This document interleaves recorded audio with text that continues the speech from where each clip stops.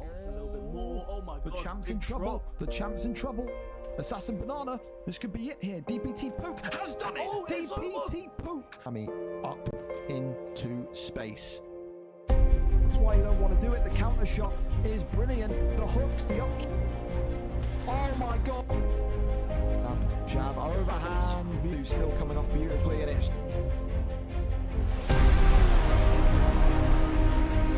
Is this gonna be? Yes, it is. It's over.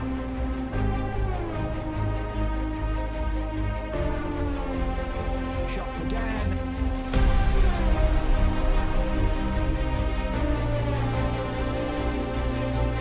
Oh my goodness me! And he's got him! Oh my god! Former lightweight champion of the world. The uppercut, the finish.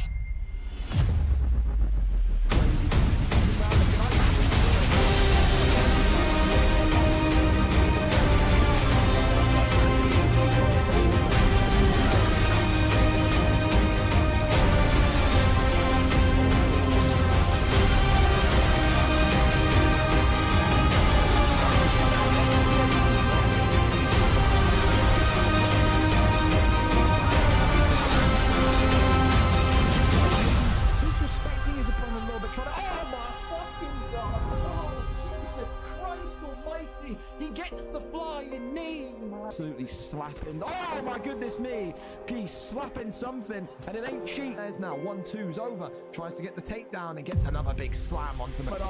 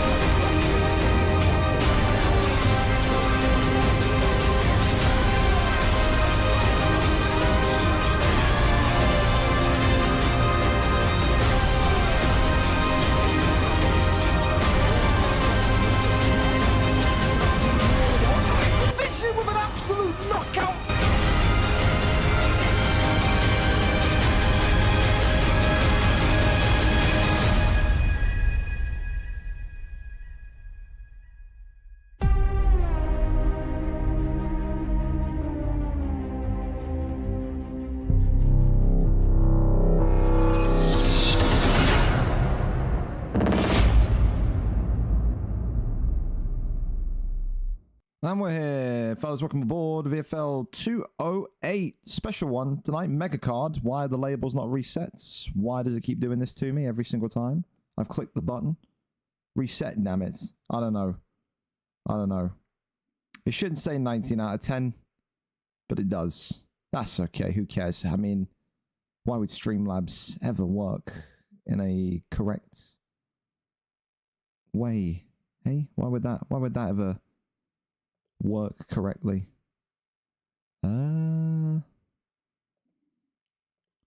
No idea. Well, who cares? Anyway, listen, we got a card to do here. Fellas, tonight a fun one because it is a mega card. It is the 100th numbered card we've done on UFC 5. VFL 108 was the very first one we ever did. So, of course, today VFL 208 marks 100 cards of that. Still waiting for UFC 6 news, and it's marked by a great intercontinental kind of matchup between the American JRilla and the Brit ViperrkoTTV for that Bantamweight Championship of the World. Whimpering Ian and Kieran Crow take each other on for the second time. The PlayStation strap on the line. Smiley and Ellis JP, two boxing phenomenons, in for the 155 strap at lightweight. Gramontic takes on Jazz Cox in the long-awaited PlayStation matchup. The grappling of Gramontic against the boxing of Jazz Cox. And, of course, Lucky 13 back in the octagon after a 3-week hiatus against Adam Toy for the the second time.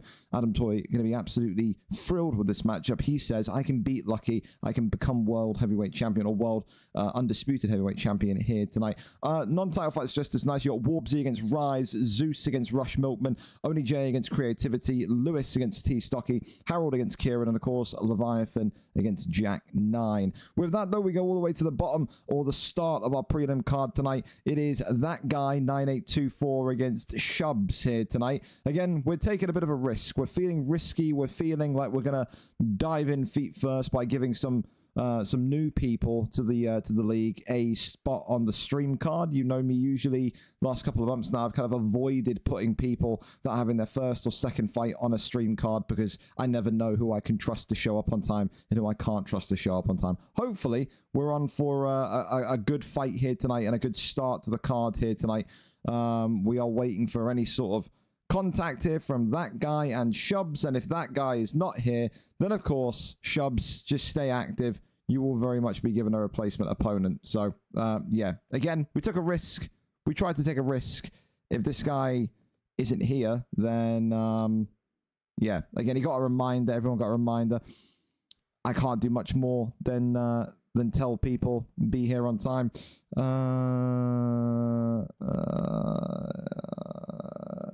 So yeah, we'll just kind of get that. Well, we'll start that one off then. If any PlayStation players want to come in tonight and be a replacement fill-in fight, then shout. Obviously, that guy is someone that can't read. Was it his first fight? Did I believe too much? I did. I believed too much in someone that was new. So 0 and 0, gave him a reminder message, and if he's not here, he's not here. General Bean and Hib. If General Bean and Hibbert want to go early, then we can go over to that one first. And then realistically, who could you pull in for that? I wonder. Maybe Momo? Is Momo fighting tonight already? He's already fighting tonight. I'm blind. I would prefer LJCCF, but LJCCF is one of those FIFA guys as well that kind of like did a fight and then doesn't want to fight anymore. Oi, are you down to fight? Let's see if he's down to do it. Had a no-show. So I need to know ASAP.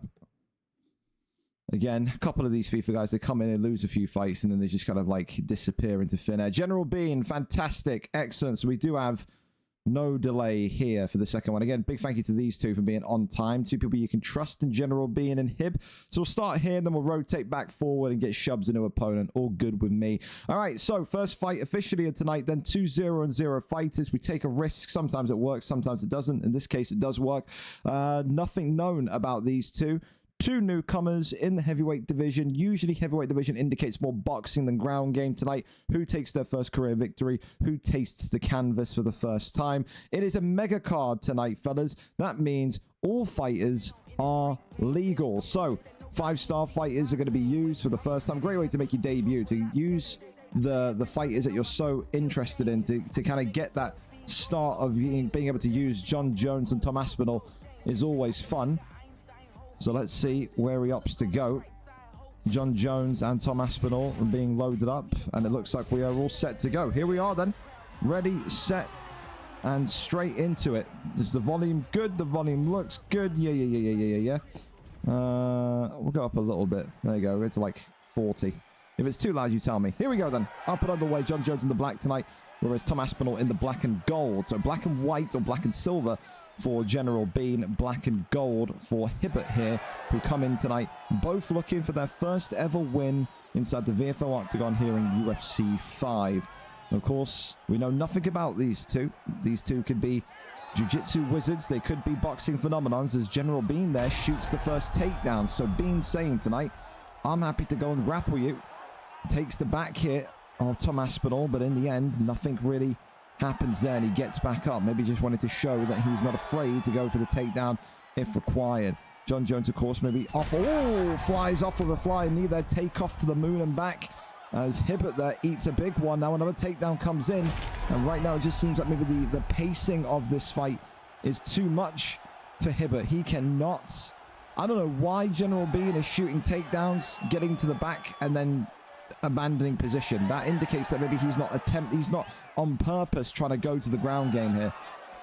Lefts and rights here continuing to maraud on through.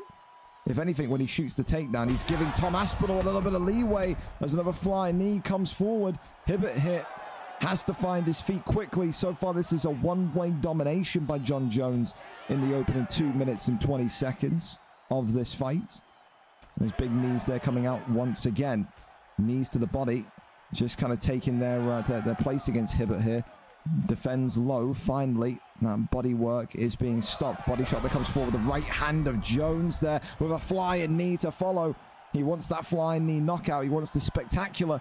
Tonight does General Bean, but sometimes when you hunt for that spectacular knockout, you can put yourself into a situation where you get knocked out yourself. So, again, he's got to make a decision. Flash or victory.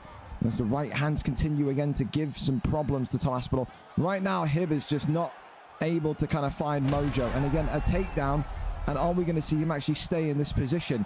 Takes the back again, third time. Is he going to get up? No, he isn't. Stays down here. And in the end, Tom Aspinall shoves him up and away. Aspinall needs the break. He needs round 2, I think, to come just so he can get some sort of recovery going here. Maybe some wise words from a corner if he's got one. Because right now, he just doesn't seem like he's got anything in his arsenal here that can kind of trouble General Bean. Big uppercuts there again. Jones there does eat some damage though. So a light orange health pack appearing on the eye of Jon Jones indicates some mediocre damage at least. Body shot there comes in again as the front kick comes forward. Side kick to the ribs. Pulls away from that one. Jon Jones still now almost kind of scared to throw. It's a little bit... I don't know what's happened to General Bean to make him completely go from being aggressive to now being almost scared to throw a punch. That's what I'm saying. It's like he's got Aspinall so damaged that it was almost kind of weird that for the last kind of minute of the fight, of that round there, he was just kind of pulling away. But yeah, clean round from Jon Jones. General Bean, for me, 10-9 up for Hibbert. If he thought this is going to be an easy one tonight, then clearly he's been told otherwise. The flying knees have been a problem from start to finish. Needs a big response, needs a big round. And for Jon Jones, I think he'll be thinking about the KO in this round. I don't think he's going to be wanting to see this go round 3. I think lefts and rights are continuing off when we started in the last round. And again, those combinations doing wonders. Tom Aspinall getting the odd strike there, but it's the flying knee again. As Jon Jones now walking forward, the jab straight, putting pressure on. Trying to get that flying knee through the block of Aspinall, backs away again. Aspinall having to maybe try and chase down here, and it's so difficult against Jones because he has that length, he has that height. And he can strike you from across the octagon with his go-go gadget extendo fists, and always difficult if you're not used to fighting guys that have got a lot of range to nail down someone that's got a lot of range. And you can just see General Bean just withdrawing, pulling backwards, another takedown there, shot in. Another takedown there lands. Every single takedown tonight has been money.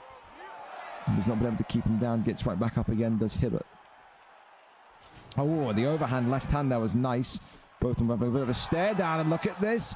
General Bean now knocked down for the first time tonight. This is what I'm saying. That General Bean is getting so overconfident in the flying knee. He wants a flying knee knockout for some reason, when he can just probably win this fight at any point. And I'll tell you this much, if General Bean loses this fight tonight, it's going to be all his own fault. He could have won this fight 3 or 4 times over. Left hand there from Hibbert now. The obsession with the flying knees could have indeed, and could in fact come back to haunt General Bean here, who's now having to play defense for the first time in this fight tonight. Big elbow there though from Jon Jones. Hits Zay Hibbert, but there we go, blocks up nicely. And now we're walking a tightrope. Who makes the first minute? Another flying knee. He's got to give up on that. Hibbert, though, eating a lot of damage to the body earlier on in the first round. And now this round, you can see the stamina bar difference between the two as another takedown now lands. Jon Jones getting this one to the ground, but not for long, because again, Bean just pops right back up. Tries to pull him back down, gets him back down. Needs to try and find a way to get over into a submission. Oh, and he does. Finds the armbar here. And now, can he get out of this one? The answer is yes, he can. Again, the heavyweight division, it's an amateur division. Still getting used to UFC. First ever time you played UFC, heavyweight division is not going to have a lot of those kind of submission specialists, a lot of those kind of ground game specialists in the division. But I'll tell you this much, General Bean has got to do something other than a flying knee. He's got to. Big shot there that clips Aspinall. Just shows you how easy it is to get damage. Give up on the flying knee, go back to your boxing basics. Uppercut there, defended, but again, a follow-up there with the left hand that time. Gets Hibbert rocked. Left-hander comes forward from Aspinall. Bean making this way harder than what it needs to be. And it's given a bit of an entrance for Hibbert back into this fight. Big knee to the body. Left hand swings up again. As it does look like this one is set to take us into round number 3. Working the body shots now as well. And again, perfect. Just keep doing it. Keep railing those body shots. Hibbert has to defend them at some point.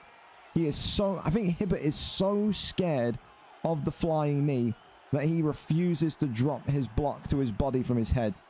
I think that's exactly what it is. Because to accept almost 3, 4, 5 body strikes in a row from Jon Jones, it's telling me that you're petrified of what's coming up top. So I just think, yeah, this would be the time right now where if you were Tom Aspinall and you had any sort of ground game understanding, you would shoot a takedown. But I don't know. He's looked like he struggled all night in both rounds to kind of close Jones down. It feels, and it's felt like since round 1, that this is going to be a Jones victory. Oh, but it could well be about to twist the other way. Pulls on backwards again. Hib not getting a lot of shots, but the timing of the shots that he is getting is keeping him in this one. Right hand, left hand forward again. Big knee to the body, and there you go. Wins Zay Hibbert. The liver feeling all sorts of impact here. Is a kick to the shin that time. Or the kneecap, should I say. And Jon Jones keeps this one alive for him. Flying knee comes forward. Now here comes the left and right hands again. Big knee to the body, and another one drops him. And this could be the end here. Standing over the carcass of Tom Aspinall into stack guard, raining down the strikes here. And General Bean not able to get the finish just yet. Little taunt in his face as well. He knows victory's coming. Another big knee to the body. Drops Aspinall again. Over into stack guard again. And this has got to be it now. Tom Aspinall still, though, saying, I will not go out. I will not do it. Big knee to the... He is not defending the midsection whatsoever. How many more knees to the body can he accept before he starts to be aware that the midsection is cooked it? Lefts and rights, body health in the trenches. Oh my goodness me, a right hand though from Aspinall. Continues to keep General Bean on his toes. Shoots the takedown again. General Bean not wanting to squander this one. Wants a little bit of a safety net here. And that safety net is the ground game. Takes the back here once more. Flattens him out. No, he doesn't. Tries to. Aspinall escapes that one. And then gets right back to his feet. Lefts and rights here. Jones is completely in control here. He's winning on the scorecard. He's winning in damage. And there's the right hand that drops Aspinall. And surely now this is going to be it. And it's all over. General Bean, his first victory of his career in UFC 5. Made it a little bit tougher than what it needed to be, yes. I think if that was against anyone else, no disrespect, of course, to Zay Hibbert, but the flying knees, he's got to get those flying knees kind of out of his system, because it only takes one person to take a back step, clip you on the way down, and it can be a knockout. But nevertheless, listen, give him his props. First career fight in UFC 5. First career victory in UFC 5. And yeah, you know, I think you can see signs of promise in there. I think for Hib, just started, I think, a little bit too slowly in round number 1. Couldn't really adapt to how Jon Jones was fighting. But again, the only way is up for him there. It's a round 3 victory tonight to kick off the card. The heavyweights giving each other CTE like no one else would believe. A round 3 TKO there tonight. General Bean gets it done. Congratulations to him. The first win of hopefully many of your career inside the octagon. Hey, that's wonderful. All right, let's go over and see what time now, if you can. Again, I know some of these people have got like ATBs and whatever and XYZs. So I got at in the streams. I don't know what I don't know who this is. Shubs. I got at. Oh, okay, right here. Well, let me load up. Perfect. All right. Well, we are looking. Oh, that's the wrong Shubs. That's why. Dude, why do we have 2 people called Shubs in the UFC Discord or in the VFL Discord? This is so strange, eh? Right, Shubs. Oi. New opponent for you. Again, trying to get in contact with Camille is, you know, enough of a challenge as it is.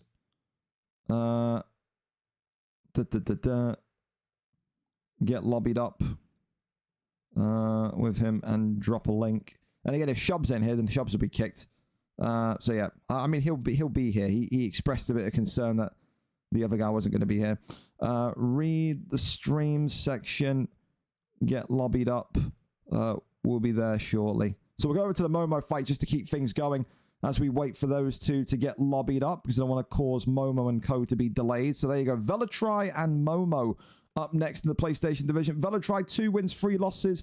Coming off of a win is Velatri, whereas Momo 2-6, coming off of 3 losses in a row. Similar records, 2-3, 2-6. A good opportunity for Momo to get back to winning ways. Of course, though, for Velatri, looks like he's, I think, the most confident that he's been in the last couple of weeks. He's been kind of working on the ground game, working on the stand-up game. You can see that here with his Ankalaev pick here tonight. Ankalaev against the prime Vitor Belfort. He is steroided up to the gills tonight, as he looks to try and take this this good form away from Velatri. Velatri wins here, 2-fight win streak. If Momo wins here, ends a 3-fight losing streak. We saw that Momo was kind of confident enough to shoot takedowns before, but couldn't really work upon them. Let's see if anything changes here tonight. Black and gold trunks for Velatri, 2-3. Momo, of course, in the jet black trunks here with Vitor Belfort tonight, who is on a 3-fight losing streak, 2-6 if I'm not mistaken. Again, with Vitor Belfort, you've got great boxing acumen. It's just about tonight whether or not you can avoid the takedowns of Ankalaev. Ankalaev, of course, has got a couple of knockdowns on the feet, or knockouts on the feet in VFL before, but he is more that kind of typical Russian wrestler. You want to... Oh, my goodness me. Jesus Christ, he's got a front kick that would send shivers down your spine. He is, of course, taller. He's lengthier. He's more elastic than maybe Vitor Belfort is. Good takedown defense there by Momo already. Works the jab forward. Lefts and rights there coming in. Spinning back fist uppercut there just whiffs by.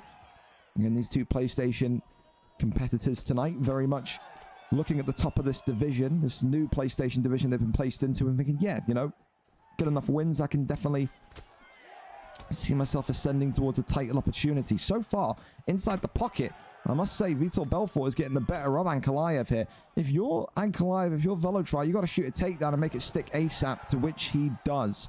Reads my mind immediately, but then Momo immediately gets out of that dangerous position, takes the back here of Ankalaev, and now looking to go into top mount. That's wonderful. Great transition there. And then gains mount, and here we go. Vitor Belfort raining down some nasty damage from this position, and you've got to think, if you are Velatri here, how well versed are you in escaping these positions? This is one of the most terrifying positions to be in if you're kind of new, still learning the ground game. You don't ever want to be on your back. But look at this, he rolls him through into a Kimura here, trying to take the arm, but backside is regained by Momo. Good hand fighting here on the ground as back mount is now gained, and Vitor Belfort trying to get a strike in, but Ankalaev says not happening today. Gets him back into back flat, but Momo, of course, running out of stamina, and then decides to abandon the position. Don't mind that. He wasn't really going to get any damage out of there. As again, these quick, sharp shots from Vitor Belfort so far, giving Ankalaev some trouble. Ankalaev tries to give him a back suplex almost, but doesn't really do too much. Uppercut there, pokes forward again from Velatri. That's a wonderful uppercut from the Brazilian here, as Momo was teeing up with some extra shots there. Works off the double jab. Using that jab eloquently here tonight is Momo with Belfort. Works off the jab again. Does Velatri now. Velatri is trying to predict when the shot's coming. That's why you can see him kind of pulling backwards, flicking backwards. He's trying to get Momo on a counter, but if you only fish for counters, you open yourself up for so much more, I think, sedimentary damage, and that's what Momo's getting right now. A lot of good shots here from Vitor Belfort. Snappier, sharper, and more, I think, more on it when it comes to the boxing tonight is Momo. Head kick there comes off as the jab continues onwards. Lefts and rights again. Momo, of course, on orange head health, but I think he'll still be happy with that round he's put in there. I don't know. It's a difficult one because, of course, you know how UFC is scored with significant strikes. You would watch that fight in real life, and I would probably say in real life, I'm coming out of that round thinking that Vitor Belfort won that round. But again, significant strikes are the key metric when it comes to boxing.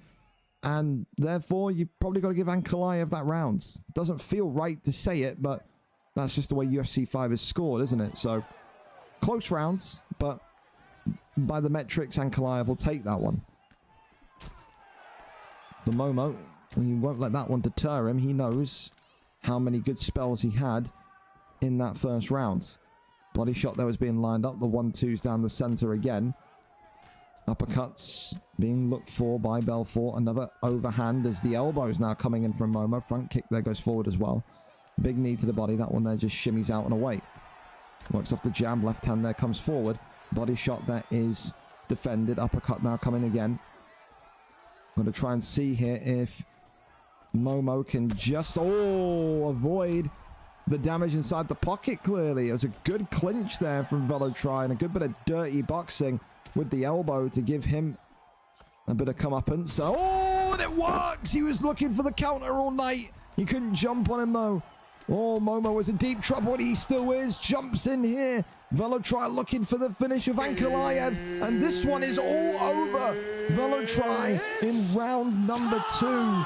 He said it was risky. He was looking for the pull all night long. Ads I haven't subbed. There you go. He was looking for the pull all night long. It wasn't working in round 1, and eventually he gets rewarded. A brilliant pull, sees the knockout, can't jump on the carcass of Momo, but then another pull and another success rate happens immediately after, and he gets the job done in round number 2. Momo in the end was winning by the judges' scorecards round 1. That's good. I'm glad to see that the judging may have been tweaked a little bit, because it did feel like that was a Momo round 1.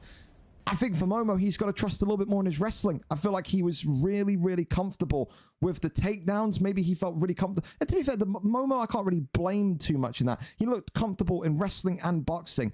But I think after that first stun, to just run back in naively was a little bit of a mistake. I think you get knocked down that first time in round 2, you got to shoot a takedown. Take nothing away from VeloTry, though. A wonderful performance tonight. Good counter boxing when it needed to be. A little bit risky, yes, granted. But with risk comes reward. He was rewarded there tonight with that Ankalaev pick. Congratulations to him. All right, back over to this one then. Let's go and see what we've got over here. Bum, bum, bum, bum, bum, bum, bum, bum, bum, bum. I kicked somebody earlier. So props that. Again, I don't know why I'm being messaged about this now from the FIFA admins. You know I stream UFC every Thursday. It's silly. LJCCF then is coming in for this one. Fantastic. Wonderful. So again, I try and give everyone a chance when it comes to competing on the card, whether they're new or not. Granted, but for that guy 9824, clearly too stupid to read what time he's fighting or read his reminder messages. So LJCCF comes in tonight against Shubs. LJCCF 0-2, Shubs 0-1 in this PlayStation matchup. Only one of these two get over the line with a victory here tonight. 5-star fighters, of course, allowed in this mega card tonight. Alex Pereira in this one against Rampage Jackson. So Rampage Jackson you don't get to see often, don't get to see a lot, but for LJCCF, I think tonight, if you're picking Rampage, you got to be pretty happy with your decision here. So, whenever these two are ready, we can go up and underway and get this one flowing. Big thank you as well to Shubs, who has not kicked off whatsoever about the slight delay. Again, you know, I can only give people the opportunity to fight live. If they're too stupid to take it, they're too stupid to take it. We live and we learn. So, let's get moving. Let's get going. Whenever these two are down to ready up. LJ, if you can hear me, I beg, ready up. Yes, please. Let's move. Let's move. Let's move. Dun dun dun dun dun dun Yeah, dun. I'm ready, right up. That's my bad. There we go. Yeah, he's all good. Okay, here we go then. Pereira and Rampage Jackson. Let's see who comes out on top here. Pereira, of course, in the floral trunks tonight against Rampage Jackson in the black trunks. Shubs 0-1 with Pereira against LJCCF in the black trunks 0-2. And again, LJ always showing that he's down to fight whenever he's required. Took this fight on effectively 10 minutes notice and said, go on then, I'll have a little bit of a go. Again, a good chance to kind of take his first victory inside the octagon tonight in a card which is kind of filled with striking delights, you could say, for Alex Pereira. It's, again, a fight where you have a lot of reach, a lot of length, and, of course, a lot of power. Pereira inside the pocket in light heavyweight is a man that you do not want to go anywhere near. You do not want to go anywhere near. Body shot that comes forward. It's the uppercut there. Again, great counter shots immediately. Jackson eating a leg kick for good measure as well. That's the thing people often forget is Pereira's incredible leg kicks. You can really kind of chop the tree down of LJCCF it. in brilliant time. You just have to kind of consistently do it. You have to consistently kind of be committed to that. We've seen people with Pereira in title fights before kind of have the leg health down to about a quarter bar after one round. But again, it's not the first thing you think of with Pereira. You think of these heavy hands inside the pocket. That's Pereira again coming forward towards him. Oh my goodness me, a front kick there. Drops Rampage Jackson. And LJ here is swinging for the fences already. This is the thing. It's not about... Yes, it's the power of Pereira. But again, we talked about it so much already inside these first 3 fights.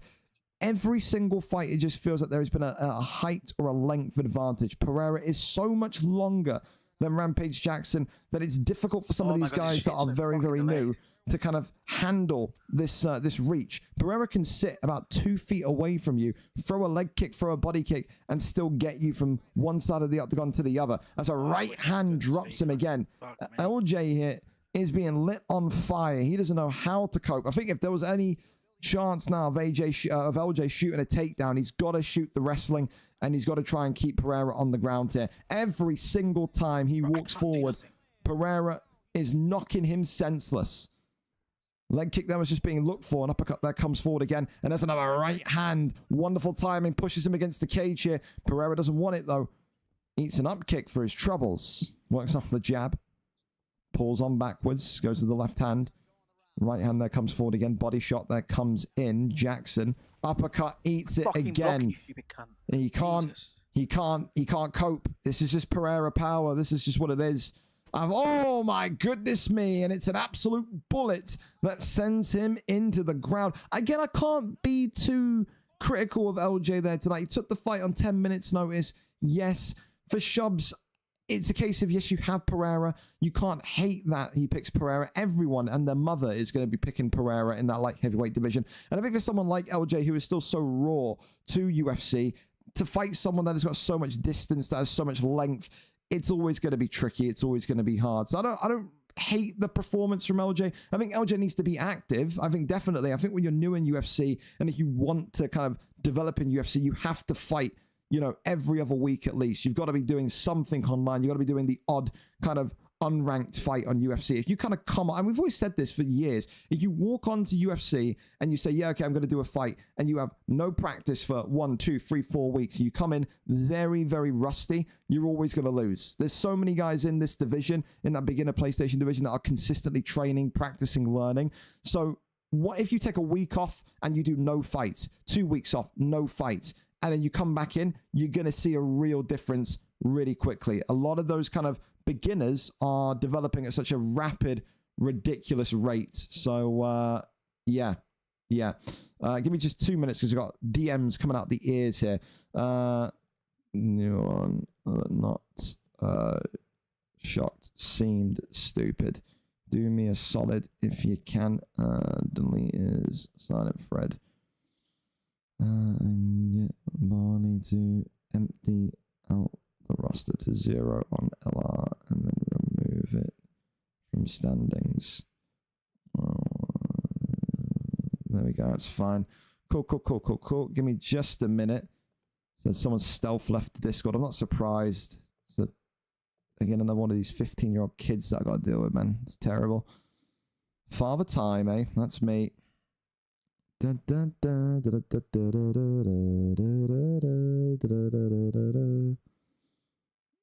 right, give me just a minute. Yeah.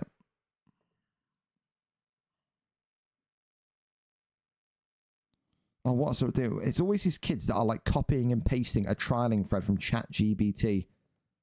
You wouldn't believe it, would you? Kids nowadays don't even have to write their own trialing threads. You got ChatGPT and they're just like, yeah, mate, let me just whack it in there. Shocking, eh? All right. Let's go over to the next one. Here we go then. Trolled by PG and Lewis. PG, my stream's up. Thank you very much, PG, as always. The bastion of being on time. We love a bit of Trolled by PG here. Whether it be F1, UFC, we do. PG and Lewis tonight then. Over, of course, to this one. My goodness me. Jesus, JRilla. The champions in the building. 10 gifted. Thank you so much, JRilla. Clearly, the streets of New York are doing you well. I hope you obtained that money legally. Trolled by PG, 0-1 against Lewis, BO6, 0-2. Again, someone tonight has to go and get their first win of their career. First time both of these two get to use their 5-star picks. Again, a really fun one because they're both still so new to the league. They're still so new to UFC 5. Again, how many more UFC fights will they get? We're all crossing our fingers for UFC 6 news, but again, only time will tell when that eventually comes. John Jones and Tom Aspinall looking like the picks again here in this heavyweight division. Both of them winless, both of them hunting for their first win of their career. Best of luck to you two. Here we go then. PG in the white with Jones. Lewis in the black and gold with Tom Aspinall. Who gets over the line? Here we go.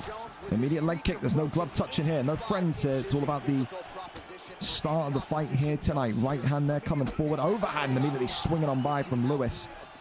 Got to think as well tonight, do you need to use that length? We've talked about it so much here tonight. Oh my goodness me, and PG's already been knocked down here. Tom Aspinall looking for a quick finish, 30 seconds in here, and PG's in big trouble. Raining down the strikes here. Lewis and Tom Aspinall going for a quick kill shot. PG having the worst start to this fight imaginable. My goodness me, and the adrenaline's going to be running through Lewis's veins right here. 0-2 coming into this one tonight. A heavy underdog. PG who had a good fight, a good kind of appearance in terms of how he was fighting last week. Seems to be very much off the pace here to start. Flying knees coming in from John Jones immediately as we put them into the old helicopter spin cycle of knees from Lewis. Big shots there coming in. If I'm Lewis's corner, I'm telling him, you've got 2 knockdowns, just take it easy. Big shots here from John Jones. PG recovering and getting a stun of his own. Every single time he's throwing the leg kick, every single time he's throwing the body kick, he opens himself up to those quick reaction strikes of Jones. Lewis has got to calm down. He's got to go back to the basics of jab straight, work the hooks. Every time he throws a body kick, every time he throws a leg kick, he is completely exposed to Trolled by PG and John Jones. Works off the jab straight again. Looking for a good combination here. And there you go. That's more like it from Tom Aspinall.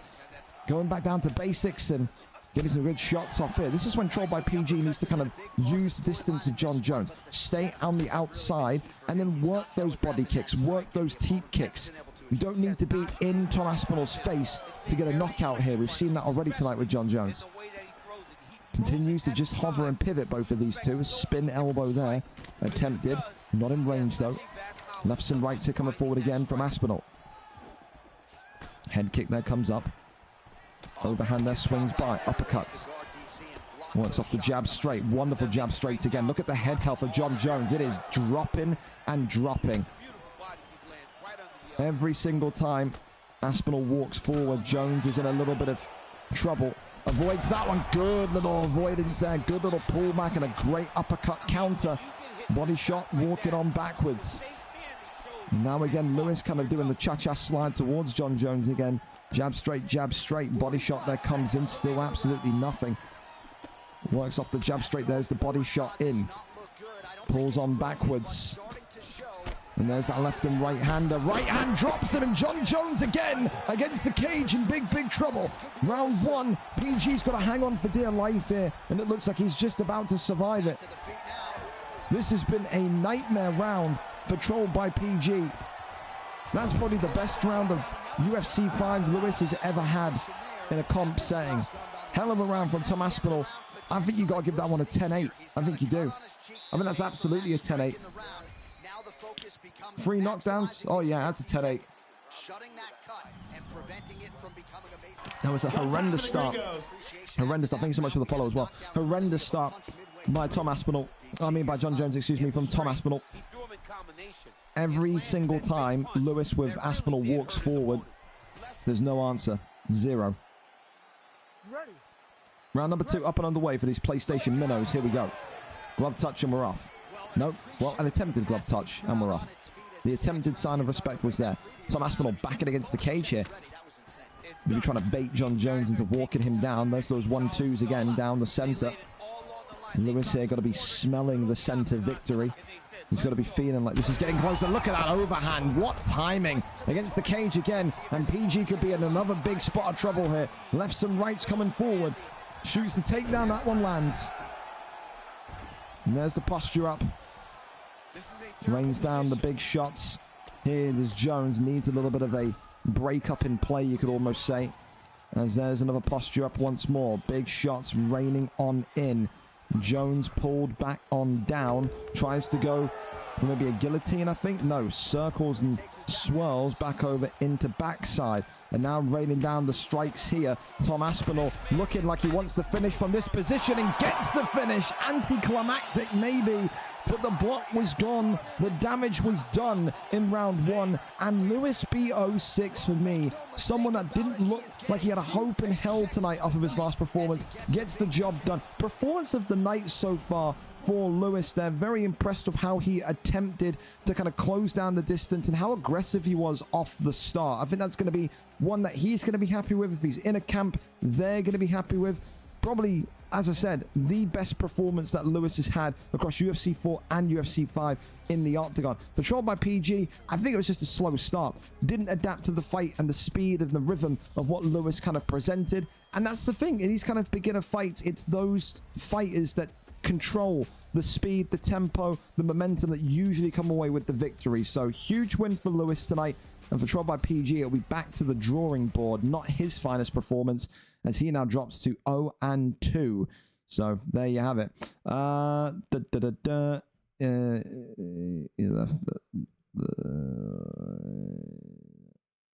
Yeah. We don't need to chase people anymore. Forward it on to Barney. If he can, he'll handle it with the removals. There we go. Cool. On to our next fight then. Let's go over and see if these two are ready. There was concerns that maybe Leo wasn't going to be here, but I would hope that Leo is here. If Leo isn't here, then I will be very disappointed in him. But we have a link, so hopefully we're all good to go. Kibza, if I'm pronouncing that correctly, against Leo up next. Of course, Kibza coming in tonight, 1-0 in this one. Leo 1-3. He had a slight holiday, didn't he, into the heavyweight division, where he wrestle-fucked some poor beginner, to which we saw that and we said, no, you're going right back into light heavyweight. We're not doing any of this kind of I'm losing 2 fights in a row, move me down, any of that kind of FIFA player stuff. Again, I've been very, very clear. A lot of the FIFA guys come into UFC, they lose a couple of fights, and then they just want to kind of log on and just batter people. Not how it works. There's going to be no lower tier hunting here inside the octagon. Leo has the wrestling capable to survive in this light heavyweight division. He needs to use exactly what he showed us last week tonight. If he doesn't, Kibza will annihilate him on the feet. I think this kid has the potential of being a future light heavyweight champion. I think so does Leo. If you look at the wrestling last week that Leo showed, no one can tell me that he hasn't got probably one of the top 5 best grappling sets in this division. So the pressure's on him after what he showed last week. We're there, we're set, and we're ready to go tonight. 5-star picks allowed again. 1-0 against 1-3. Let's see if Leo can get that wrestling style right off the rip. John Jones, Alex Pereira, of course. When you see John Jones against Alex Pereira, the first inkling that you get is watch the takedown. It's that simple. On the feet, Pereira's going to be dynamite, explosive, dangerous. On the ground, that's where John Jones will prosper. Floral trunks again tonight for Pereira and Kibza. Black trunks with the gold trimming for Leo here tonight. A popular man on the FIFA pitch. And has to find a way to get his way and get his grappling going tonight in the octagon. Takes the back there, wonderful. And then already Kibza walking around with this absolute behemoth on his back. And look at that stamina all the way down already. And this is a great position for Leo here to go and take the arm. And this is what we're saying. He needed to work on what his strengths are. You don't have to be a striker when you're a great submission artist. And that's a great extension of the arm. And Leo already takes 80% of that submission bar down. We have seen this kind of fighter time and time again in light heavyweight. A fighter that doesn't have the hands on the feet, but a fighter that can just rip every single limb from the bone on the ground. And I think Leo is another one of those tonight. A wonderful, wonderful start for the submission artist. And look at these denies already on the ground here. It is down to Kibza to showcase wrestling defense. When you want to be light heavyweight champion of the world, you've got to have a little bit of both. You've got to have the boxing and you've got to have the wrestling. If you don't, and you're one-dimensional, maybe like these two are. You talk about maybe Kibza being one-dimensional in striking, Leo one-dimensional in grappling. You can be one-dimensional, but your defense on the thing that you're weak at has to be sky high. You can be a brilliant boxer and win the title as long as you've got good defense. You can be a brilliant wrestler as long as you can defend yourself on the feet when the round starts. This is what it comes down to. Goes over into the top mount position here, and Leo now very much has 2 minutes and 15 seconds here to kind of bide his time. Doesn't get to deny that time, but he won't mind. 2 minutes in a wrestling perspective is so long. But that's a sloppy one from Leo there. Lets Pereira Kibza back up to his feet. Of course, with that armbar, it does mean that the block of Pereira is now lower. So he's not going to have that kind of, that ability to kind of block like he would want to. This is the thing that Leo does not want to do, though. Leo does not want to start getting into a boxing brawl with Poatan Pereira. If he starts to walk towards him and just try and strike, he will be knocked out. You have to know, and you have to pick your battles smartly. Right now, this is exactly what Kibza wants. He wants Leo to walk towards him. He wants Leo to box with him. And then Leo sees the opportunity, takes the back again, and now very much climbing on him once more. And I think Kibza here has to understand that right now, he's just got to click any button. Any button will slam him to the ground and avoid that stamina loss. And here we go again. Leo going into the armbar position, and with 34 seconds left, this could be over. Pereira looking like he's going to have his arm extended, and he does. Game, set, and match. The submission jiu-jitsu skills of Leo, which we saw last week, are seen once again in 205. He may well be one of the great up-and-coming jiu-jitsu artists of this league. Not just this division, of this league. You've seen it with people like Fish 14. You've seen it with people like Chub Nardino. They start off in these light divisions. They get a taste. They get a scent for this submission game, and they only go on to become better and better. A great performance by Leo tonight. For Kibza, again, we knew he was going to be dangerous on the boxing sense. Whenever those two were stood in front of each other, Kibza looked dynamite. It's just the fact that you've got to build on the wrestling defense. He didn't maybe know, but now he knows. If someone takes you back like that, Kibza, and you're listening to this, any button, I don't know if you're on, you're on Xbox, obviously.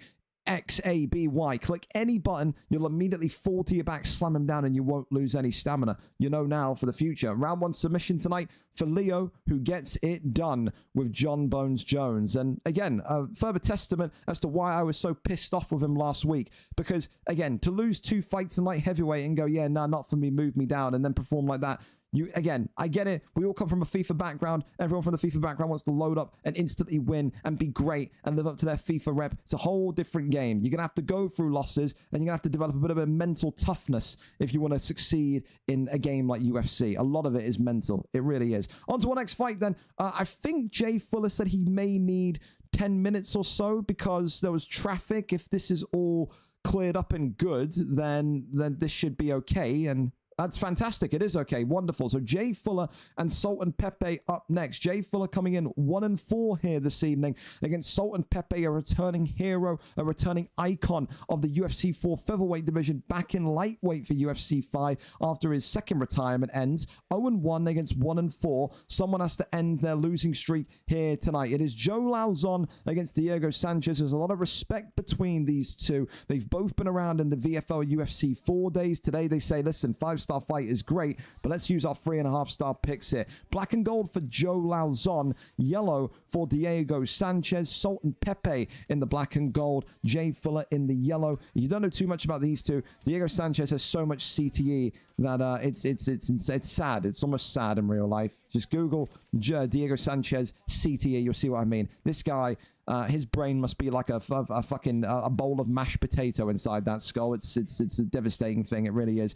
Anyway, with Joe Lauzon, not really too many wins inside the VFL octagon, whereas Diego Sanchez actually has, I think, about 5 to 10 recorded wins in competitive sense. You know, people like to use Diego Sanchez as a kind of mean pick, but his boxing is actually incredibly underrated. So for Jay Fuller, who is normally a submission guy, tonight will look to maybe, you know, box with the best of them. Sultan Pepe, when he was in this featherweight division in UFC 4 and was at the peak of his powers, was one of the most nasty balanced fighters in the land. Yes, started off as a submission expert himself, and then, of course, developed this brilliant, this technical boxing on the feet that made him a feared quantity towards the end of his time at featherweight. But so far, these two, no signs of wrestling. It's all about the inside boxing. It's all about the inside trade-off that maybe Joe Lauzon and Diego Sanchez can get. So far, of course, you have to be very much attentive to the fact that Diego Sanchez will land more power than Joe Lauzon in this first round. You can already see if you've just taken a little bit of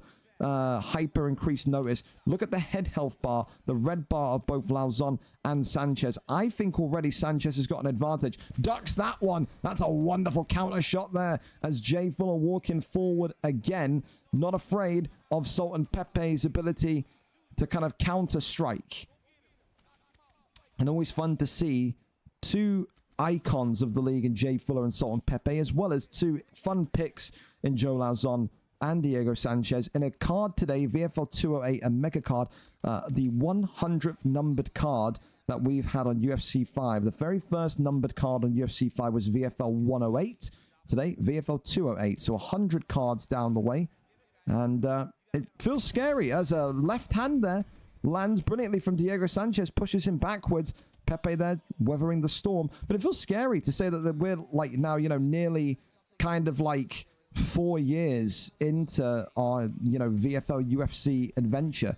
It feels weird to say that we're probably the most active league next to, I think, Primetime. ESFL kind of do one a month, don't they? And that's always a big occasion, a big event. But again, to be 208 cards deep every Thursday we're here, come hell or high water, you know, it's a good little bit of structure for the UFC scene, regardless of how kind of empty and dried out it is now as everyone waits for UFC 6. At least people know they still have a league to come to. They want to fight on a weekly basis in a comp fashion. So we thank you, of course, as well, the fighters and the viewers, for continuing to give it a lot of shine. Round one in the books. Joe Lauzon looking kind of fresh, but I mean, that head health does look like a problem. It does. And, you know, for Sultan Pepe, he won't be too afraid of damage. He is not someone that is going to shy away from those heavy hits. Had a good career in the VFL Undisputed Boxing League when that was still a thing.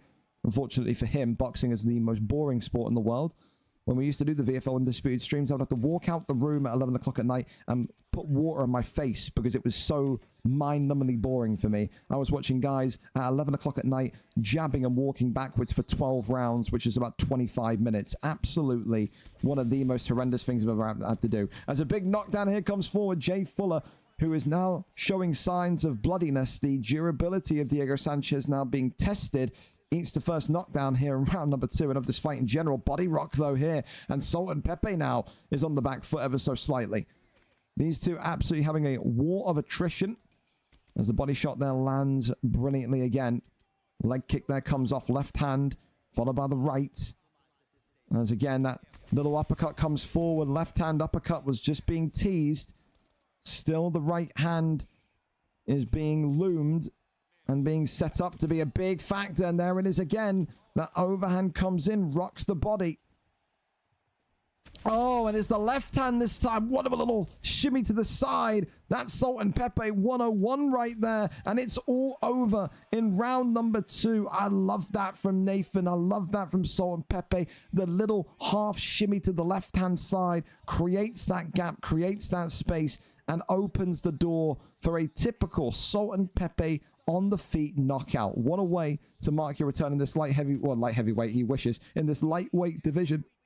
And for Joe Lauzon on a mega card, nice for him to kind of get one of those rare VFL wins tonight in a comp setting. Just again, that little duck down into the left, set that up brilliantly. A master of movement, a master of footwork, and a big, big return tonight for Sultan Pepe, who now goes to 1-1 in this lightweight division. For Jay Fuller, he may be asking himself and scratching his head and saying, when does this lightweight nightmare end?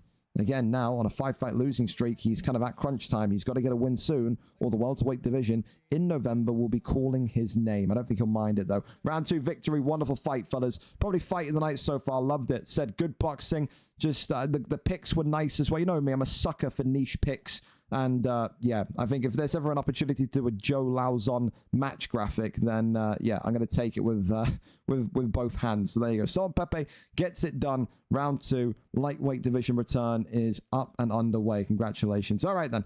Back over to this PlayStation division, then. It is Michael Elise trading his FIFA boots for the UFC mitts tonight against Vito 2024. For Vito, what a start to life in his second spell in the Octagon. This kid's having 2-1. Tonight wants to make it 3-1. And when he does, he'll say, I want the next title opportunity. Of course, Bader will be saying he believes that he's in front. But a 3-fight win streak against a 2-fight win streak, you don't need to be a master of maths to understand whose record is more impressive and who the form points towards. However, tonight it's going to be a little bit tricky. Michael Elise at the top of this division, 5-10. But the reality is he's fought all of the tough and top guys. You have to go through people in the top 3 if you're Vito to get there. 5-10, 1 win in 5. Out of form is Michael Elise.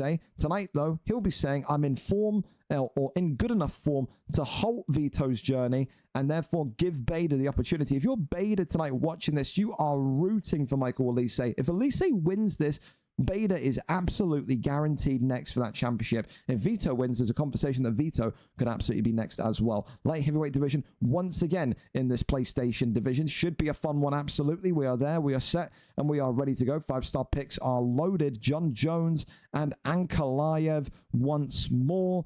The heavy boys continuing to get a lot of love here tonight. Big thank you while we load in as well to this one. Silver Salt for the 15 bits and Gazito as well for the tier 1 sub earlier on. Missed that one. Thank you, guys. And also Patrice661 for the follow as well. Hope you guys are all having a wonderful Thursday. Here we go then. John Jones against Ankalaev. Once again, let's see who wins in this 205 matchup. White trunks tonight for John Jones. Black and gold trunks tonight for Magomed Ankalaev. Vito 2024, or Jack Vito as he's known, the favorite tonight in the black and gold. He is the man on a 2-fight win streak. Elise, of course, 5-10 with Jones. But as I said, that 5-10 is very deceptive. He's had 15 fights, his 16th tonight, and he's fought nothing but the top guys.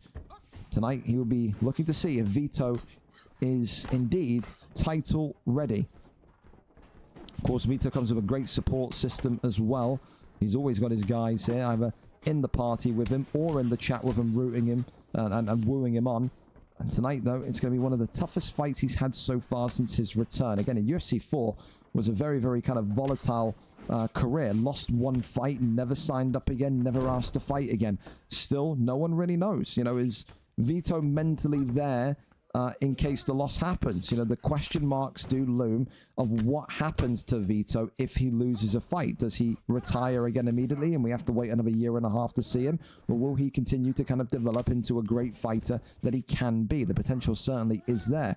That one there, just avoided by John Jones, who shoves the hip of Ankalaev out the way and then tries to go up for the turn. Pulls out of it. John Jones pulled out of that one, so maybe a little bit of panic here from Elise on the ground. Transitions again. Ankalaev, Jack Vito, if he wants to wrestle tonight, has to get those denies moving. Right now, slipped, avoided, and power transitions back to his feet does John Jones. Right hand there coming brilliantly forward. This is the thing again we said about John Jones all night tonight. We've seen him so much already. Use the distance. You have to use his go-go gadget extendo arms, his go-go gadget extendo legs to be able to kind of work from the opposite side of the cage. Every time he walks towards Vito, Vito's going to use that kind of, I would say powerful, but it's decent power boxing of Ankalaev. I'm not going to lie and pretend to you like it's, you know, Alex Pereira power, but we've seen Ankalaev get a few knockouts in the feet. We certainly have.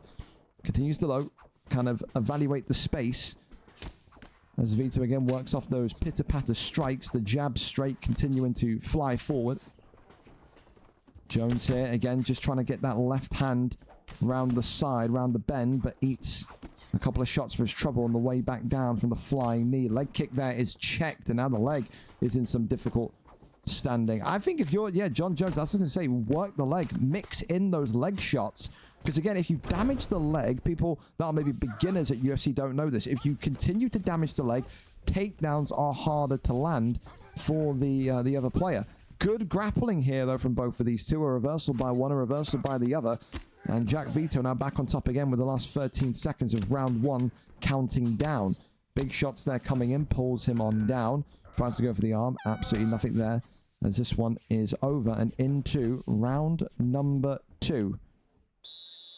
So with that, all signs point towards... So it's difficult, actually. I think it's a very tight round. I don't think we saw a knockdown, did we? You would need to see significant strikes for that one to confidently call it, but maybe Ankalaev. I think Ankalaev inside the pocket did enough there. Yeah, I think if you put a gun to my head telling me I have to pick, I'm probably going to say Jack Vito for round 1. There you go. 15 significant strikes. Jack Vito in the black and gold. Yeah, he takes round 1. Not any damage for Jones to worry about. But it's all about whether or not Michael Olise, John Jones, and the White Trunks can continue to do what he did in parts and sprinkles in that first round and work from distance. Every time he... Look at this. Right here.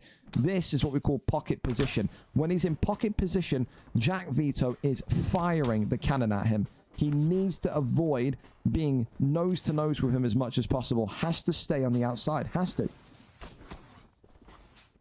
And then kick there comes in again as the right-hand side starting to welt up. And now you can see Olise. Oh, that's a good step. That's probably the best bit of timing we've seen from Olise so far here tonight. That was really nice. Waited for Vito to fire something extravagant and then steps in and gets a good 2-punch combination for his trouble. The one thing I do like that Jack Vito's doing as well is he's continuing to kind of position, walk, and jab Jones so that his back is against the cage. And there's a wonderful uppercut there from Olise. And this is the thing. Vito is making mistakes in this fight. Vito, if I'm in his corner, I'm telling him, bro, don't throw the head kick. Don't throw the body kick. It's so long to land. Every time you throw a head kick with Ankalaev, every time you throw a body kick with Ankalaev, before you go back to a neutral standpoint, John Jones can hit you with 2 strikes. Those 2 strikes will be enough to knock you down. Can be. Continuing to just cover the rounded position. You can see that Jones walking around with his hands predominantly low, getting ready for the takedown in case it comes. I think Jack knows that, which is why he's choosing to box with him. Shoots the takedown and, well, listen, not low enough because that one landed brilliantly. Over into top map we go, and it's a great deny from Jack Vito. And here we go. The big Russian, the big Ruski in top mount position, raining down the strikes in. John Jones, can he get out of this one? An elbow drops and clatters, and Ankalaev is teeing away, and Michael Olise is not out of there just yet. So close, yet so far. 2 strikes away from victory, 2 strikes away from a title shot for Jack Vito there. Back into top mount he goes again, though, and denied again. This is bad news for Michael Olise. This is bad news for John Jones. The posture up is there. The block's gone as John Jones having to survive again. Shimmy of the shoulder, and he does survive again. Really, really nice defense from Jones, and then uses the right-hand side to escape. Good round, though, so far, absolutely, from Jack Vito, who is looking like he's going to go into round 3, 2 rounds up. If you're John Jones, if you're Michael Olise, it's pretty simple at this point. You're going to need a finish in round 3. Whether it be a sub, whether it be a knockout, you need something here. Round 2, done and dusted. Round 3, up and underway momentarily. Again, Jack Vito looking like a guy that is on a 2-fight win streak, looking like a guy that is closing in on a potential title shot at VFL 209. He only looks better each and every time, and more well-rounded each and every time we see him. It's going to take something special for John Jones to get the victory here, but we've seen stranger things happen, haven't we? Thanks so much for the follow. Welcome in. As the elbow there comes off again, you've got to think here, if you are Vito, do you need to go gung-ho? I don't think you do. I think if you're Vito, you play this as slow as humanly possible. Even if you win by decision tonight, it's still 3 wins in a row. Maybe he wants to prove a point here by getting the finish as he goes to knee on belly here. Rains down the strikes. John Jones, though, again, just enacting his defense mechanism at the correct time. Tries to go for Kimura here, does Jones. Goes into back sitting. And this would be something if he ends up tapping Ankalaev. A great deny there, in fairness. And now look at this. Can he keep him in there? No, he can't. Jack Vito goes back into full guard, trying to go for a guillotine here. And Vito's in trouble. Guillotine is going to land. Wow! Nearly a one and done. There's a sliver of submission left. If you're Ankalaev, you're in deep, deep trouble. And it's legal. He's got enough stamina there. It was a sliver, but it's legal. And Jack Vito is out of there. Wow. Just like that, Michael Elise finds a way. We'll go to VAR to see if he had enough, but I'm pretty sure he did. I'm pretty sure he did. If there's even a sliver of stamina, it's completely legal. Wow. You know what? We'll get it big screen so we can see it. VAR check. That's what we'll call it. All he needs is a sliver, and it's legal. That's all he needs. Let's have a look together.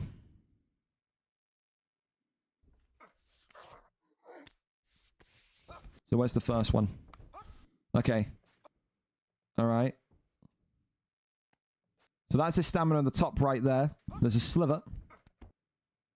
Yeah, it's legal. He can deny it. He absolutely can deny it. All he needs is a sliver. He's got a sliver. That is very tight. That's very tight by Michael Elise. If that was empty, it would be a completely... It would be a no contest / DQ. But he's got stamina. It may be a slight amount, but he's got stamina. He can deny it. Even then when he's transitioning in, he's still got a sliver. A legal victory. Absolutely it is, and it gives Bader the next opportunity at the belt. That's going to be one that you probably look at if you Jack Vito and be pissed off at, but I mean, hey, I think Jack Vito could have won that fight in round 2. He was very unfortunate not to with a couple of those ground strikes, but Michael Elise, by the skin of his teeth tonight, gets a submission victory that shakes the foundations of that division. The first loss for Jack Vito since his return. And now the questions will come in. Does he continue? Does he retire? What happens with Vito next? Still a very good performance from Vito tonight. Absolutely. But the top of the division is going to be difficult. Always is. Thank you so much, Rogue. Rogue? I'm just going to call you Rogue for the follow as well. Fun to watch, new here. There's so many fights still to go here, man. We're live every Thursday. I don't know if you're US or UK. 7 p.m. / 2 p.m. Eastern for the prelims. 10 p.m. UK. 5 p.m. US Eastern for the main cards. Yeah, always fun. You've done me so dirty. Put me against DJD in my second match. There you go. It's how it is. At least I got bored of playing for Bayern, I guess. There you go. After review, Vito 2020. We need you on the microphone. Here you go. In the stadium. There you go. I want rematch. You're even talking like a Russian. Brilliant. Give me just a minute because I got a bunch of DMs here to wade through. Yeah, yes. Don't worry about getting a reply. That's the beauty of the Super League. Empty the roster or ban his account up later. He was never going to last. I could feel it in the DMs. Another kid who has no clue what he was doing. There we go. All right, where are we going next? Worked on denies all week. It paid off, I guess. Was the only weakness. I feel like the denies. Listen, I don't want to be disrespectful to you, Buzz, but I feel like his denies were better. I do. I think that was a textbook. And listen, I love those kind of victories in UFC. It's a textbook, out of nowhere type finish. That's the kind of finish where you look at and you go, that's maybe one of the comebacks of the year. You know, like that was phenomenal. I loved it. I think those are the types of wins where you're a fighter, you look at and you're buzzing after it happens. So, yeah, you know, if I went in on no ground game experience, that was absolutely fun. I agree. I think definitely there was an improvement, but I think still, even though he lost, the denies that Vito are pulling, this kid will be champion in the future. You for now have been the roadblock that stops him. So, I mean, listen, I think there's great positives for both of you. Incredible development by Vito. Incredible kind of comeback victory from you tonight. Absolutely. That was great. I thought it was a one-and-done submission. I really did. Up next, though, Silver Salt and Rossetti is where we go over to. The lightweight division on Xbox waits for us. 13-17 tonight for Silver Salt. 3 wins in his last 5 coming off of a loss. Rossetti, of course, coming off a win after a large losing streak. 4 wins, 7 losses. Number 9 takes on number 1 in this lightweight bonanza. 2 striking machines. Silver Salt, though, will maybe say, I'll take this one to the ground today. If he does, Rossetti may have to unlock Pandora's box from years ago when he was a wrestling phenom and maybe show him a thing or two. Silver Salt and Rossetti. Let's get this one going. Let's get this one moving. Should be a fun one. Absolutely. Here we go. The 5-star lightweight picks are in. RDA tonight against Ilia Topuria. We'll say that, by the way. What is that nonsense I saw in the VFL Discord earlier on about Charles Oliveira changing his nickname from Dubronx to the Predator? You know how stupid that is? Jesus. His whole brand is about Dubronx.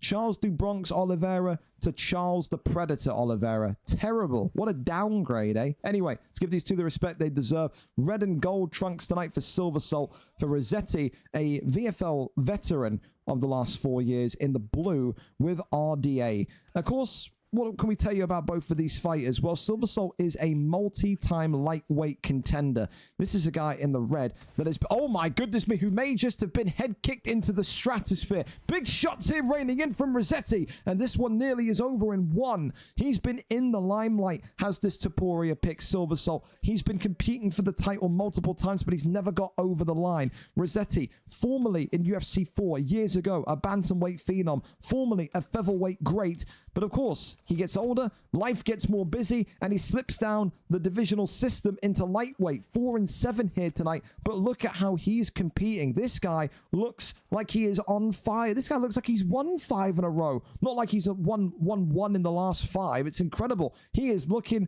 dangerous everywhere. Drops him into the guillotine here, and Topuria just about gets out of that one. This has been the quickest start to a fight I've seen Rossetti have in well over 12 months. This is the Rossetti that we always want to see in the lightweight division. Incredible start. Good denies here from Silver Salt, who will now look to try and get his wrestling underway here. Of course, ignore the fact that it says it's 5 rounds. It was a 3-round fight only. If this goes to round 4 for whatever reason, we'll ask one of these two to raise their hands up, eat the knockout, and then go by the judges' scorecards for the first 3 rounds. So don't worry, don't panic. Goes over, though, into backside here. RD8 looks to take the back mount here again. Sorry about the game volume being a little bit quiet in this one as well. Everyone's Twitch settings are different. So, again, you can see the volume here is up to 100%, but you only hear a little murmur of the game volume. That'll fix as we go through the fights tonight. Again, Topuria eating a lot of damage in this first round, I tell you. Good little bob and weave right-hander there as RDA continuing forward with some dangerous strikes here. Got to think, if you're Silver Salt, how do you really navigate this? How do you really get around the bend here and kind of calm down Rossetti, calm down RD? How do you get the respect back from your opponent in this fight? Maybe it's through grappling. He takes him against the cage here and drags him down. So Silver Salt saying, okay, you know, I need to kind of escape this round, get into round 2, dust myself off and go again. I think there's no doubts from anyone here. We've all watched UFC enough, whether it be real life, gaming, whatever, to know that this is definitely a round 1 to RDA. Rossetti is absolutely clean house this round. He really has. Shots here continuing to come in. Goes over into full mount now. 19 seconds remaining of round 1. Can he get a posture up? The answer is yes, he can. 10 seconds of good striking here from Topuria. Could change the way this fight maybe ends as an elbow drops in there. But good defense in the end, and Herb Dean peels them off from one another. And that is round 2 up and underway. So, yeah, I mean, the first 3.5 minutes, wonderful from RDA. And then the kind of last minute and a half was a good kind of comeback, a good kind of bounce back from Topuria, from Silver Salt. That head kick was absolutely timed to perfection. Rossetti with laser type accuracy there to get that one done and over the line. But only up on points. Hasn't won the fight yet. And as always, it's not over until it's over. Look at the last fight, for example. Anything can happen. Goes back down low to the body. The right hand there comes up. Body shot there, continuing onwards. Got to think here for Topuria. You need a kind of fast start. You do not need to get knocked down again. I don't think... I put it this way. Oh, it's the body rock there. Wow. Topuria's body being made of marshmallow tonight. It doesn't feel like Rossetti's really kind of worked the body a lot here to warrant that. But I mean, hey, you know, take it in your stride, I suppose. Body shot comes forward again. Goes for that jumping teep kick. Nothing there. Goes back down low. Topuria once again trying to find some sort of safe haven. Oh, but he eats an uppercut for his trouble. Dear Lord. And now here we go. The body shots ringing forward again. It's a case of what's going to empty first, the head health of Taporia or the body health of Taporia. Silver Salt looks lost in there, man. He really does. I don't think he can keep up with Rosetti's RDA whatsoever. Left-hander is absolutely timed brilliantly. Goes back down to the body. The clinch here out of desperation, it feels like. As Rossetti just does not look like he's stopping. This looks like he's channeled his inner Tomaselli today. Look how he's fighting. Body shot there comes off, but with no real kind of sign of contact. But that one does. Left hand there comes in again. It's the uppercut into the straight combination as well, which is really working wonders for him. Gets the ankle pick and goes for the takedown, and now has him in full guard position. Puts him into rubber guard, though, does Tomaselli. Does Rossetti, excuse me. There you go. Look, we're even getting confused with Tomaselli. That's how much he's fighting like him. Posture up is there. Rains down the strikes here from the top mount position, and half guard successful. So again, a good bit of escapism there from Silver Salt as well. Goes back over into full guard. Posture up is there, and again, Rossetti saying, you know, I've done enough damage on the feet here. I'm going to carry on. No need to take us down when we're winning the fight up there. And one thing again though, maybe a little bit too much throwing. Nearly emptied his stamina there. That would have been a disaster if he gets flash and knockout. Well, he gets a flash knockout, wouldn't it? That'd be terrible. Goes back down low to the side control position.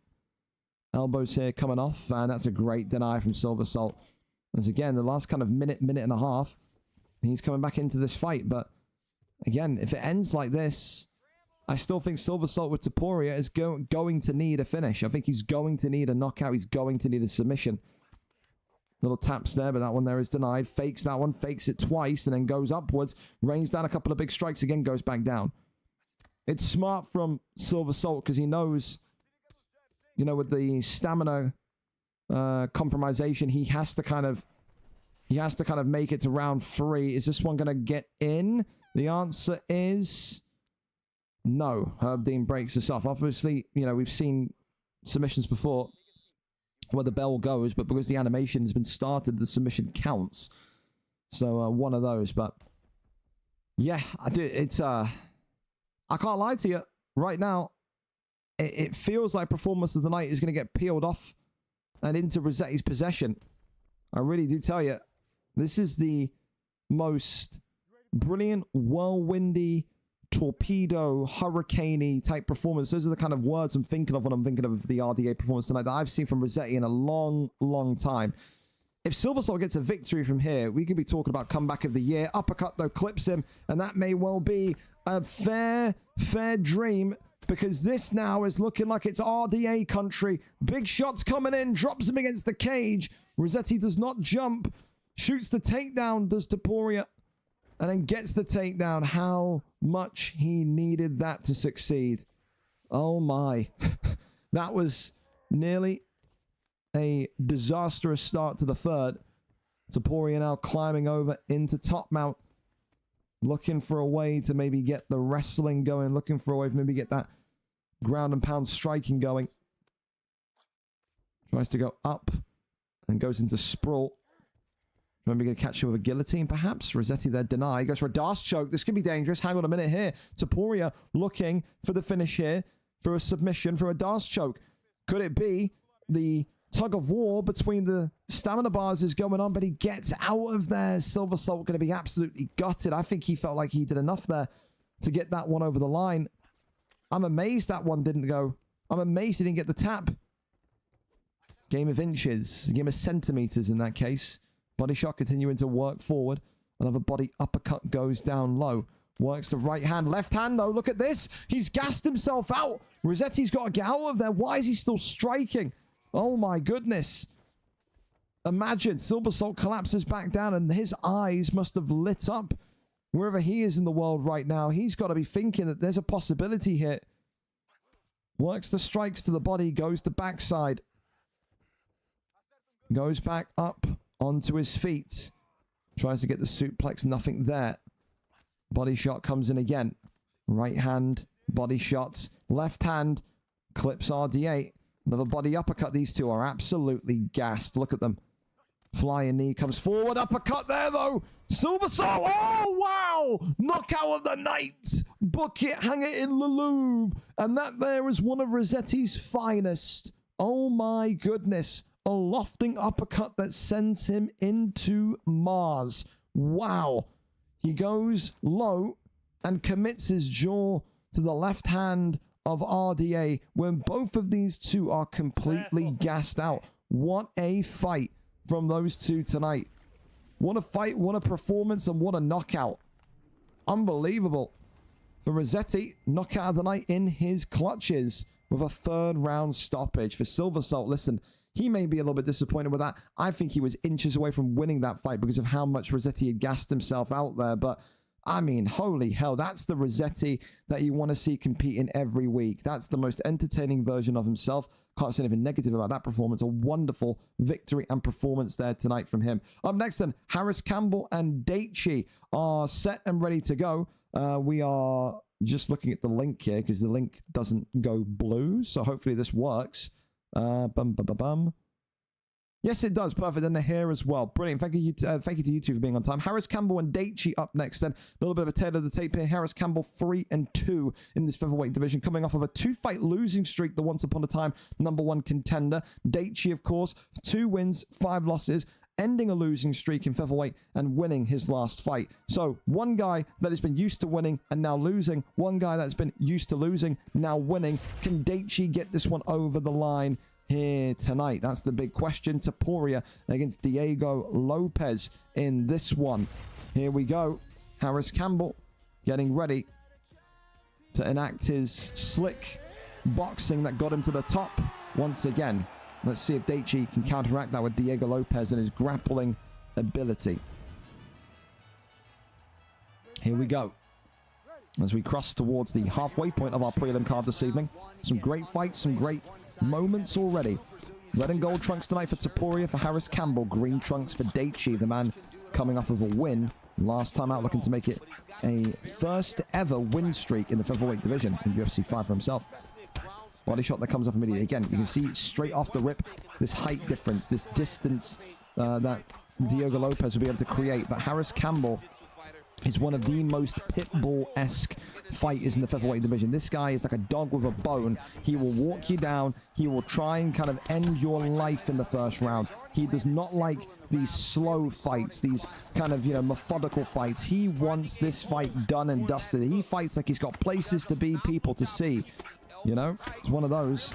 And that's maybe one thing that Daichi's not been used to in his last couple of fights, is that kind of tempo that maybe someone like Harris Campbell brings. Left hand, right hand then continues to go upwards. Works off the jab.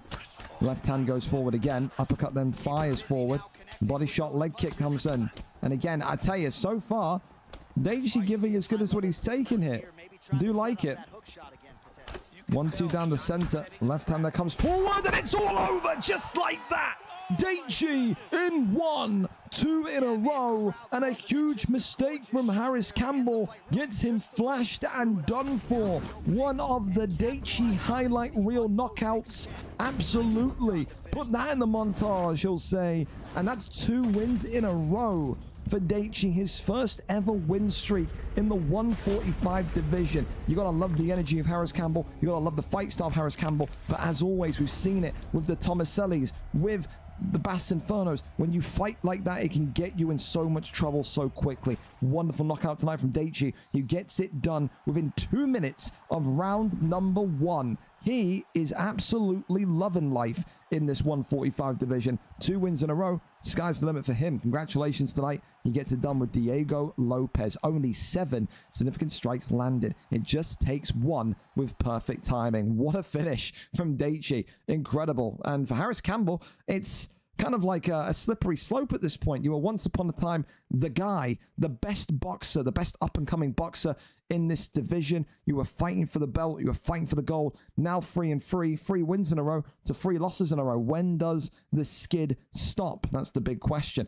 Up next, then we can keep on going and get this one going early if these two are ready. Hago and Allergy Zeno here tonight in this middleweight division, taking center stage. Hago 8 wins, 7 losses, former champion, of course, on a 2-fight losing streak since his return. Allergy Zeno, of course, 4 wins, 3 losses, looking to make it a 2-fight win streak. You can see his form win, loss, win, loss, win. Goes and wins here tonight. It's a 2-fight win streak. It's 5-3, and maybe a further chase towards the middleweight title begins to become more lively, especially since you got to think here, the only people with win streaks in the kind of top 10, VRL, Kieran, and Harold, who also, I think, fight tonight. So there could be a possibility that maybe Allergy Zeno is going to be one of two people only with a win streak in the middleweight division soon. So a huge one for him tonight, and his grappling, no doubt. Can Hago withstand the wrestling? Can Allergy Zeno withstand the boxing of Hago? When Hago kind of gets moving on the feet, he's dangerous to compete against as well. It's a very intriguing fight in the 185 division tonight. So let's go and see who gets this one over the line. We're not even live. Why we're not live? What is this? You sent me a black screen of doom. That's what you've given me. Shocking. It's all right though. We're in time, but yeah, you actually. Oh, now you've turned it on. There we go. You've turned it on. Get in there. All right, here we go then. Dricus du Plessis against Hamzat Chimaev. A big thank you to these two again for being ready to go 10 minutes early. We love that. You know me. When the card is able to run early, everyone's a happy camper. Everyone's a happy camper. Here we go then. Dricus against Chimaev. Dricus, of course, the man with, well, I don't know how you describe them, both wearing black and gold trunks. Okay, the guy with the non-bushy beard, so the guy with that's clean shaven, Dricus du Plessis, if you're unfamiliar. The guy with that wonderful beard on the right of your screen, that is Hamzat Chimaev. Hamzat Chimaev with the beard for Hago. Dricus du Plessis, the clean-shaven man with the skin fade for Allergy Zeno. Allergy Zeno, the favourite coming into this one tonight due to his recent form and the development of his wrestling. And again, as soon as I say those words, what happens? A takedown. This is very much one of those yin-yang matchups tonight. The grappling of Allergy Zeno against the boxing of Hago 59. Hago has been champion in this division before. He knows what it takes to get there. He's going to not be too upset with the wrestling that he sees coming from his opponent here tonight. Immediately, though, gets back up to his feet. And now we're going to see maybe that 94 punch power of Hamzat Chimaev come to the forefront, aren't we?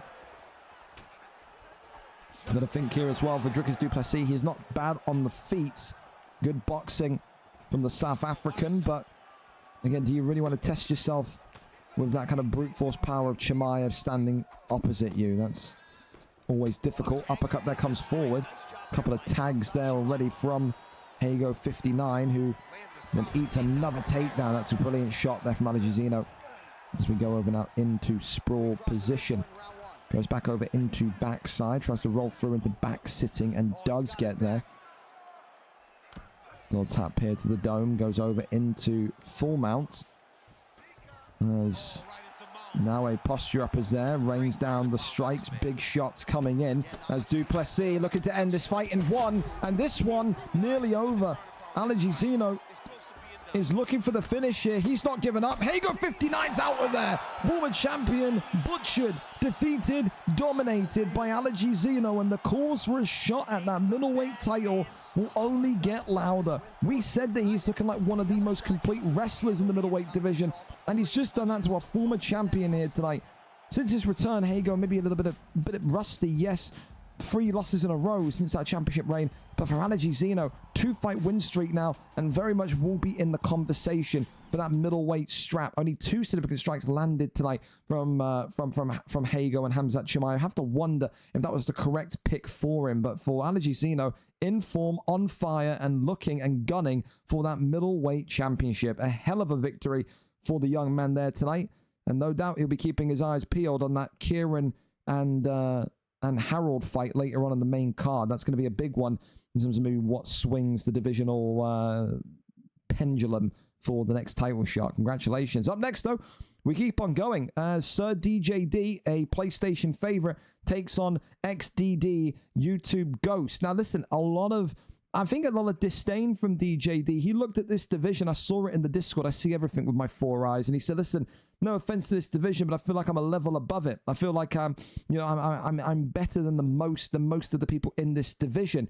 he feels that maybe he's been done a little bit dirty, like he should be in this kind of elite killer division since he won the belt over there. But listen, form doesn't lie. Yes, he's won the belt, but after he won the belt, only 1 win in 4. He has to kind of get back onto winning ways tonight, has to equalize his record. 16 and 17 for him this evening. For Ghost, 1-0, looking to build on an impressive debut last time out. If he can beat DJD, and I'll tell you this much, it's going to bring DJD right back down to reality, and it may well elevate his status as a serious title threat for the champion in Gramont Tick if he holds the belt after tonight. Who wins this one? 16 and 17, the veteran DJD against Ghost here tonight, 1-0. Can he keep his O is the question. We're there, we're set, and we are ready to go here this evening. Or are we? Hopefully, these two are just unprepared by how quick we've gone. We've got to go live. That's all right. You're fine. The CTE is dangerous for us all, Allergy. All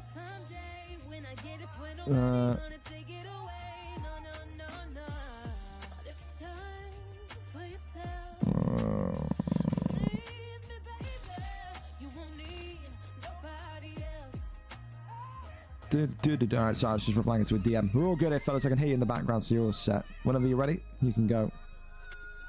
Oh, God, the fights have been good. I will say, mate, the fights have been good tonight. They've been fast as well. We're in a position where we could end this card early tonight. Happy fucking owner noises. I won't have to go to bed at 6 a.m. after doing all the work for it, eh? It's great. Here we go then. Carlos Prates against Kamaru Usman. Getting ready and set here for this one. That is a loud volume. Mother of Lord. All right, here we go then. Jesus Christ, John Anik. No, turn you down. Here we go then. Carlos Prates in the yellow. Kamaru Usman in the black and gold. Ghost 1-0 in the black and gold. Sir DJD, the man with a point to prove. The man that wants to kind of silence the noise around his recent form and say, put me back in the killer division. Here with Prates in the yellow. Of course, we know DJD is known for his, I think, sick and, slick. It's sick and slick. It's slick, sick, silky boxing is definitely what he's known for. He won that belt, that divisional strap in the kind of elite division before it split into 3 divisions through his, I think his resiliency, his never say quit attitude.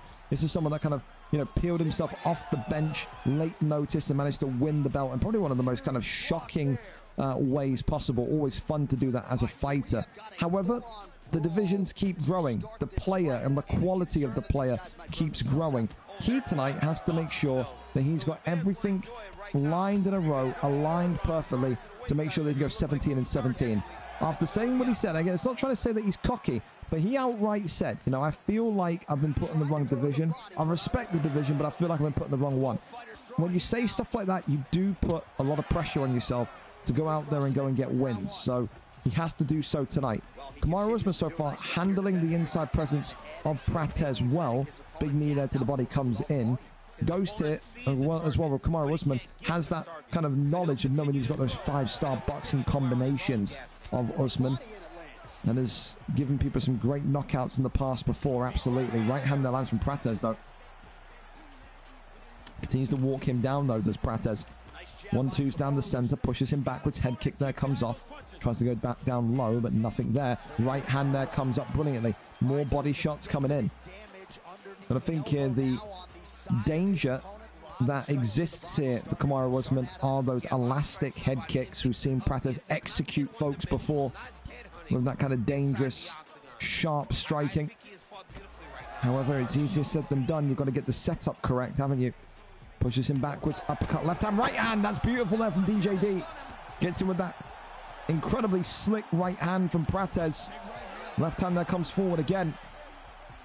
And this is the thing right now. Ghost is experiencing prime DJD. The way that he manipulates space, the way that he can force you backwards. One of the very best in the business at doing it when it comes to his stand-up game. And he's like a ghost. He's just constantly bothering. He's like a poltergeist. He doesn't leave you. Consistently in the pocket, consistently raining down shots. Usman eats another one. Right hand there comes up again. Shoots the takedown here, DJD. I think you have to expect that. The pressure that was being enacted on Ghost here was unstoppable, insurmountable. Pulls him back down and in. Hammer Fists, they're coming forward again, checking the fight stats. This one is done and dusted. Round 1, clearly a Prates round because of that knockdown. So 10-9 so far to DJD. All things going as planned. The one thing, though, is, again, that DJD will have to keep reminding himself is his early fight career. How many times did we see DJD in the first couple of months when he fought here go ahead in rounds and then get complacent and he eats a knockout in the third? It's not over till it's over. That's the way you have to think of this. Works the left hand again. Prates goes low to the body. Huge shots here again. Ghost may well be about to turn into a ghost. Plan the funeral, get the ambulance. Head kick that was being teed up, but pulls out of that one and avoids the takedown this time. DJD gets him down and now has dominant position for his trouble. Trying to crawl over into top mount, gets there. Can he get out of here is the question. Gives up his back, takes the rear naked. That one is denied. And now rolls through into the rear naked choke. Little taps here, that one. Just avoided though. Back into backside position. Posture up, but in the end gets up and away. Pulls away, body shot there, comes in. Pushes him backwards, nothing there. Left hand, body shot. And again, these right hands are really dangerous from Kamaru Usman. Every single time that Prates is kind of going forward, he's getting maybe stung by a couple of them. It's not really a lot of damage being done though. You can see there's no health marker on him yet, but as I say that, what pops up? A health marker. Commentator's curse, boys. Absolutely. Left hand that comes in again. Head health of Ghost, by the way, is absolutely in tatters here. Cannot continue to take huge shots like this. No way. There's that right hand coming forward again. Big knee to the body. As there's another one from Prates. There's a right hand now from Prates. Still looking. Oh, it's the body blow there. Gets him down. Body shot again. Spinning back elbow. Spinning back fist. As here come the extravagant strikes. Overhand there comes in. Ghost has got 1:47 to basically survive here. Big knee to the body avoided. Blocked up nicely. Spinning back fist again. Got to think it. Oh my goodness me, the headshot. That's what I'm saying. I think like the headshot is coming at some point. Oh, the left hand though stings him, pushes him against the cage, and this one could be over. Kamaru Usman gets back to his feet. Still, that 1:05 will feel like an eternity and more for Kamaru Usman. Oh my goodness me, the pulls. So close. Right hand comes in again. Spin kick to the body. The way that he has mixed in body strikes and head strikes tonight, you just can't do anything but kind of stand up and applaud it for DJD. He's been really nice with his mixed combinations. And maybe he was correct. Maybe the aim of this journey. Oh my goodness me, as he drops Usman to a knee and then out. And maybe this journey is very much up and underway. He wants the belt in this division. He wants to prove that he was correct about this division. Then he wants to be back up with his peers in that elite division. The losing streak goes 17-17 for this veteran. A styly, I think we'll call it, yeah, it's cringe. We'll call it swashbuckling stand-up performance tonight from DJD. One of the best combination artists and one of the best level changes in this division categorically. Could he be on his way to a title opportunity? Maybe one more win will do it.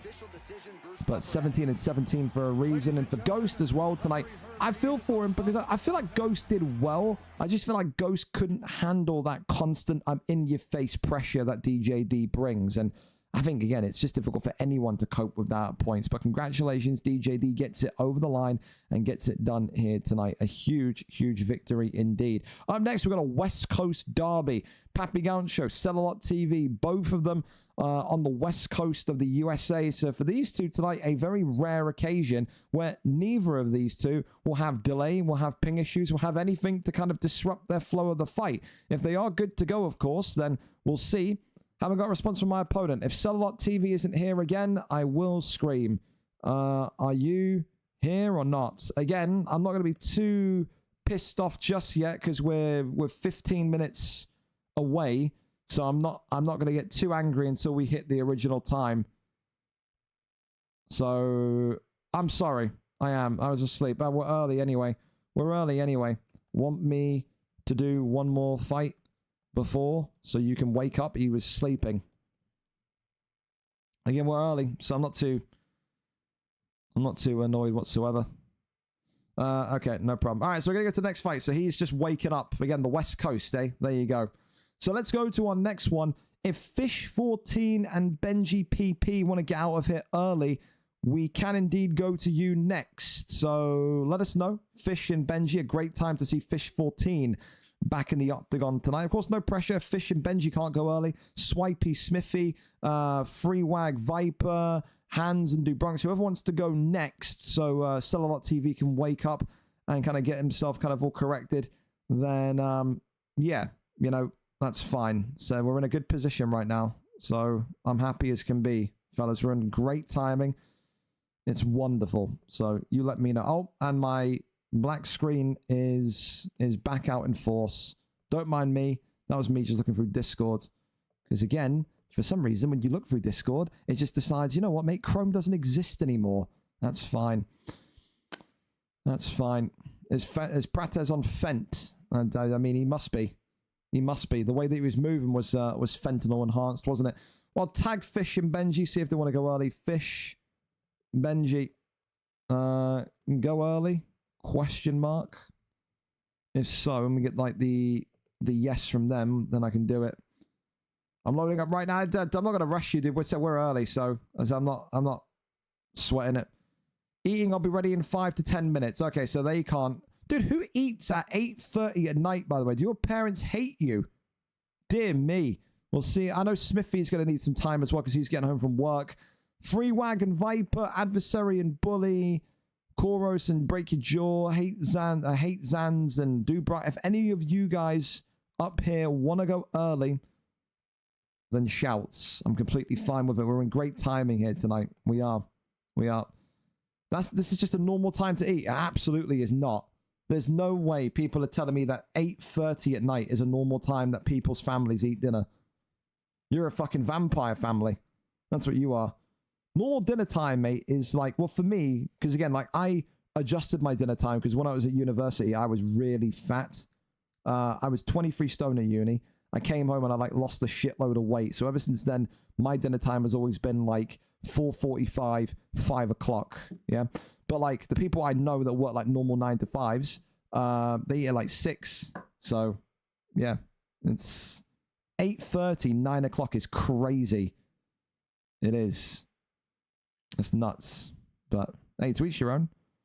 I'm ready whenever. Again, it just depends on your opponent. If your opponent want to go early, then yeah. Well, Adversary saying that he's loading up now. Again, we'll go with whoever wants to go early. If you want to go early, as long as you're in the lobby, as long as you send me your link, we're good to go. We're in a fantastic position tonight, fellas, where everyone so far has been A1 and everyone's been on time. So we're actually we've gained 12 minutes. It's a very rare occasion, isn't it? I eat between 4 and 5 p.m., 8 p.m. as well. That's what I'm saying. That's what I'm saying.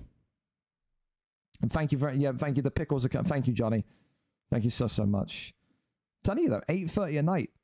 I've never seen it before. All right, okay, we got a link from Adversary. Adversary here tonight against BK Bully in this one. It's a PlayStation matchup. Adversary, of course, 13 wins, 15 losses. BK Bully, 2 wins, 1 loss. Both of them coming off of losses. A veteran against a newcomer here tonight.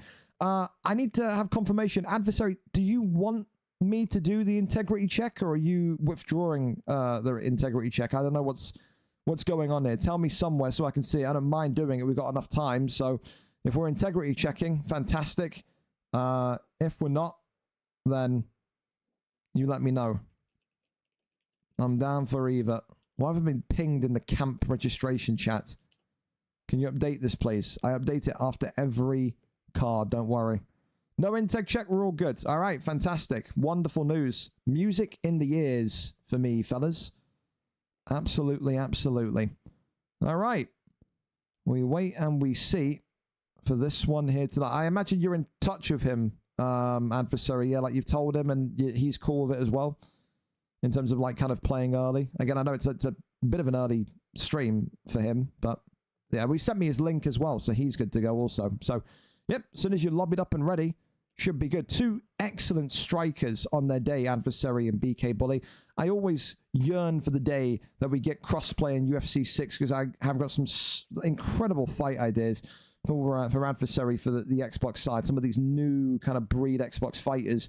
I feel like, you know, we get UFC 6 sooner rather than later. We get crossplay sooner rather than later. Some really fun fights to kind of give him in particular. For BK Bully as well, a lot of hype behind this PlayStation machine that he is. Lost his last fight out, but I mean, realistically, he looked phenomenal. I mean, even in losing, I think when you're looking at fighters, we're talking about fighters that are losing and losing while looking top. I think that's an indication of a future champion. So it will not be an easy fight for Adversary tonight, nor will it be an easy fight for BK Bully, who goes up against a veteran.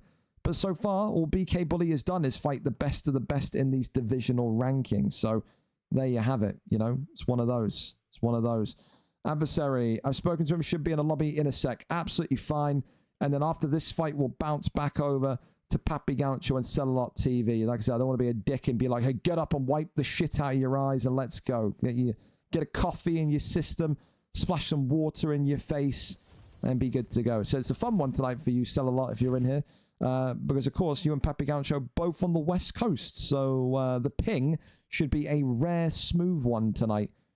It's like Christmas come early for you two, eh? Unbelievable. Well, we are moments away from these two being ready to go. And then we will be back onto regular formatting, I believe. As I check my DMs quickly. Bum, bum, bum, bum.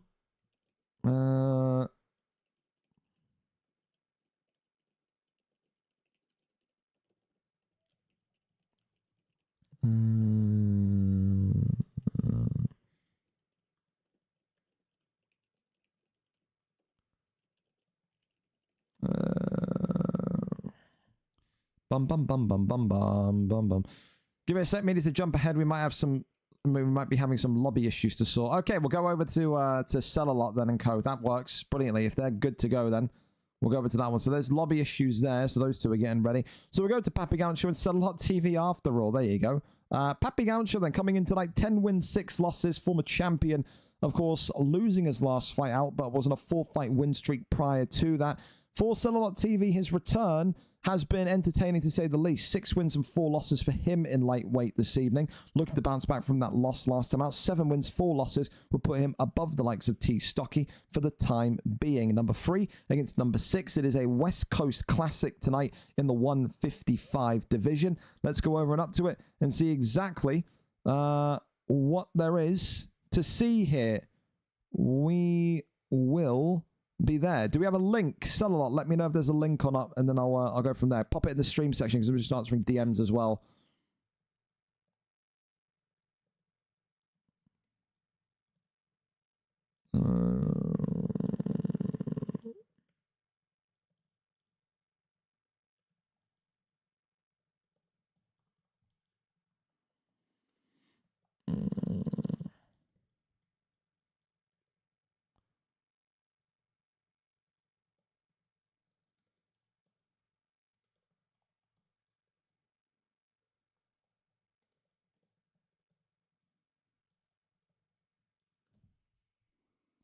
Dun, dun, dun. Oh, there we go. Thank you very much. Sorry, I honestly, UFC cards only. I get so many DMs from the FIFA guys. It's crazy. All right, here we go then. Back to it we go. The lightweight division with 2 American sensations tonight. 2 fantastic players in their own regard. When you saw Sell-A-Lot TV back in the day, it was all about his boxing that he evolved into this grappler. And now he's kind of an all-around talent in that regard. Papi Gaucho has always remained true to core. And that has been from 2022 to 2025, nearly 2026. Now, I think I've been for 4 years. That's crazy. He's always been a boxing, violence-first type fighter. The Conor McGregor pick makes so much sense. Papi Gaucho in the green. Sell-A-Lot TV today in the orange. For these two, they have their own ways of winning. Sell-A-Lot TV, as we know, will look for the ground game with Paddy Pimblett as soon as physically possible. He does not want to stand in the pocket and dance the dance with McGregor with boxing. I think only you can imagine how that's going to go. Papi Gaucho there immediately lifted up, over, and downed onto his back here. Side control to start this one off. Thank you so much for the follow as well. Appreciate you. Works the body shot here as Paddy Pimblett. Continuing to go to that left-hand side. Goes to backside. And then goes up. And now Paddy Pimblett is going to need to try and find a way to keep Papi down. This is the thing with Papi, is, you know, he gets taken down, but he does always find a way to get back to his feet. You've not seen Papi often be dominated when this when the takedowns happen.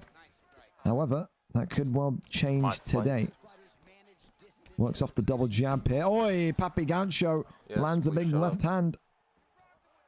As now the right hand comes forward, and this is what Settlelot had to be aware of tonight. It's that pocket presence of McGregor. You do wonder tonight maybe if the takedowns need to become thick and fast. This is the kind of fight where maybe I think you've got to be like Merabdashvili and shoot about 650 takedowns in 4 minutes. You know, you have to kind of make sure that Papi isn't able to get this rhythm or momentum. This is how he won the championship gold. Keep in mind, one of the most dangerous boxers in 155, and right now he's showing that to Paddy Pimblett here, and it's another great takedown from ViperrkoTTV with a lot of time to work here. 2:20 on the clock, and now here comes the denies from ViperrkoTTV. Nice one right back there from Papi Gaucho, who's also having a wonderful season on the Madden fields. The GM of the New England Patriots, 2-0 for him. His tight end Giovanni Falquez torching defenses when it comes to the NFL. Get involved. May not be an NFL fan, but we'll make you one. Trust me. Half guard here. There's little taps coming forward again. Posture up is there. As Paddy Pimblett now is raining down some big strikes. Big right hand pulls him on down. There's the left hand continuing to just tag onto Pimblett. Goes over into full guard. Posture up is there again. And again, 58 seconds to try and maybe get into a submission position. I think that's going to be what he wants to do here today, ViperrkoTTV. Keep this fight grounded and kind of work the chokes, work the joint submissions. Do anything that can neutralize McGregor a little bit. Said stamina drain or a block drain would be welcomed right about now. Rear naked choke, though, is denied. That's a wonderful bit of alert IQ there from McGregor. Paddy Pimblett, though, getting this one reversed and goes over into full guard. So I think he's shocked. I'm a little bit shocked at that as well. I honestly thought he was going to get the transition into the armbar there. I think that's what he was looking for. I think it's a little bit unfortunate. That's EA Sports. It's in the game at its finest there for ViperrkoTTV. But yeah, and nothing that is kind of surprising to ViperrkoTTV. I think he knew and respected Papi's elite kind of pocket boxing with McGregor. And I think he knows, you know, this fight, if he's going to win it tonight, has to come through persistent and consistent ground game damage, whether it be striking or submissions. Thank you so much again for the sub. Appreciate it. Hope you're enjoying the card tonight. Just over halfway through of our prelim card. Still 5 title fights in the main card to come here this evening. 10 p.m. UK, 5 p.m. US Eastern onwards. Here we go then. Glove touch and we're away. Round number 2. Very much set here. For Papi, he's going to want to be aggressive and he's going to want to be as forthcoming as humanly possible. Does not want to let Paddy Pimblett have any sort of recovery time. Wants to get that block nice and damaged. Immediate takedown again, Papi. I think 0-3 or 3-4 for takedowns, I think, so far. So the takedown defense maybe not at the height that it needs to be for the Las Vegas native.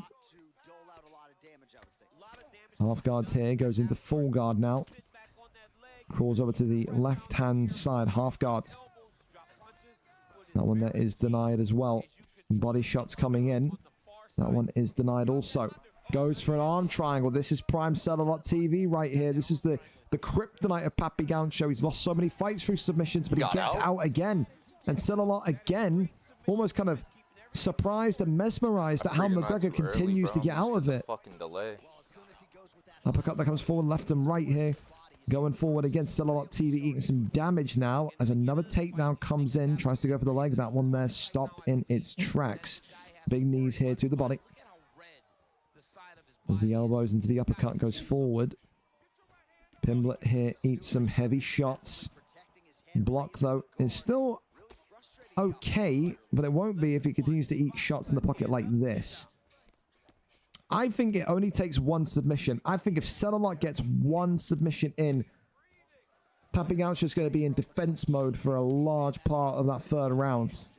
I think that's the aim from the man in orange so far. Just find one. And then the chips will fall where they fall. Big straight there from McGregor. Shoots a takedown. That one just whiffing though. Uppercut though. Drops Paddy Pimblett. Oh my god, bro. I'm so ass. And there's another big shot here. Papi Gaucho looking for the finish. And this one is all over. So ass, Conor McGregor gets it done. And Papi Gaucho gets it in round 2. For ViperrkoTTV tonight, I think, listen, I think he said there at the end, I'm ass. I don't think he was. I think he was unfortunate twice. I think EA, you can maybe argue EA had something to play in that one, because I don't know how he didn't get the submission at the end of round 1 in, when there was like 20 seconds left. And even that second rounder, you felt like he was just a half step away from getting the transition into the submission. Take nothing away from Papi. Wonderful boxing, as always, from the former lightweight champion tonight. But I don't think it's anything that JRilla needs to look too much into. I think tonight, very unfortunate with just the speed of transitions or just how quickly McGregor got out. But what can you say? It's a shitty one, because I feel like JRilla knows one submission comes in and that whole fight changes. So yeah, one of those, you got to kind of dust yourself down and go again, sadly. But EA Sports, it's in the game, I suppose. Papi Gaucho, though, back to winning ways and a wonderful textbook knockout indeed. So there you go. Listen, we go over to our next fight and we'll see who it's going to be. We've got the option of many, as Benji PP seemingly is ready to go. Fish 14 and Benji PP for the second time. And of course, if adversaries listening to this one, if your lobby issues are sorted afterwards, let me know in DMs. We'll jump straight to you guys. Fish 14, 8 wins, 8 losses back in the octagon tonight. Benji PP, 3 wins, 8 losses. 3 losses in a row for Fish. For Benji, 3 wins in 4, with a win coming last time out. The last time these two fought, because it is the second time they have fought, is, let's go and have a look at Fish. Fish, of course, the last time he made an appearance in a VFL octagon. VFL 191, or have I used I's and L's? It could be 191, it could not. We'll see. We're just tapping Fish. There you go. Yeah, VFL 191. So let's go and see. The last time him and Benji PP competed against one another was right there. And it's a trilogy tonight. There you go. So that's wrong. That needs to be a trilogy fight. Boom. There you go. So they fought twice before. Brilliant. So Benji beat him at VFL 185 by a round 3 TKO in the lightweight division. Makes it 1-0 to Benji PP. Before that, Fish and Benji, the first time they ever fought was all the way over. This must have been like UFC 4, surely. Dear heavens, this is a lot of data, eh? Fish and Benji, the first time they ever competed against one another. Shootbox, Jesus, there's some names here that I've not seen for years and years, man. Unbelievable. Going down memory road here. Benji PP and Fish. There it is. VFL 61. Fish won by a round 2 submission in welterweight on the 20th of April 2023. So the trilogy decider tonight. A nice way to come back if you're Fish 14. 1-1. Only one of these two walk away victorious tonight. Is it the first return victory back for Fish to end this losing streak? Or does Benji PP make it 2 wins in a row? We're there. We're set. And we are ready to go for this one. Volkanovski against Uriah Faber here tonight. Loving the fact that he's bringing the Uriah Faber pick back. That there is absolutely wonderful. Thank you as well for that last fight, Stocky. Thank you so much for the tier 1 resub. And also Khalil Kajiro, if I pronounced that right. Thank you for the follow as well. Here we go. We've got no game volume. Hallelujah, because usually it's just Ben. Oh, we do. It's Benji and his mic. Hopefully we don't hear his party, because then if I hear his party, I'll have to mute the stream, because his party is just filled with some of the most strange people in the world, aren't they? Anyway, Benji PP in the black and gold tonight with Volkanovski. He's taking no risks here. There's no meme pick from Benji tonight. He sees Uriah Faber in the grey trunks for Fish 14 and says, listen, it's all about winning here tonight. Yeah, there's no I'm not party there to do tonight. anything. Thank God there's no party tonight. Your parties are fucking filled with some of the biggest creatures on the internet, Benji, but that's okay. They are. Right hand, of course, for Volkanovski will be the weapon inside the pocket. Uriah Faber's kind of main crux here tonight will be to wrestle and to try and get Volkanovski down and on his back. We know Fish14, the 2024 Fighter of the Year for what he accomplished with so many great submission victories to his name. He's a danger, absolutely. However, on the feet right now, both of them are giving as good as what they're getting. Both of them busted open. And this has been the theme of VFL 208 so far tonight. A lot of damage inside the pocket and a lot of brawling here. I don't know what he just said to me, but hopefully nothing important because I missed it. Shoots the takedown there, and Fish14 gets the land. Half guard position now obtained. Now the hand fighting between these two will very much commence. Tries to crawl it. That one there is denied. Goes back across it into side control as the elbows now coming off here. That one is denied also. Fish14 able to kind of do exactly what he wants here. This is prime Fish14. We didn't see him have this kind of belief or gusto in his system towards the end of his kind of second stint when he retired back after VFL 191 around about 17 weeks ago. Had a good holiday from UFC, didn't he? It's about 4.5 months out. Oh, flipping out.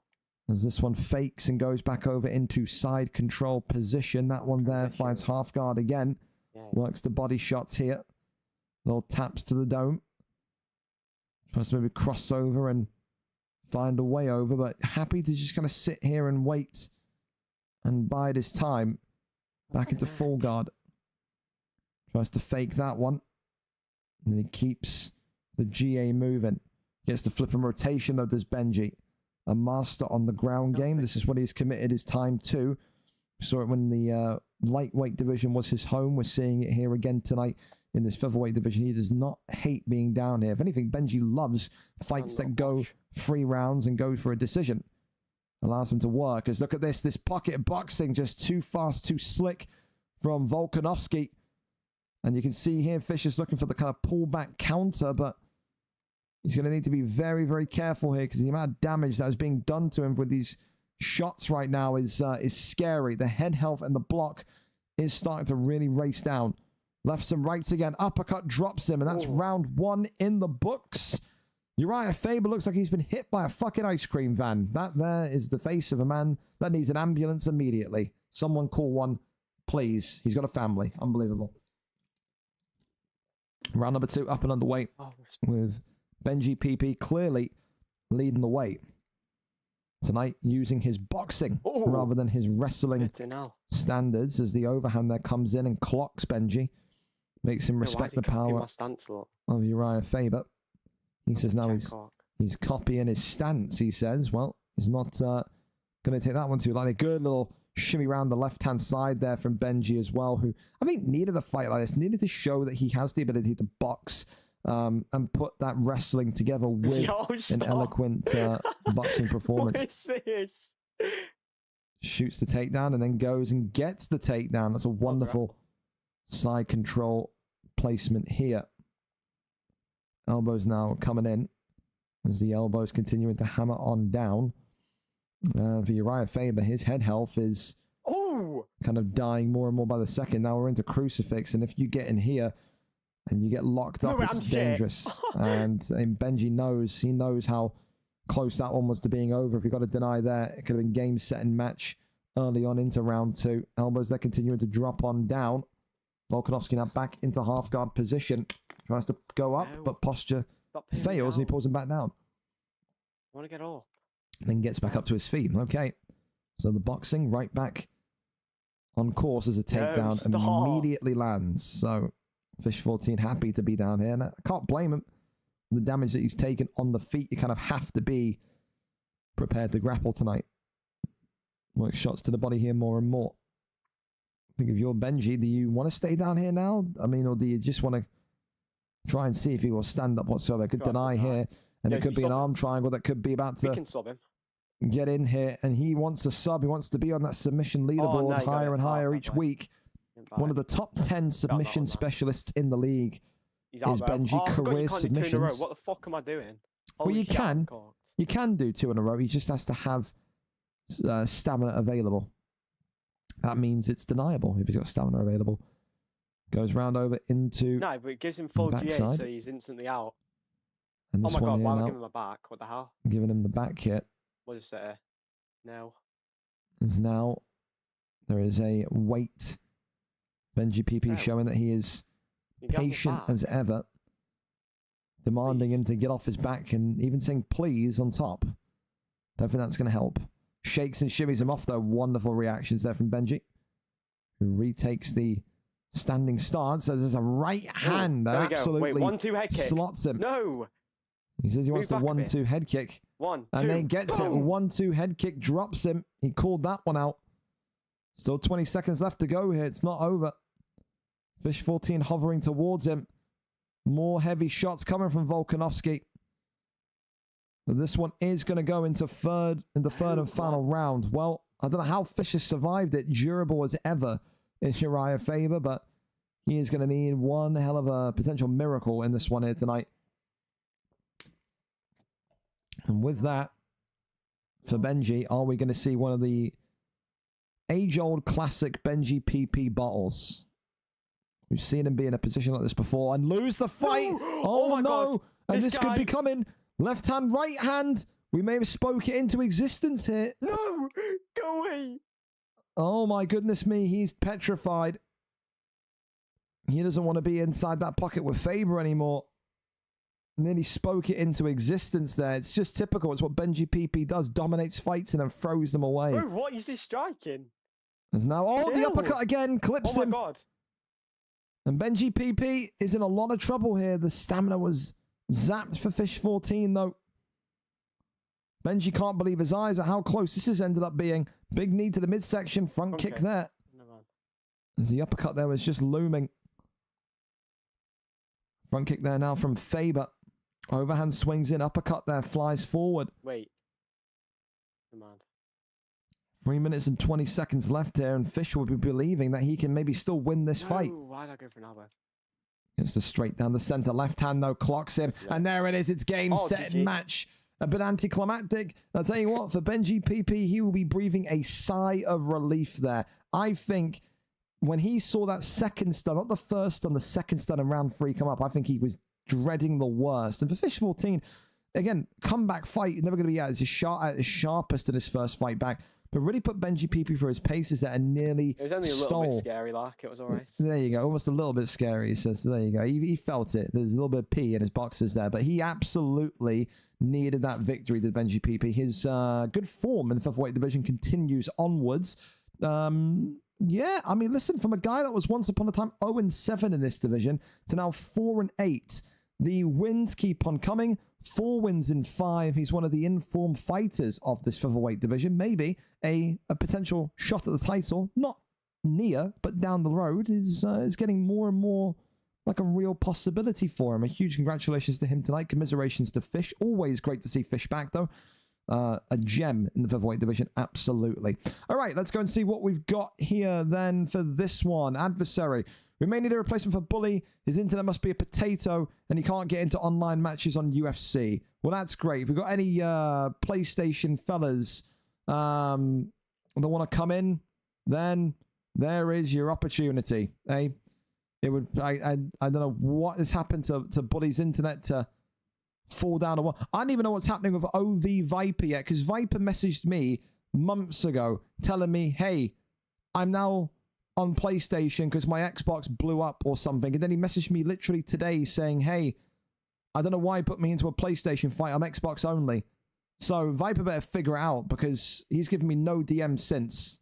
Like, it's ridiculous. So who knows? We'll go to the Smithy fight, because then if Viper's stupid, we can just match up Freewag and an adversary together. But again, like, use your heads, fellas. I'll even show you the screenshot of the DMs to show you what I'm talking about. Swipey and Smithy up next then. We'll go to that one. Swipey tonight coming in 0-1. Smithy, of course, 0-2. Balanced against wrestlers. For Swipey, listen, there's this kind of misconception that he can't wrestle. He can't defend the takedown. He can. He's got some good takedown defense. Smithy, of course, maybe a little bit demotivated, a little bit kind of low on morale after that move from middleweight to featherweight. But the only way that morale is turned upside down is by winning. For Swipey, same thing, comes in after a way away or some time away from the Octagon. I think the last time we saw Swipey was like, what, 3 months ago? Maybe a little bit earlier than that, but he's been in and out the ranking system consistently. The last time we saw him winning the lightweight division title on the 27th of March. So a big welcome back to Swipey. Unless we've... Surprise again. Unless we've got his game tagging correct. The last time we saw Swipey at VFL 180, the 27th of March. So it's been a 28-week gap. We saw him at the beginning of 2025. We see him once again at the end of 2025. We go over and up to it. Smithy is our cameraman here this evening. Let's go over and get the link here. We are there. We are set. And we are ready to go. That's the wrong name. I need Smithy's. Again, Smithy one day will learn to use the stream channel under Discord, and it'll be a glorious day. It will. There we go. We're here, and we're set. Fantastic. We lobbied. We are. Brilliant. Fellas, whenever you're ready to go, you can go. Thank you as well. Who was that wonderful man? Tomaselli. Thank you so much for the Prime. Unfortunately, I love you. But I can't really let you fight anymore because, you know, you're asked to fight once, you lose, and then you disappear for 6 months. So you're just kind of like an old man spectator. You're like Chuck Liddell in the crowd at this point. So it's one of those. Jack is doing good, though. Hopefully you're here to watch Jack fight tonight. He's had a really good time in the featherweight division. And there's Smithy. There you go. How's it been tonight, Falcon? It's been good. And we're on time. You know me. As long as we're on time, I'm happy. It's the kind of business end of the card. That's when it starts to get a little bit iffy. What's going to happen with some of the PlayStation fights? Who knows? You know, you never really know anymore. Swipey, of course, in the white trunks tonight with the Korean Zombie. And Smithy already being knocked to the canvas here with Volkanovski. Smithy maybe not kind of prepared for how damn crisp the striking of Swipey is. It's been a while since we've seen him, 6.5 months to be exact. But once we saw him in the lightweight division winning the gold, we knew how dangerous he was when it came to that hand-to-hand combat. This is someone absolutely that needs to make sure tonight he can keep that rhythm up, keep that kind of that pressure up. The only thing that can defeat Swipey in most cases is himself. He does make some silly mistakes or some silly decisions at points, but when he's controlling fights like he is here, he's so difficult to shake off. He really is. And for Smithy, oh, just like that, Smithy, wow, gets it done with another flash knockout. Wow. Fuck you, man. Fuck that King Sava one. Oh, you fucking wee prat. Oh, wow. Out of absolutely nowhere, Swipey is flatlined. Did he make head movement into him? No, I think he got knocked on. It was the second one on the way down. It's that one there. I don't know if that's head movement or him falling down. Wow. First fight back since March. And it was a fantastic start to the fight from Swipey as well. He looked absolutely brilliant. But that's absolutely nuts, man. For Swipey, he will be begging for that one back. But it is a round one flash tonight. And Smithy gets his first victory in the featherweight division in typical Smithy style. If there's ever a way that Smithy could win his first fight in 145, it'd be through something nuts like that. He gets it done tonight. And for Swipey, not the return that he would want to see in terms of the result. But, I mean, that's crazy, by the way. Absolutely nuts. Allergy, you will not replace him. We've had a fight tonight already. The answer is no on that one. All right, so I guess we're waiting and seeing. No one really knows what's going to happen with OV Viper. If he's... I'll show you the DMs, dude, but like, look at this. I'm going to show the DM history. So, and then I didn't get anything after this. So I don't know if he's going to show... Has he left the Discord? He has. He left the Discord. There you go. OV Viper stealth left the Discord. So not a surprise. The guy's stupid, bro. Like, what can you say? How are you going to send me this on the 16th of September saying I can only compete on PS because I got rid of my Xbox? And then he goes, hey, I've got a fight today. Was wondering if it's on Xbox or PlayStation. I was like, on PS. And I was like, why did you send me this if you're now only on Xbox? He never told me he's only on Xbox. So for OV Viper, good fighter, but a stupid human being. There's the only way I can really describe that. So when UFC 5, UFC 6 comes out, UFC 6 comes out, he'll be rejected for competing here because I don't like dealing with morons. So there you go. Out of the division. He stealth left the Discord. I can understand it. A lot of people don't like to hold their hands up and go, hey, I'm kind of fucking stupid when they make a mistake like that. No one's got really accountability.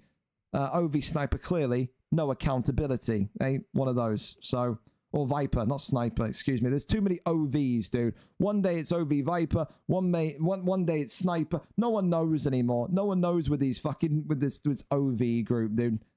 These guys don't know if they're coming or going. They really don't. So, yeah, we'll put a replacement in and we'll go from there. But yeah, I can't really let fucking OV Viper, whatever this clown's name is, compete here again. You're too dense to kind of tell me what console you're on.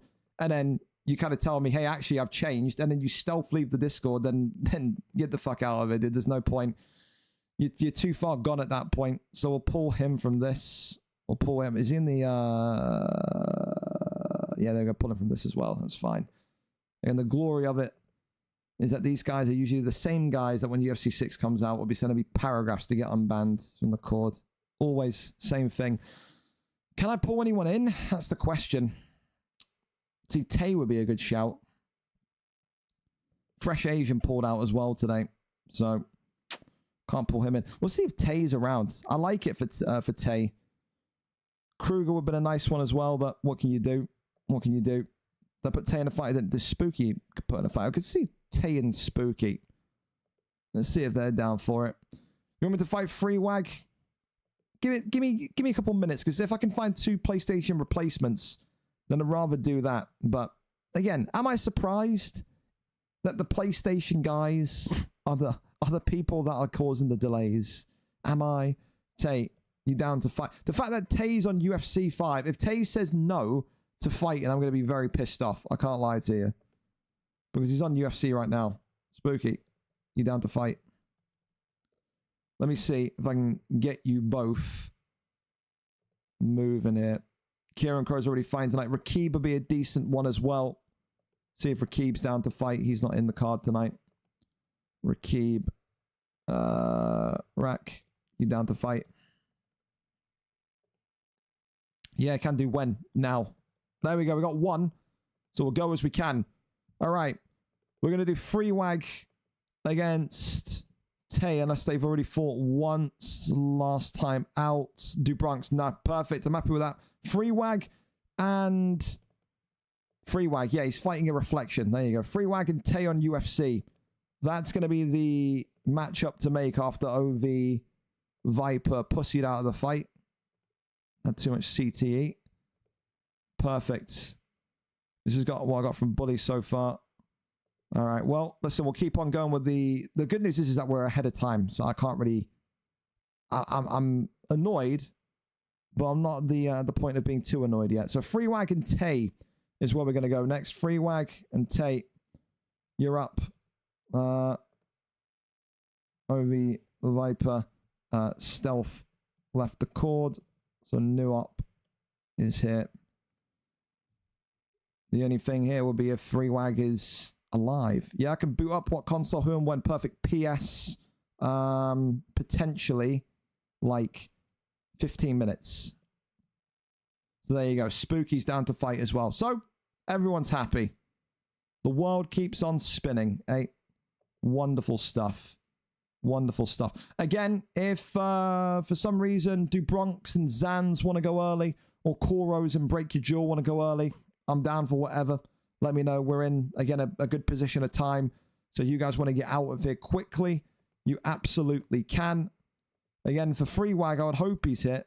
But again, I'm not going to push it too much because, again, we are 7 minutes out. So Spooky's happy to fight tonight.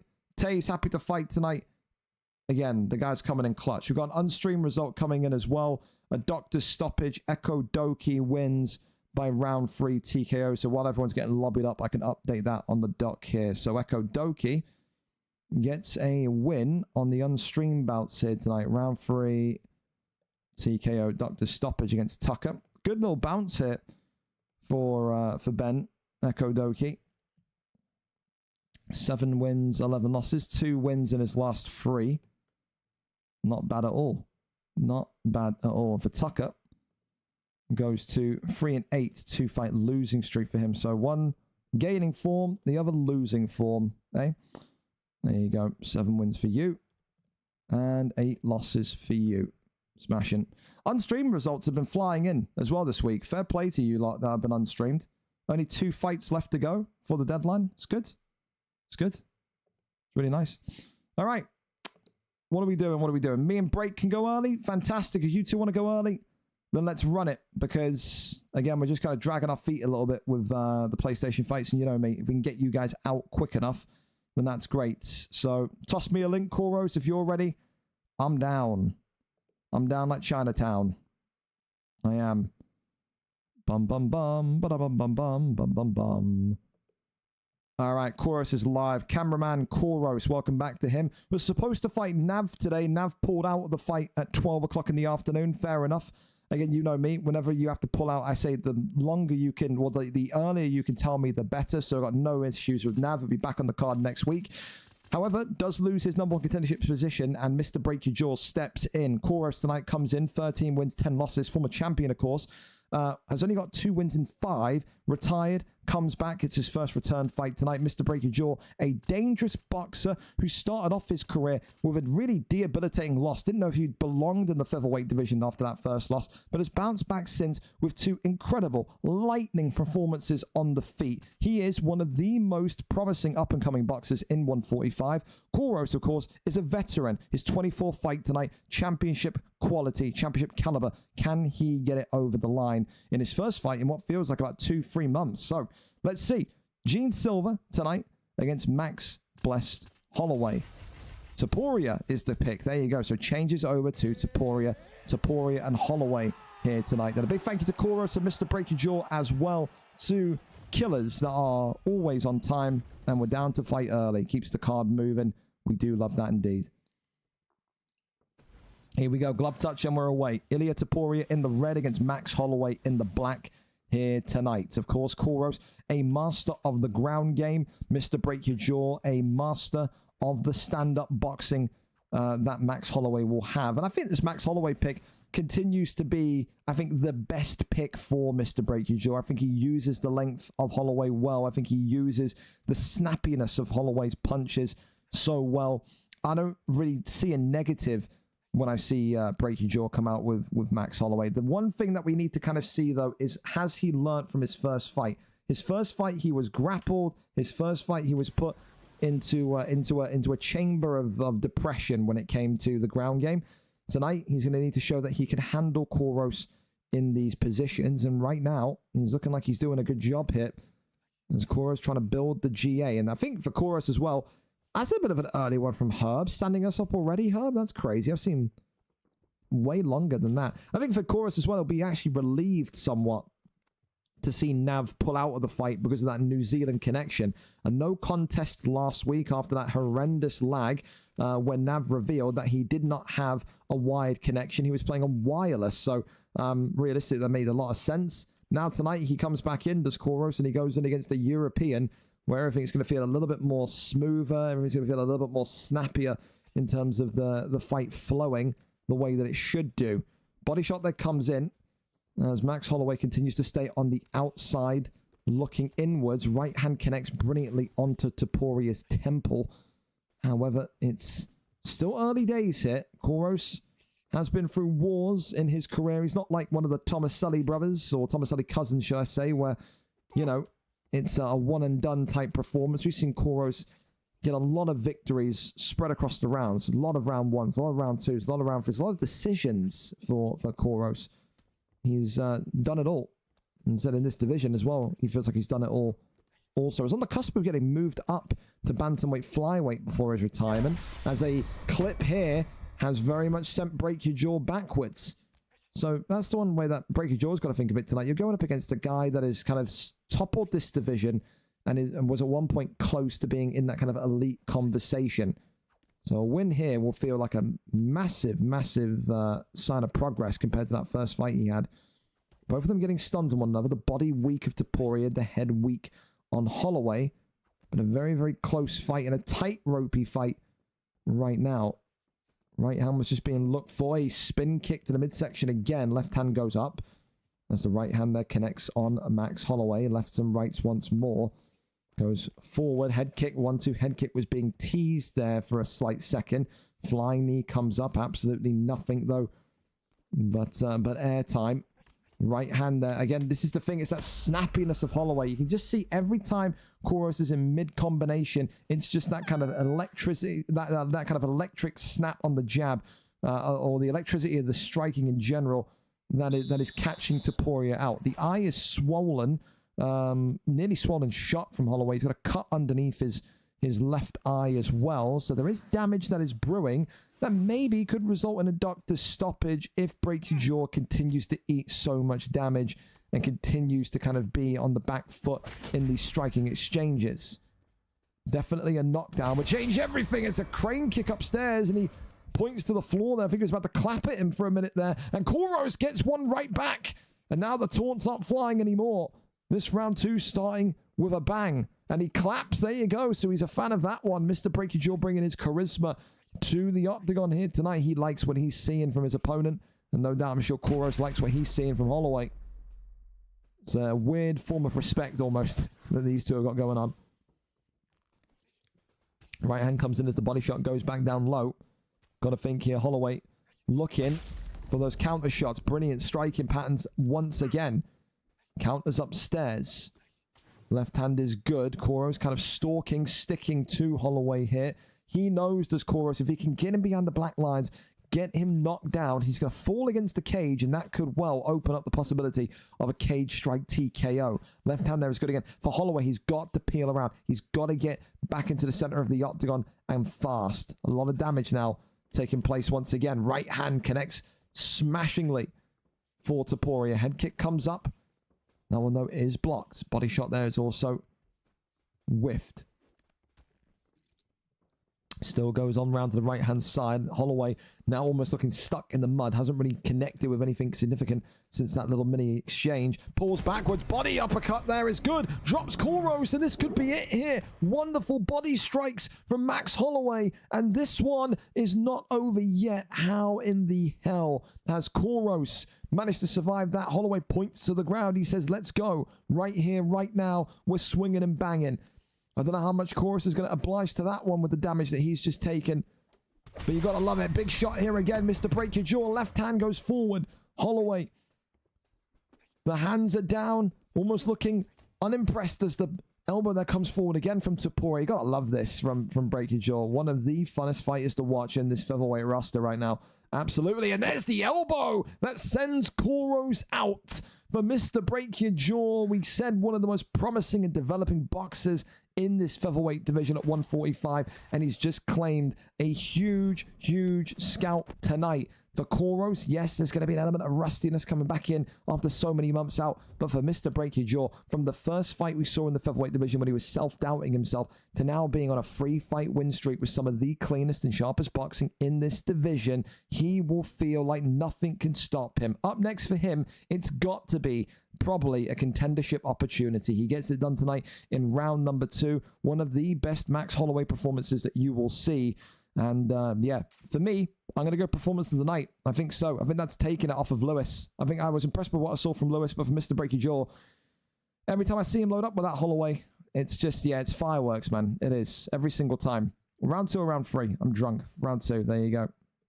Gets that one over the line with Max Holloway. Congratulations to him. Huge from him tonight. Top tier, my friend. Top tier. All right, let's go over to it then and see what's going on with these remaining fights. Freewag is there. Well, Freewag is there. He says cool. So at least we know that he is set and ready to go.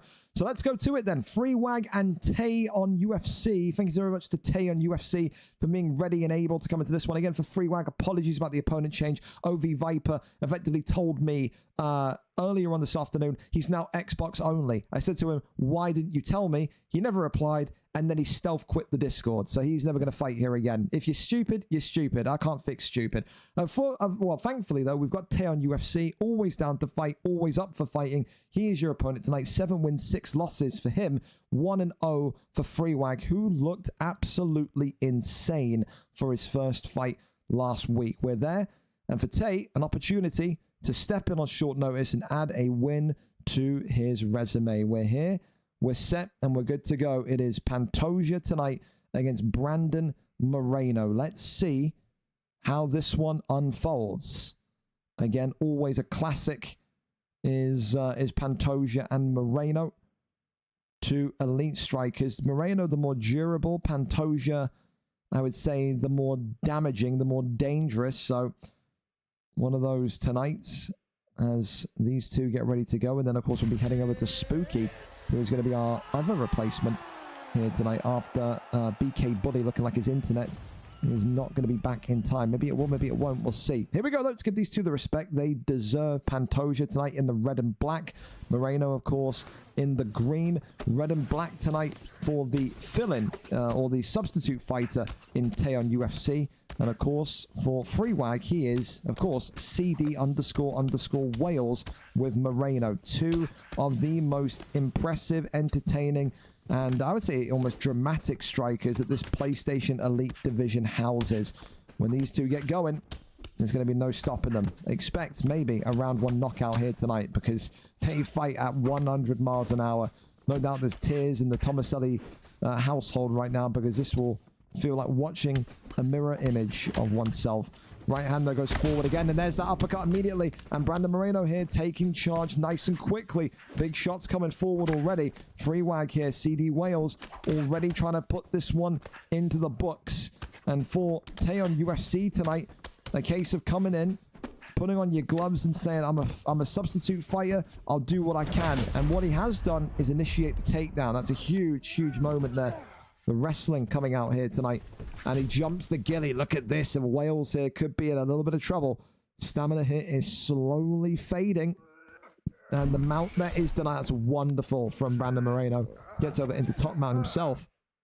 So, two strikers now descending into grappling chaos here tonight. We do love that. Gives up his back here. Goes for an armbar. Look at this. Wonderful. Now it's Freewag who says tonight, I will keep you locked up and tap you out if we're going that road. And this chase for stamina here is going to be very, very close, mind you. And that one is denied. And it's a blink and you'll miss it one, because I tell you this much, that was going to be a game of chicken right there. Who was going to transition first? And in the end, it was Pantoja. Gives up his arm, loses half of his submission bar there and then. Gives up back mount here, goes for half guards as the camera inverts. This is one of the most annoying things for fighters when the camera inverts. You got to kind of reverse all the denies in your head. Your muscle memory takes a pounding at that point. And no doubt about it, Wales is going to get back up here because he knows he's taken the arm. Therefore, the block is going to be absolutely kind of compromisable here. One time for the gringos. Big shots coming forward. Well, thank you so much for the follow. Welcome in. Big uppercut that comes forward. These two now back to swinging and banging like they were doing in the first minute and a half of this opening round. Left hand being what? Look at these two, man. You can't tell me they aren't entertaining. Two of the finest products of that elite PlayStation division you will see. As Freewag here in the green with Moreno is hoping tonight that he can get to 2-0. And continue his ascension up the divisional leaderboards to get that title shot. Won't be getting it after this one tonight, but 2-0 record puts him right on the doorstep. Big shot here comes in. Is this one going to go into round number 2? The respect there, little bow at the end from Pantoja. Yeah, you can see that these two, so similar, such a fun fight. I think, again, we always say it with fill-in fighters, with replacement fighters, with sub-fighters. Sometimes you land on your feet when you get a substitute. We have landed on our feet here today. Tay has made this one a very, very fun fight inside that first round. Round number 2, up and underway. As Moreno, I think, takes the first round, but is not home free yet. So both of these two love their kind of 4-5 punch combination. Strikes. Left hand there just whiffs on the side here. Moreno throws the left hand, followed by the uppercut. There's another takedown attempted. That one is stopped in its tracks. Big knees here to the body. As the left hand, right hand swirl comes forward again. It's like a tornado every time that Moreno fires in. And that block now of Pantoja is looking really, really concerning. 1 minute into round 2. And you may be asking yourself, how much more can Pantoja take here? The way that he's just exactly in the correct position with the correct distance with Moreno is also awesome. Uppercut there drops him. A lightning speed frenzy of strikes. As the right hand comes forward again. More and more damage coming in. Avoids that one, does Pantoja. Left hand, though, busts open the eye of Moreno. Continuing to circle rounds. And there's that kind of slip straight. Body shot there comes in. Left hand goes round again as the straight comes forward. Right hand stuns Moreno. Hang on a minute. It's not over until it's over. Oh my goodness me. Hits him with a laboured strike. Oh my goodness me, what a fight this has turned out to be. Who's going to make the first defensive mistake? Who's going to take the first back step? Big shot again. Holy hell almighty, man. Oh, and the uppercut right back. Oh, God. Oh, avoids that one. Oh, the pulls. Jesus Christ. Oh, what a fight. What a fight. These two, no idea who's going to take it. Oh, wow. Body shot comes in again. The double uppercuts also now kind of flying on through. Boy, he was leading up for a big bit of damage with that head kick also. Stamina of Tay with Pantoja here in red and black. Completely gone, to say the least. The left hand there drops him again. Continues forward.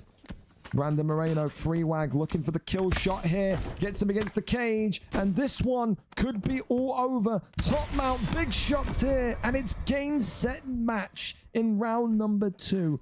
Two of the most entertaining PlayStation products that you will find. I will not hear a word about it other than that.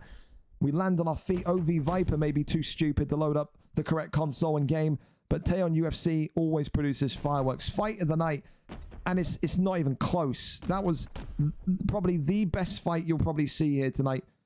And again, that's a huge amount of credit to Taeyon UFC as well. To come in on effectively 10 minutes notice and put on a show like that, that's nuts, dude. But for Free Wag, for Wales, whatever wants to be referred to, continues every week now more and more to look like the truth when it comes to that division. Huge fight, huge performance, and congratulations to both of those two tonight. A great, great, great matchup.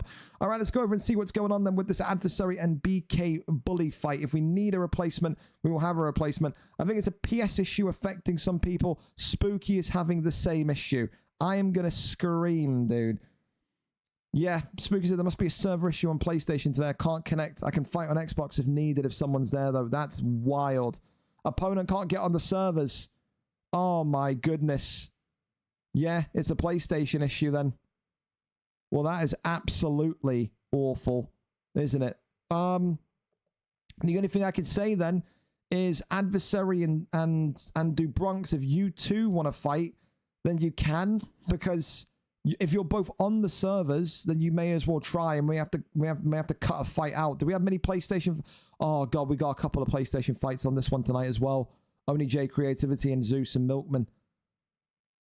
Oh, and the PlayStation title fight as well. And we'll deal with that when it comes to it. But the PlayStation servers again, dude. Oh, Sony, you are kicking my ass. Oh, hell on earth, brother. Hell on earth. Dear goodness. Dear goodness. Well, Adversary and Dubronx, see if you can get on with Adversary. He's on at the minute. It's a PS issue, it seems. So Adversary, I don't know if you can hear me or not. Hopefully you can. Try and load on. I don't want to kind of... It's a bad matchup between you and Dubronx, but I would rather a bad matchup than you two not be able to get a fight. So it's not your fault, it's not my fault. It's a PlayStation server fault. Crazy. We had one of these, like, what, a month ago?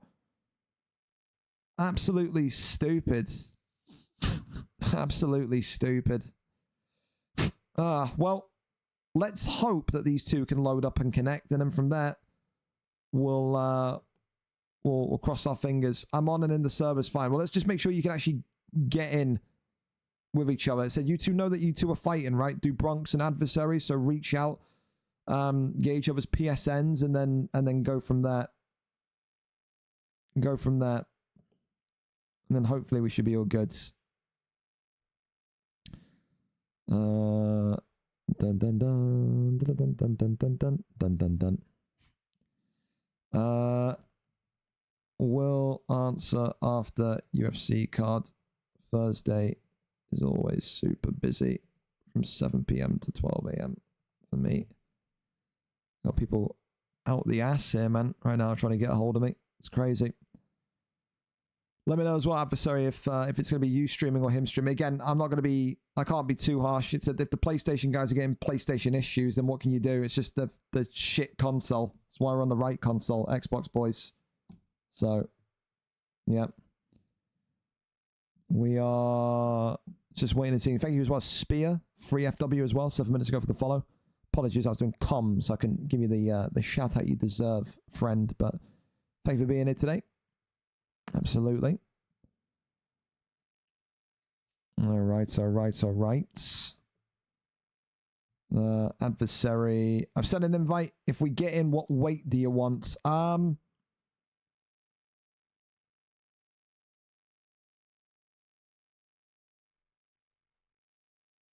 We'll do featherweight. We'll do featherweight if you get in. I'm kind of happy with featherweight. I'm just hoping you can get in. We're in? Fantastic. So, at least you guys get to fight tonight. If Hate Zans and BK Bully can hear me, and you end up getting in to the servers in the next 10 minutes or 20 minutes, then we'll put you two against each other. It's just unfortunate. It's unfortunate the servers have kind of collapsed at that point. And I'm just praying that when it gets to Oni J and Creativity and Zeus and Rush, that we're not going to have the same issues. I do hope so. All right. Here we go again. Appreciate you, adversary, as well, for being so calm about it and cool about it. And same to you as well, Dubronx. Like I said, my whole thing is to get you guys fighting. I never want to see guys that are on the card be disappointed that they don't get a fight. We've managed to kind of salvage that at some point here today. So, a bit of a mismatch, yes, but they get to fight nevertheless. Adversary tonight, 13 wins, 15 losses, 2 wins in his last 5. For Dubronx, 0-1. Both of these two coming off of losses. Both of these two chasing a victory here this evening. It is Tuporia against Sean Woodson. Look at it. Nope, never mind. They're going away from Tuporia. So, where is he going to go? It is Tuporia against who? We've got no mirrors, remember? There's no mirrors in VFL, so he will have to go someone else. He will have to answer to Tuporia. Who is he going to go? Jose Aldo? Looking like it's going to be Jose. The danger of the kicks. All right, here it is then. Adversary with Tuporia in the green. Dubronx in the black with Jose Aldo. Wonder what Dubronx makes of the fact that Oliveira changed his name to the Predator. It's terrible. All right, here we go then. Adversary, a dangerous kickboxer on his day, whereas Jose Aldo Dubronx, we haven't seen too much of him, 0-1. But you would think tonight it's going to be another one of these kind of brawler-esque matchups. I don't think neither of these two will want to take this to the ground. I think it's all about who's got the quicker reactions, who's got the quicker pulls, who's got the quicker ability to stand in front of danger and survive. Maybe I'm wrong, because the first takedown there attempted and denied by adversary. Why do I speak, you know? Body shots that are coming in as the left hand continues to measure up nicely. Left and right hands. Look at this. And he said brilliant and beautiful. And he said brutiful. That's a wonderful word I've made up there. A brutiful combination of strikes there, as there's another one from adversary who eats one and then gets another back to the body. So Dubronx eating damage to the head and the ribs here. The liver is screaming for Jose Aldo to defend himself. Body shots again. Adversary is on smoke here tonight. Head kick comes up. And so far for Dubronx, there's no... He just seems out of rhythm. This is, again, we talked about rhythm earlier on the card tonight. Usually the fighters that control the feel, the speed, the tempo of the fight usually have such a high percentage chance of winning the fight. That is adversary in this one right now. Yes, you can say he's got Tuporia, so he should be the favorite, granted. But we've seen Tuporias come in and lose before.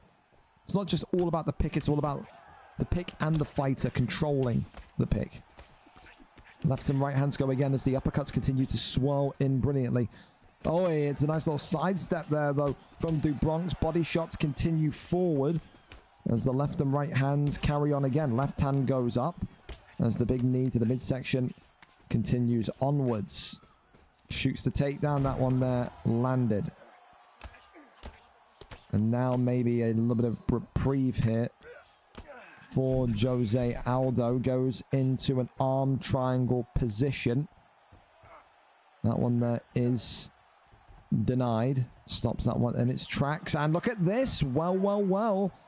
Adversary, for all the good he's done on the feet, now the ground game comes back to haunt him. First submission locked in tonight for Dubronx.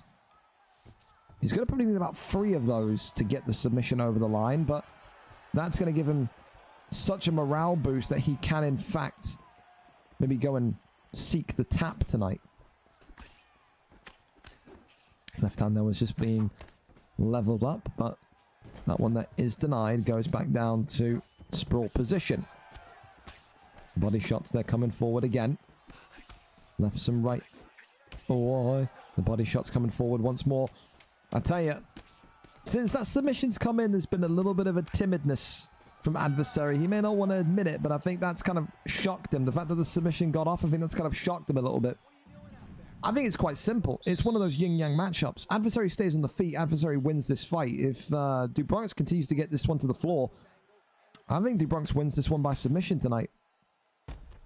I was impressed against everything that he's had to kind of deal with in this fight, with how kind of one-sided it looked for Taporia. The whole feel of the fight changed with that sinking into the submission. So I think he's got to build on that. I think absolutely he has to. All right. Round number 2. Up and underway. Glove touch. And we're off again. Body shot there comes forward. Lefts and rights. Being swirled in. Shoots the takedown. That one there is denied. Body shots there coming in. Oh, yeah. There's those body shots again. Look at the body health of Aldo. He is absolutely in trouble, and this could be it here. Jose Aldo hanging on for dear life. The body is completely butchered. Aldo needs a takedown yesterday. He's got to get something here. He's got to get out of trouble. He's got to get out the fire. Shoots the takedown. That one is denied. He had to know it was coming. Did Adversary. Big knee to the head, big knee to the body. Level change here is fantastic. Drops him, and this looks like it could be the finish. Goes into an armbar position here. Wants to take the block even further down than possible, as the arm is going to be extended. And that there will knock off just a slight section of the block. He probably could have finished that with some ground and pound strikes, but didn't want to. Shots here coming in again, as we are back into half guard. Goes over into arm triangle position here. Adversary wanting a submission here tonight, clearly. But then gives up and gets reversed. This is the thing. If Adversary, you know, tries to win a certain way and then gets flashed, he's only going to have himself to blame. He would never let himself live that one down. We've seen it happen so many times to other fighters. As he goes down for a Darce choke. Going for all of the library of chokes here. As he takes the back. Dubronx now in a dangerous position of being finished from back mount. Back over into top mount triangle choke coming in. There you go. As we said, going through the library of chokes here. As that one is denied. And this triangle choke is going to go in. And there's only a smidge of submission bar left available for Dubronx to hang on to. Denies him from side saddle. It's a great deny of the arm triangle. And the elbows there coming on in. Aldo gets over into backside. Posture up is there. Rolls him through into side control. Another big one. And goes over here into an arm triangle as he looks for the finish. And this one is done and dusted. Adversary with a grappler's finish tonight. The wonderful work to the body. Yes. And then to see the cherry on top of the cake with the submission performance here this evening. Congratulations to Adversary. And again, a big thank you to you two, Adversary and Dubronx tonight, for not being too, hyperactive about the issues with the PlayStation servers. We got you a fight that we promised, and again, maybe a little bit of a mismatch, granted, but at least we end up getting you a fight. I think that's the big thing. You know, guys want to come on the card and fight. You got to do that tonight. So a big thank you for being kind of prepared to kind of switch opponents and do all of that nonsense this evening. A round 2 submission for Adversary is the decision at the end of things. Congratulations to him. So for Zanz and Bully, what we'll do is we'll keep you kind of matched up, I think. And then if needs be, we can at least kind of put you to as an unstreamed bout that you can get done before Sunday. So at least you still get to keep a fight. I'll see if they can get on yet. Are you on yet or still out of action? Again, if both of those two are still struggling to connect to the servers, then we will just put it to an unstreamed bout and let those guys kind of duke it out before Sunday's deadline. Again, it's not their fault. It's PlayStation's fault. It happens maybe a little bit too often now. So we had exactly this happen to the PlayStation servers last month, didn't we? So kind of sucks, but I can't blame Bully. Can't blame Khalil. It's not your guys' fault. It is what it is. It is what it is. So, yeah, let me know. If you guys can't get on, then we'll book you in for an unstream. But just let me know. Let me know if you're able to connect yet, or if it's still fried up its ass. Still out, says Bully. Is it the same for you, Khalil? I think you're in here, right? Let me know. Xbox is still worse. No. At least our servers are up, Mr. Bully. At least our servers are up. Don't slander my beautiful console. Don't you slander my beautiful console. Is Khalil still in here, or did he disappear? Again, we're in time anyway, so we got time to kind of like sit and evaluate. And then we just got to cross our fingers tonight and pray that those PlayStation fights that are on the main card don't suffer the same fates. But yeah. Sucks, dude, because I can only imagine. Hey, it's not looking, yeah, like it's not looking like, so Alpha, you just come in to the sad news that the PlayStation servers basically smell of piss, because Zans and Bully are both here, they're both ready to fight, but the PlayStation servers are fried, dude. So yeah, Khalil, I appreciate you being here tonight. Bully, if you're in here, I appreciate you being here tonight. We're going to move you two to unstreamed, so you are still going to get to fight this week. It just won't sadly be on camera. We'll set it to a Sunday deadline, okay? So just get in touch with each other. We'll still count towards your records and all that stuff. We'll put it to the unstreamed. So I'll tag you both in here and just kind of make it known in case you're both not listening. But moved you guys to unstreamed due to the PS servers being ass. Apologies, but thank you for being here on time tonight. Deadline for this fight is Sunday. There you go. So again, I appreciate you both being around and being good. So yeah, just get into touch with each other, whether it be tomorrow, the next day, whatever. And yeah. Is there any major gaming events on tonight or something? I heard the new Fortnite season is. I did Fortnite downed PlayStation. That would be hilarious, wouldn't it? Right, well, we're in time. What I'm going to quickly do is I'm going to go get another bottle of water because I'm out of drinks here. We're 13 minutes early. Grab a snack, grab a beverage. I'm going to ping the Discord when we're going into the main card trailer, okay? Main card coming up. I can go and get some refreshments. You get some refreshments. We've got 5 title fights tonight. Hopefully this fight happens and hopefully these 2 fights happen. They're all PlayStation bouts. So cross our fingers and pray here tonight, fellas. We may need some luck from the PlayStation gods. Back in 5 minutes. Don't go anywhere. I'll see you for the main card. 2 secs.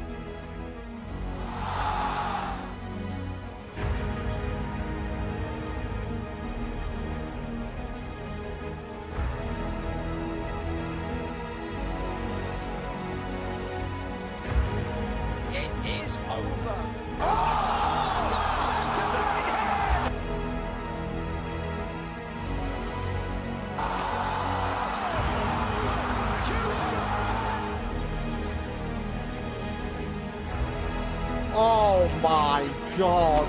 Leg beat up, man. That's for Poirier. Oh, big left for Poirier. Now a right hand. It's hurt.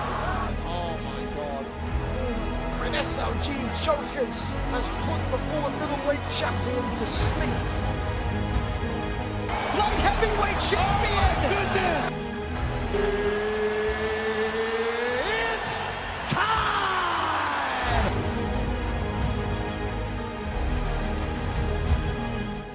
Oh yeah, all right, we're here, and we're praying that the PlayStation servers give us some sort of recovery. One fight didn't happen on the prelims tonight because the PlayStation servers have shit the bed, as we like to say here in England.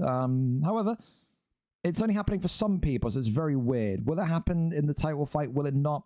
We can cross our fingers and hope. There's 3 fights that are in jeopardy.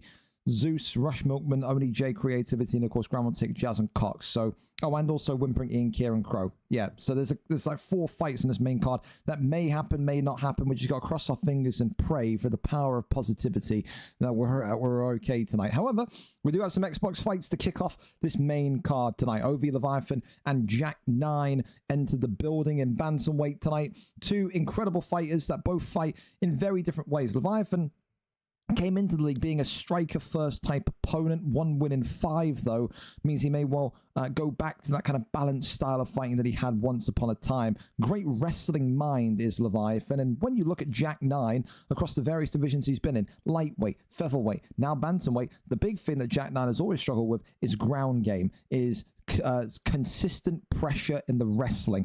That tonight is going to be I think the aim and the focus of Leviathan. Jack, of course, has come off the back of an incredible kind of featherweight run where he won the title, and now is in this bantamweight division established as a 2-2 fighter. Quick knockouts, lightning fast aggression in the opening rounds, and someone that if you get past the first round against, you've done very well. Will that be the case tonight? There's probably the toughest opponent that Jack has ever faced. Only time will tell if he can make it 3-2 here tonight. Let's go over and see what the fight picks are going to be in this first main card fight of the night. And remember, you got until the end, or the start, should I say, of this fight to get your fight predictions in on the prediction card. Once the first fight starts, your predictions are locked. So yeah, make sure that you're kind of putting it in before this fight starts. We're just waiting on the link from Jack 9 and Leviathan, and then we should be good to go, excuse me. But hopefully these 2 are set. Leviathan isn't on Discord, which scares the piss out of me because we're hopefully not doing this already. Jack is there, thank God. Okay, while he's typing, I forgot to put it in. In fact, Jack, you're giving me heart contractions, compulsions, whatever. My heart's kabooming in my chest. We don't need anyone not showing up. Here we go, then. We're there, and we're set to go with this main card matchup. 2 excellent fighters on their day, but will they be excellent here tonight? Thank you as well for the follow. Overhand, 7855. Hopefully see a couple of those tonight as well. Here we go, then. Umar Nurmagomedov against Petr Yan. Petr Yan making a comeback. UFC 4, he was the guy to use in bantamweight, and I think the alter ego that came out a couple of months ago has made him incredible once again. Umar, of course, in the white for Leviathan. Jack 9 in the red with Yan. So, as we said, Jack 9 known for his fast, aggressive streaks in the early rounds. Round 1 is his domain. Of course, tonight maybe he'll have his cousin, Thomas Sully 9, who has had experience in this division before, coaching him through this one. Maybe he won't.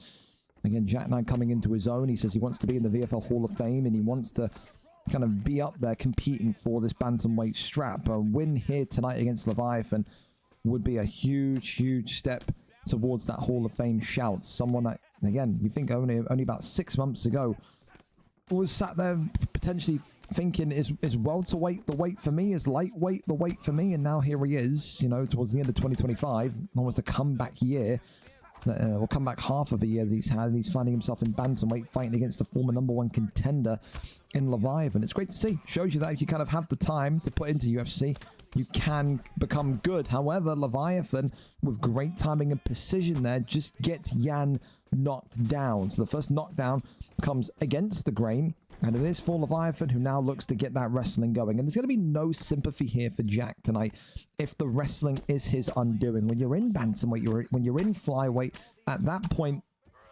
There is no one-dimensionalism anymore. Every single fighter that is in bantamweight or flyweight is so well-rounded that they can wrestle, they can grapple, they can strike, they can kick, they can do all of it.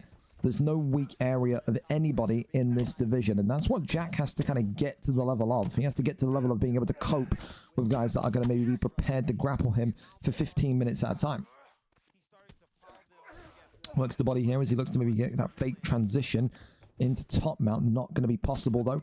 And again, a big thank you tonight to everyone on the prelim cards that's still here. That was on time. Yes, those PlayStation issues created a little bit of a gap, but hey, the fact that we're starting the main card early tonight is absolutely awesome. Means that I can get a bunch of work done later on tonight and not have to go to bed at 6 o'clock in the morning. Hip hip hooray. Works the body shots here as Umar Nurmagomedov again keeping dominant position. There's Jan trying to maybe get up and out of it. Interestingly enough, Leviathan lets him up. Don't see that too often. You usually see people kind of keep Jack on the ground for as long as humanly possible. Already, though, the incredible hand speed of Umar Nurmagomedov coming out here. Oh, but head kick dodged. And Jack 9 right back into a frenzy of strikes again. And maybe letting him up was a huge mistake that's about to come back and bite him on the ass. Does not need to take too many more shots here. Does Umar Nurmagomedov. Look at that head health. It is spiraling towards ground zero, but as is Jack's 9s. Look at this. Big overhand clocks him. There you go. Shout out for Overhand, the new follower. Just got one there. Goes into stack guard here. Rains down the strikes. Big shots raining in. And this one is nearly over. Jack 9 was one strike away from being finished there.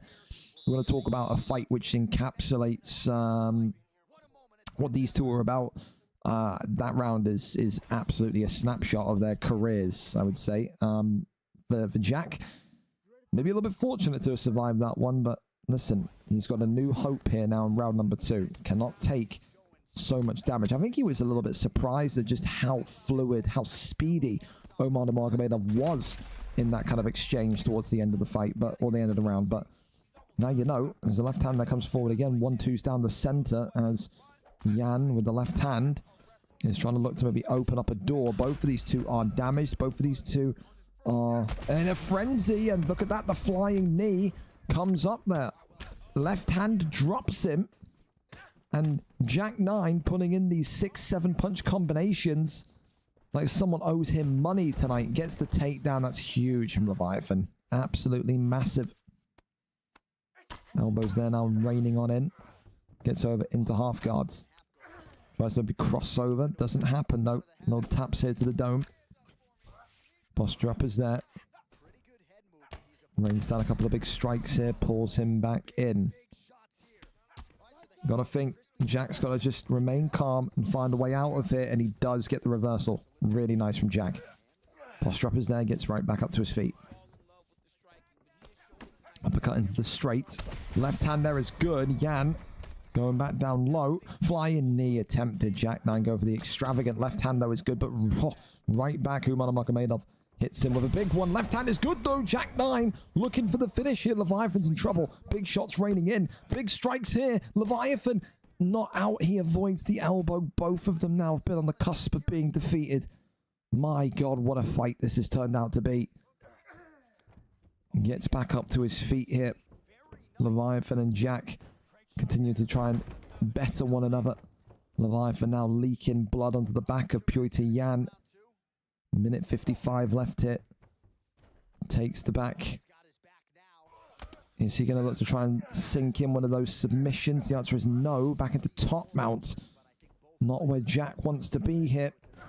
And gets the posture up now. Definitely not where he wants to be, but good avoidance there. But the elbow clatters on down. The deny's big. That could be huge. Goes for the GA gain. Gets up here. Jack's in big trouble again. Big shots coming in. And Pyotr Jan is out of there. For Jack 9, it is heartbreak. But for Leviathan, he has snatched that one at the death. He was bloodied. He was exposed. And I think tonight both of those two will look at one another and say, good fight. Because I think either one of them could have stolen that one at the end. And that's what you want to see in the bantamweight flyweight division. Fights which go down to the wire. Fights that are tightrope fights. And we got exactly that tonight. Fantastic job from both of them. Even though Jack lost here, he doesn't look like he's out of place in this bantamweight division. 2-3 for Jack, and for Leviathan, a recovery of form. A 2-fight losing streak is finally put to bed. I think, yeah, dude, I like Jack in this division. It sucks to lose, but, I mean, he's so exciting to watch, especially, again, when you're forcing Leviathan to shoot takedowns on you because of the pressure that you're putting on the feet. I mean, that says everything. It's a former contender, keep in mind. You know, it's not a slouch, not an easy guy to beat. I think Jack will no doubt want that one back down the road, but I can't hate the performance from either of them tonight. I really can't. Round 2 victory gets it done with Umar Nurmagomedov. I think that went one more round. Probably would have stolen fight of the night as well. It's a very, very good fight. Congratulations to Leviathan as well. Must be nice getting back off that 2-fight losing streak. Again, it's a 2-fight losing streak. It doesn't sound like a lot, but you go back and look at the last time Leviathan got a win, date-wise. Let's have a look. VFL 201 7 weeks ago. Beat OV Velge in Velge's last fight. So last time we got a win, the 21st of August. So there you go. You know, nearly 2 months. It's a long time. It's a long, long time. All right, let's go over to the next one then. It's a rematch in this middleweight division. Harold and VRL Kieran tonight coming in for a chance to be great in middleweight. Harold, of course, 11 wins, 3 losses, 4 wins in 5 for the former champion. For VRL Kieran, also another former champion, but 16 and 10. Only 3 wins in 5. Form on Harold's side, but it is 1 versus 2 in this middleweight division. They have history also. The last time Harold and VRL Kieran competed against one another, I think, if I'm not mistaken, it was for the belt. We'll go through and take a look for you. It was all the way back over... No, it was there. There you go. VFL 182, Kieran won by a decision victory. That, though, was back on the 10th of April of this year. 6 months, nearly exactly to the day, have passed. And for Harold, there is a chance to not only get revenge, but get a victory that pushes him one step closer again towards the middleweight championship of the world. Number 1 versus number 2. Harold tonight looking for a revenge victory against VRL Kieran. We are over and up to it. Let's go and see what the fight picks are going to be. You would expect maybe GSP to make an appearance here. Or not. Adesanya against Hamzat Chimaev. Okay, so the wrestling background coming out maybe from Kieran tonight. Whereas the kickboxing background coming out here from Harold. So, here we go then. Black and gold lightning trunks from Harold. Whereas Kieran coming out in the standard black and... Well, we might as well just say it as it is. The black dude for Harold, the white dude for Kieran. They're both wearing black and gold trunks. It's just easier to say it how it is, what we're seeing. All right, there you go. Here we go. A rematch from April. Shut up, John Anik. We don't care. All right. For Kieran, he's used wrestlers before and used them as boxers. He had that last middleweight championship run some months ago when he was using GSP as a knockout artist. So it's not really a surprise tonight to see him come in with Chimaev and probably not shoot a single takedown. What Chimaev has is that 94 hand power. He is one of the most powerful hitters in the middleweight division. Oh, and look at this already, though. Harold immediately getting a pull uppercut. But this is the thing about Harold. Back in the day, 6-7 months ago, when the VFL Undisputed Boxing League was in full swing, Harold was one of the best combination punchers, one of the best counter punchers in a boxing ring. That transfers over to UFC, and he is one of the most dangerous fighters at 185. It is very much today going to be about, does Kieran enact on his wrestling? If he doesn't, how silky can he be with avoiding the counter shots of Adesanya? For Adesanya, it's very much, you know, you don't need to be the aggressor. You can let Kieran punch himself out. You can work the pulls, you can work the uppercuts, but if you get caught by an overhand when you're kind of leaning backwards, you could be out like a light. So it's a very kind of dangerous game here tonight that both of these two are maybe going to have to play. Pressure and aggression versus calmness and patience. Works the jab there as Chimaev continuing to go forward. Uppercut there, swings in. There's another one. Pull uppercut there, comes forward again. Teep kick sends him backwards, works the jab. Body kick there, comes off. Avoids that one. There you go. Again, the pull uppercut is going to be Harold's best friend tonight. It really is. Uppercut there comes in from Kieran, though. Big shot there from Chimaev, the first big moment of Kieran's evening tonight. Now both of these two taking a little bit of a reprieve from one another, a little bit of a pause in the action. And right back into the pocket they go. It's a very tense fight. It feels like one mistake, one blink, one sneeze, something minute can change everything. Right hand there comes up. Works off the jab. There's the hook to the right. Really big shot there was maybe looming. 1-2 body kick. Uppercut left hand straight there. Comes forward. There's another body shot that reins in. Teep kick sends him backwards. Leg kick comes off. Gotta think another one. Just connecting. These two very intricately kind of boxing here this evening. 1-2s down the center. 30 seconds left of round number 1. Went to a decision last time out in April, which Kieran won. Are we going to see something similar again tonight? Very close rounds, honestly. Very, very close round for both of these two. The damage is nearly identical. The stamina is nearly identical. Shows you how tight it is when number 1 faces number 2. Probably, though, got to give Adesanya that round. 27 strikes. I think it was 15 or 16 it was. Both of a stun each. Harold going to take that one 10-9 to Adesanya. Here we go then. Round number 2. Glove touch and we're off. Right hand there immediately reopens the wound. Adesanya. I just feel like he's being a bit too aggressive, Adesanya. I feel like you don't need to chase him down like you are doing. I think the great Adesanyas over the years that I've seen be used, they usually kind of, you know, use him like a wonder boy in the sense where you just stay on the outside, work the kind of circumference of the octagon and just try and find a way. And that's why, because if you go forward against Chimaev with all that power, you're going to get clipped. And he has been clipped. Big moment there for Kieran, who is now going to be feeling like the marching band is in his favor. 1-2 leg kick there. Continues on. Left hand there lands again. Kieran goes for a teep there, but right hand comes up again. Right hand again. Adesanya, body shot. Left hand, I tell you, it's the power of Chimaev. I think Harold has played way too aggressively. I think if Harold survives this, he's got to just stay up and he's got to stay out of the pocket. He can't continue to walk forward. He can't walk him down. Kieran's got to chase him now. Kieran's got to turn aggressive. Kieran's got to kind of get him against the cage. Left hand, beautiful timing. Kieran here. Lining this one up for a potential finish. Harold again staying very much calm, but the clinch there gets him over. This is when, if you are Harold, maybe you start to get a little bit of ground game going as well. I don't think he's worked the body enough here to kind of sit there and strike the body from distance either. Not really level changed up, has he? He's kind of remained a headhunter. Oh, that's a good strike though. Another teep kick sends him backwards. Leg kick now comes in. Left leg not really looking too damaged, but it gets Kieran thinking. Takedown there though is avoided.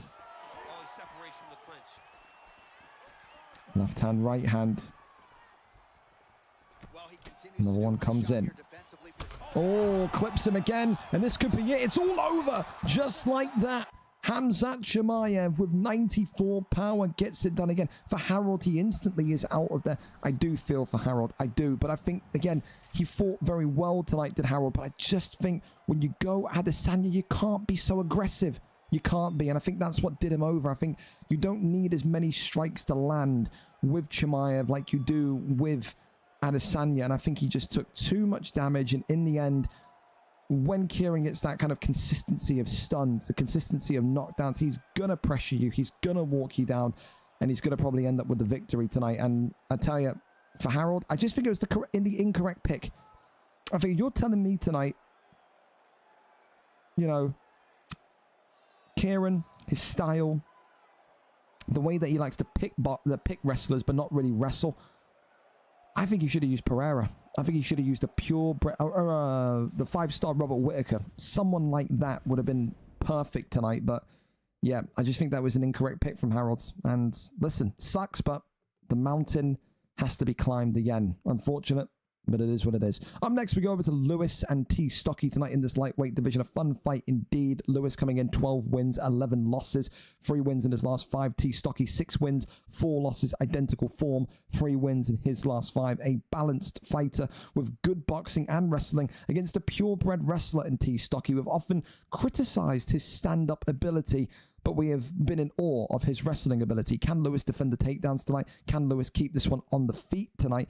If so, maybe, just maybe, the title opportunity next for the winner of this one. We know Smiley and LSJP are fighting tonight.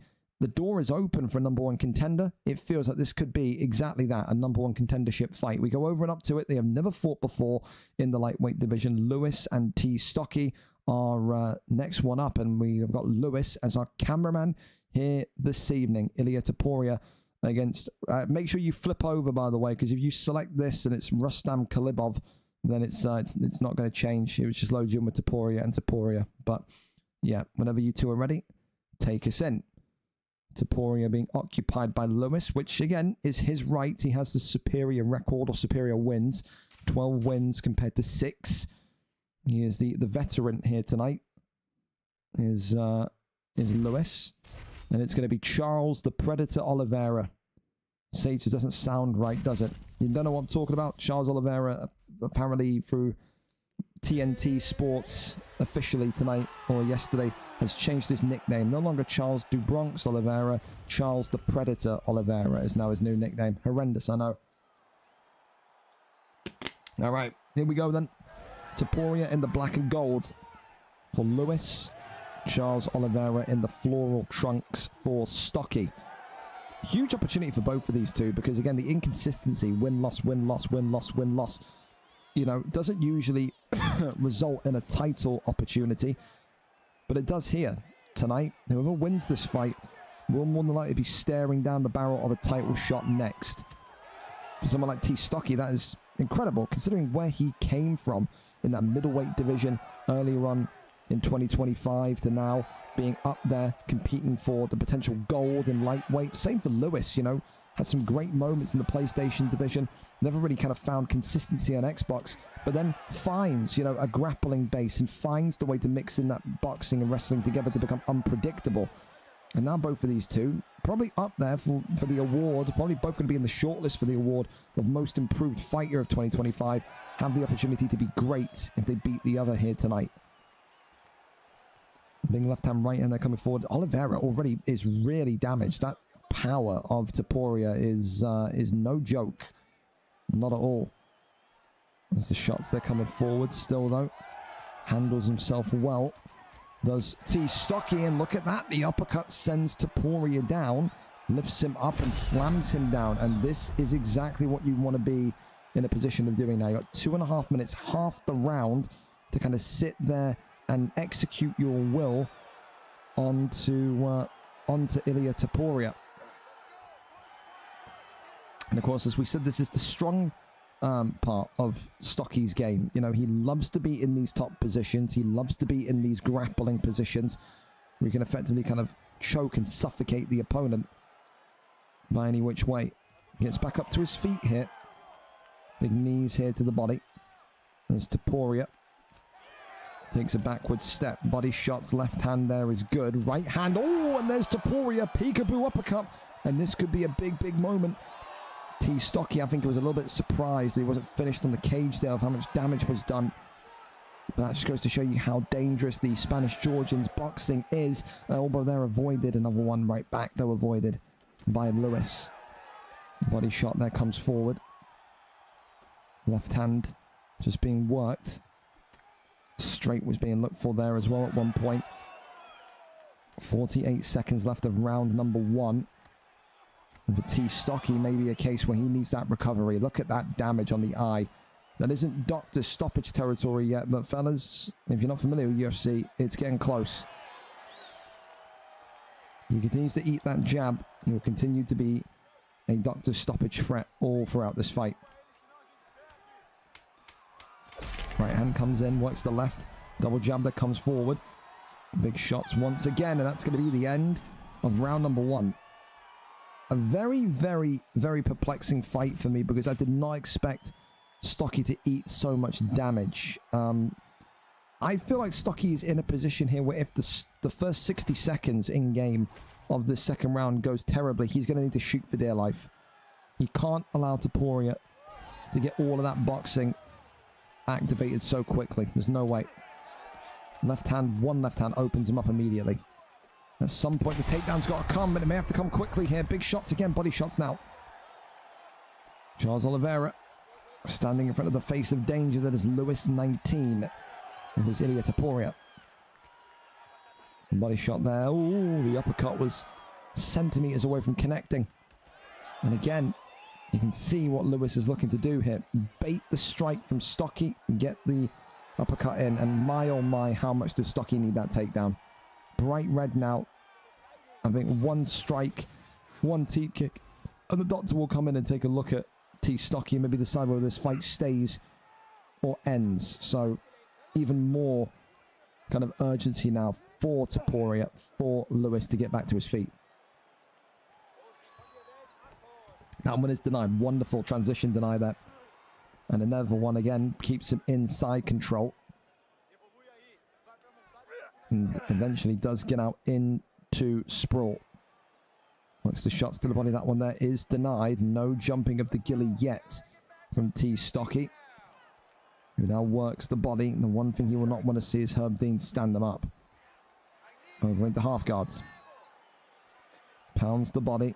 That one there avoided. Mid-shot sections again. Or mid-section shots, excuse me, again. And that's that rotation. And you've got to think here, Lewis is going to try and get up as quick as humanly possible. Absolutely he will. Keeps side control momentarily. Gets put back into full guard. Elbow here from underneath. Now you can see the chess game beginning, and there it is. Up to his feet he goes. Left hand immediately clocks that injured eye of Topuria. And he's got to stay tight here. T Stocky cannot afford to pull backwards and away. The further he walks away from Topuria, the closer the doctor gets to the cage door. Big knees again, big shots to the body. Shoots the takedown. That one denied. Wonderful takedown defense from Lewis here. Big shots again. Needs to peel off the cage, and he does. Catches the body kick. Left hand is good from Oliveira. Hang on a minute here. And Topuria now in trouble. Does Stocky feel like he can get the knockout on the feet with all this damage? I'm telling you, if I'm Lewis, I'm walking backwards. I'm testing this doctor's stoppage theory. I really am. Maybe he doesn't want to do that. A man of too much pride and honor. I am not that. I am the complete opposite. I will take my doctor's stoppage win every day of the week, twice on Sundays. You better believe it. Left hand, right hand again. And a great and entertaining round number 2. Gets the counter strike at the end. Probably again a Lewis round just by those 3 strikes, but you scratch your head and you wonder, listen, if T Stocky is going to get a finish in this fight to win this fight, you can't deny his lightweight contendership status if that happens, but it's all feeling like it's a Topuria victory, and it's going to be kind of when and not if. The pressure unrelenting, the mix of ground game control and boxing, phenomenal. The damage put on T Stocky early has definitely derailed the game plan of the Charles Oliveira pick. Tries to hit the back here, and he's going to get the back here. No, that's denied. Shuffles him away. Left hand, oh, the elbow clips him again. Stocky has got to do something here. He's just walking backwards, blocking at this point. He's too afraid to take a strike. He's too afraid to shoot a takedown. He's kind of stuck in the mud here. All Lewis has to do is play to his opponent. He doesn't need to rush anything or force anything. He knows he's 2 rounds up, shoots the takedown here. That one is denied. Takedown the other way, also denied. Head health of Lewis is a little bit low though. And we'll say that. Lewis can't be playing too tentatively because this could happen. Avoids a good head movement there, though, from Lewis. A little kind of roll of the shoulder to the right-hand side. It was nice. Oh, there's another big right hand, though. And there's an elbow right back. Oliveira down. And this could be it here. Topuria looking for the finish. And this one not over yet. And he stays tight. He does not want that doctor stoppage. He is a... Give this guy the Man of the Year award for how honourable he is. I would have sprinted back towards the cage. Oh my god, left hand then lands. Teep kick. Puts him against the cage here. Drops him against the cage. And T. Stocky. Is he going to get the victory? No. Oh my goodness me. Lewis is very, very fortunate here. Avoids that one. Left hand again. He tried to pull. He's got to avoid all of these strikes. Oh, he's trusting his block a lot. It's on a tightrope. Lewis in a crazy, crazy moment is walking forward. Gosh, you've got to shoot a takedown, Lewis. You have to. Why is Stocky shot a takedown? I don't understand it. I don't understand it. You've got all the momentum on the feet. I don't know why he's done that. I don't know why Stocky shot. I feel like you've had all the momentum there. You've just given Topuria the out here to grapple and escape, survive this round. I think as of right now, Topuria's won this 2 rounds to 1. I think he won 29-28.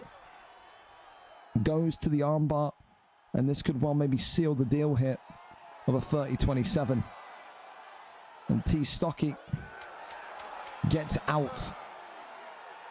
I think the takedown was the thing that lost Stocky this fight. I think if Stocky had a little bit of confidence and bravery, I think he probably would have been able to get the knockout in round 3. I think 29-28 Topuria. I think 1 and 2 Topuria. I think 3 Charles Oliveira. Wow. Hell of a fight, though. You want to talk about contendership level fights with the tension that was there? That's it personified. Topuria with his arm raised there has got that one over the line tonight. But was it 30-27? Was it 29-28? You have a look at the scorecards. 30-27, 29-28, 30-27. So for some judges, they believe that all 3 were won by Topuria. Pretty harsh, I would say. I think that, you know, Stocky put a good performance there in round 3, but there you go. I'm not the in-game judges. So for Lewis 19, he knows now that his destiny is booked. It will be him for the lightweight championship of the world next. He'll be keeping his eyes on that Smiley and Ellis fight tonight. Ever so candidly. Violence, baby. There you go. We love it. Virtual violence. Thank you, Reese. Thank you so much for the sub as well. Chubb, good evening to you as well. Fellas, we go over then to our next fight. We're going to see if the PlayStation servers are back up yet. If not, we'll go to Warbsy and Rise first and see what we can do from there. Trying to find them right now. So there you go. BK Bully. It's working, says Bully. Okay, so there we go. So we have note that the PlayStation servers are back up. While we wait for that one, we've also got a fight result here.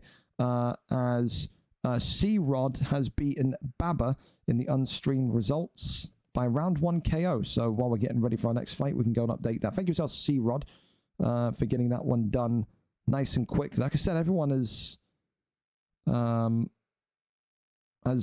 their kind of unstreamed fight done quickly this week, which is really refreshing compared to some people leaving it to Sunday the last couple of weeks in a row. So again, top performance, 4 and 3 for C-Rod. Now, he's going to be up there for a potential knocking of the door of maybe a title shot, contendership opportunity, you know. A little bit of this, a little bit of that. C. Baba goes to 3 and 2.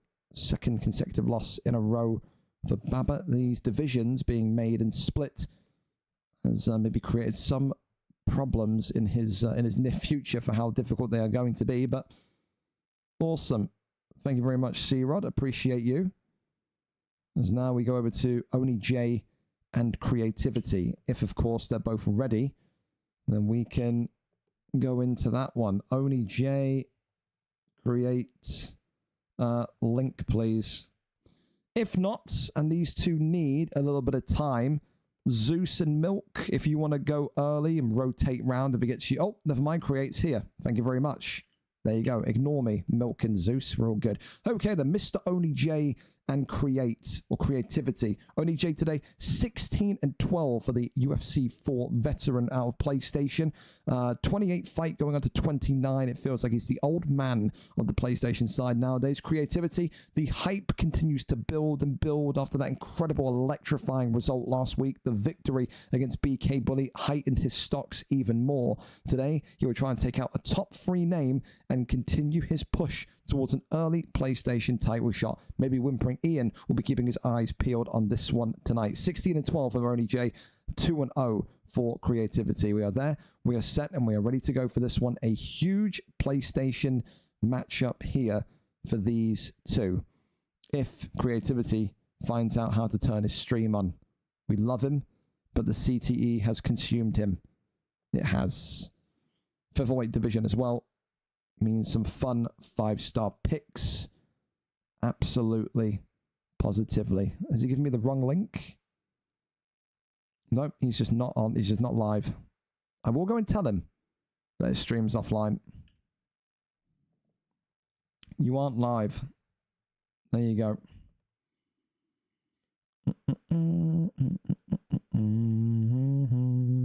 Nope, there we go. Now he's live. The lights have come on.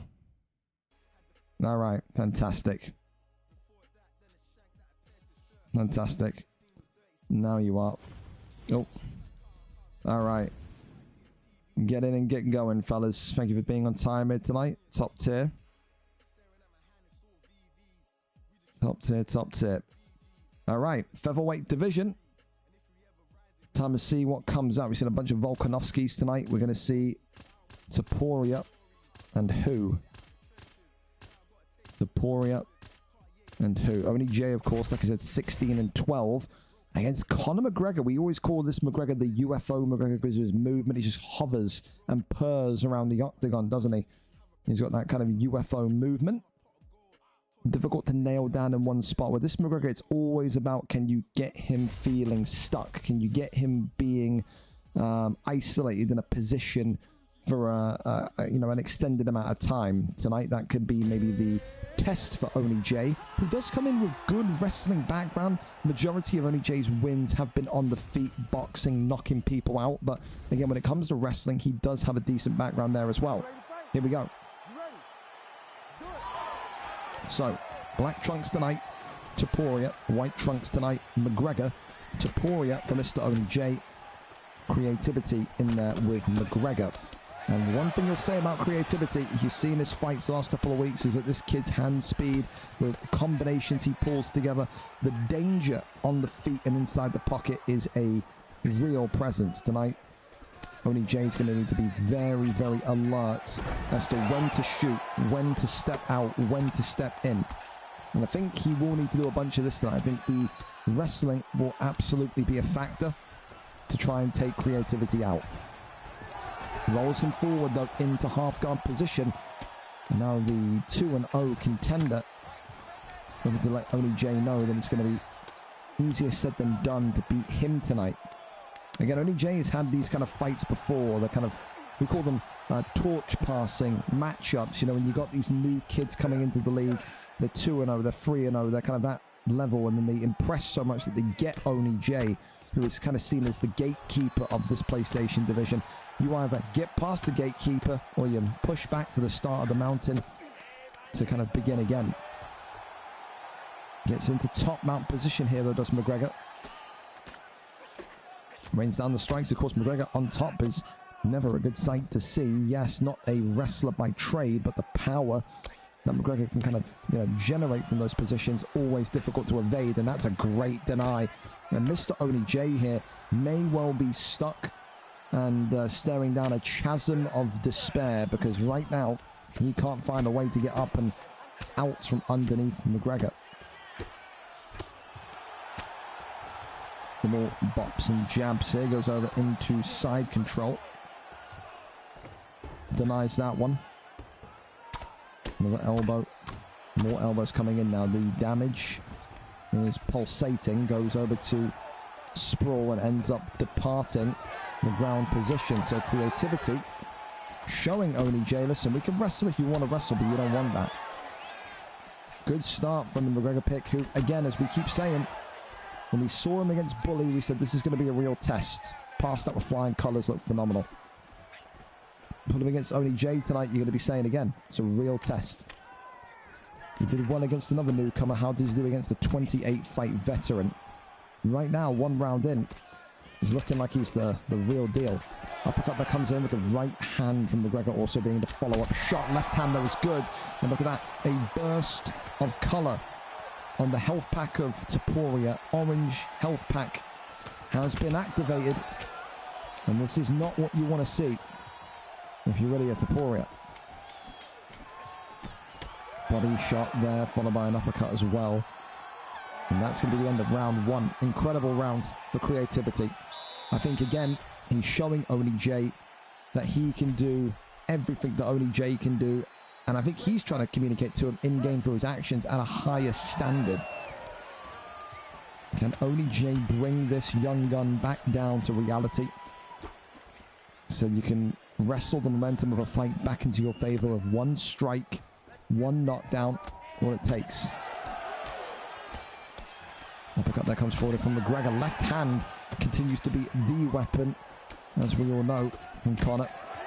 And the left hand equally from Taporia that sends him backwards.